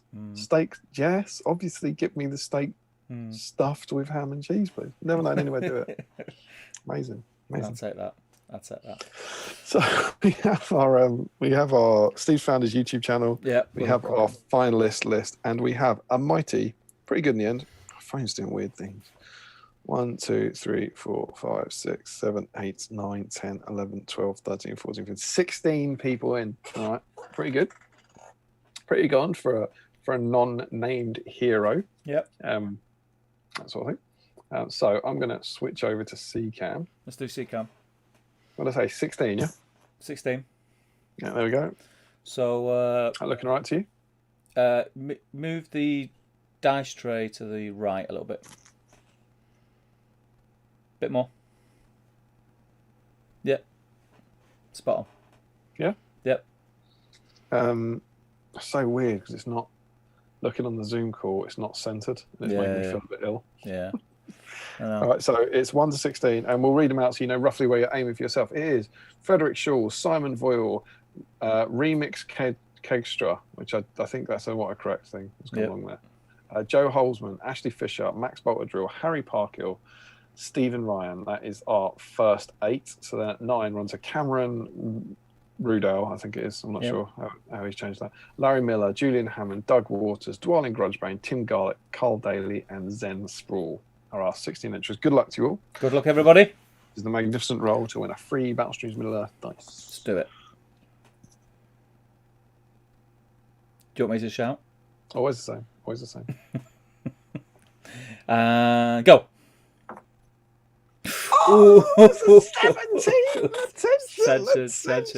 Tension. Zen's rule was so close. If only one person had come in. Could that be in his chance that he's missed? Oh, the dice tray's gone. Oh, down a bit. There you go. Right there, yep. Here we go. And roll it. Oh! Oh, goodness me. What are the chances? Surely not. Surely not a 19. Let's try again. And here we go. After 3. 3, 2, 1, and roll. You say after 3 and count down from 3. Yeah, that's how I roll, mate. That's dreadful. It's a 20. You thought my 320s were bad. Can we get a 19? We had something like this before where we missed. We got all the ones that missed. Very similar to this, actually, I think. Okay, let's do this. Think we can get a 19? If we do, there's something not right in the world. If we get... Here you go, Steve. If we get a 19... Yeah. The bet becomes 2 Forge World packs. Just roll the dice. Come on. Oh, it's a 12. How disappointing. That is a 12. So you owe me 2 Forge World packs, correct? Okay. Number 12. See that? Number 12. Boom. And number 12. 1, 2, 3, 4, 5, 6, 7, 8, 9, 10, 11, 12. That is indeed, if we can check for verification purposes, number 12 is Doug Waters. Congratulations, Doug. That's I think Doug 13, 14, 15, 16. I think he left. Number 12. I think he left a couple of minutes ago. No. Yeah. Crushing for the young lad. Yeah, I think he left. We'll still allow it. I will head over to my spreadsheet of wonder. I will jump onto ish episode. What was it? Is it 24 or 25? 25, isn't it? Episode 25, yeah. That means I haven't actually had it last week's. Oh, we'll have to look back. You'll have to watch it. Yeah, I mean, maybe not all of it. I don't know roughly when this takes place. Doug Waters, another first-time winner. No, we've actually, I don't think we've had any repeat winners, which is, given that we normally have regulars, it's perhaps very surprising. Hamish Gentles is the only person to have won a priority counter and a dice. Got to be in it to win it. Indeed. But there we go. That is awesome. Yeah. So, should we quickly, because I'm cross-legged, it's 20 to 1. Should we quickly cover what's happening in 2 weeks? Oh my goodness, yes. For it is very exciting. So our next stream in 2 weeks' time, as usual, is the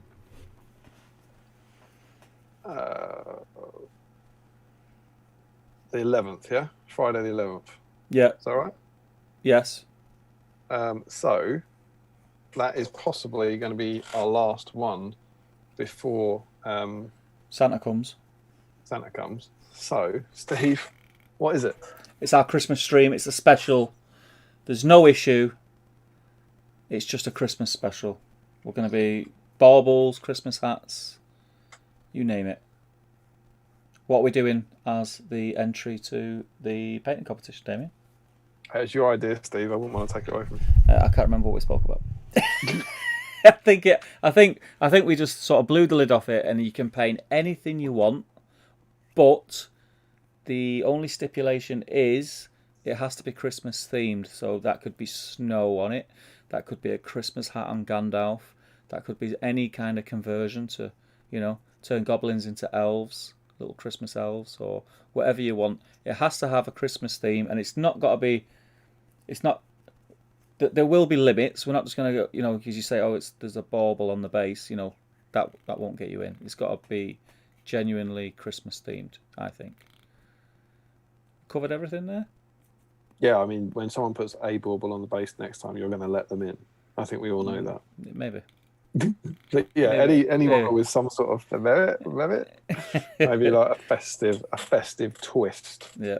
Is the plan. All we'll say is Thranduil and a reindeer would be very much welcomed. Radagast on a sleigh delivering presents would be amazing. Yeah, because we didn't. Unlike Halloween, there's not really Christmassy models in SPG. No. So yeah, well, that's what we've gone with. Anyone paint a wizard, and then throw in snowballs. Yeah, absolutely. Yeah, definitely. Christmas trees. Yeah, Christmas trees. Christmas trees.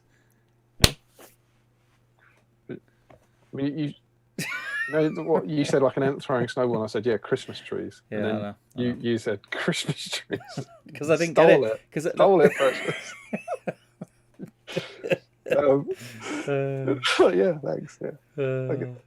You can paint up Anna and Elsa, of course. Perfectly acceptable. Yeah. A wizard as Santa, anything like that. Yeah. But mainly come and be excited about Christmas. Hopefully Seb's Secret Santa will have taken off. The deadline for that, I think, is the 30th. If you haven't got involved, Sebastian Ratz on the GBHL, go and do it. He does it every year. It's amazing. We've got 100 people in it this year. You in, Steve? Not yet, but I'm going to do it. I'm going to do it tomorrow. I've been meaning to do it all week, but I've just kept forgetting. Yeah, it's awesome. I've done it for the last 4 years. It's brilliant. Really lovely, fun. And everyone gets to share their presents on the GBHL. So hopefully that will have kind of properly kicked off in 2 weeks' time. Same as Halloween. Let's get some fancy dress going. I'll be the King of the Dead at Christmas, and we'll just have a blast as we. Yeah. That'll be our last proper stream of the year. And so there isn't an issue, right? We're not doing an issue of the magazine. No issue. I'm just gonna hang out. There's no issues with that. No issues. It's our Christmas party. Come along to our Christmas party. On the 11th. That'll be that. Should we jump in the chat? Yeah, we'll say our goodbyes because, like I say, cross-legged is. I'm now at the point of I'm probably gonna medically injure myself if I don't go to the loo soon. Larry said he scanned over one of your videos. You were wearing a light pinkish shirt that made it look like you were wearing an apron. There you go. Joey doesn't know what to believe anymore. He thinks it's in the Matrix. Larry says Durin's Bane is named. That must be something about painting multiple Balrogs, is it? I don't know. And Cameron confirms that what I murdered as Ridra or whatever is Rory, but Gaelic. Okay. And then Larry says he reckons that we'd do the Christmas special on the Christmas Day stream, indeed. Yeah, Dwalin says Radagast on sled. Absolutely, great choice. Remco last name, Thorin's company, Christmas decoration. Galadriel, she gives away gifts. I mean, if she had a sack full of presents, I'd allow it. Maybe, yeah. Cameron would be there for a Christmas Day stream. Not going to mine on Miss Cam's presents this year. I think sadly we won't be getting away from that. Any wizard, they're all wise men. That's good. I like the wise men. I like that. 3 wise men is good. Yeah, that's a good one. Are we going to eat, drink, and be Pippin? Oh, Larry. Larry. It's good. It's good. That's awesome as always, gents. Good night to all. You said it was a lot for a non-named hero week. Oh, you said it was a lot of entry for. Oh, right. A lot of entries for a non-named hero week. And he said Durin's Bane was named. Gotcha. James Hogg, thanks for the entertainment, guys. Cheers and good night. Take care, man. You've murdered Gaelic. It's Scottish, not Irish. I'll give up there.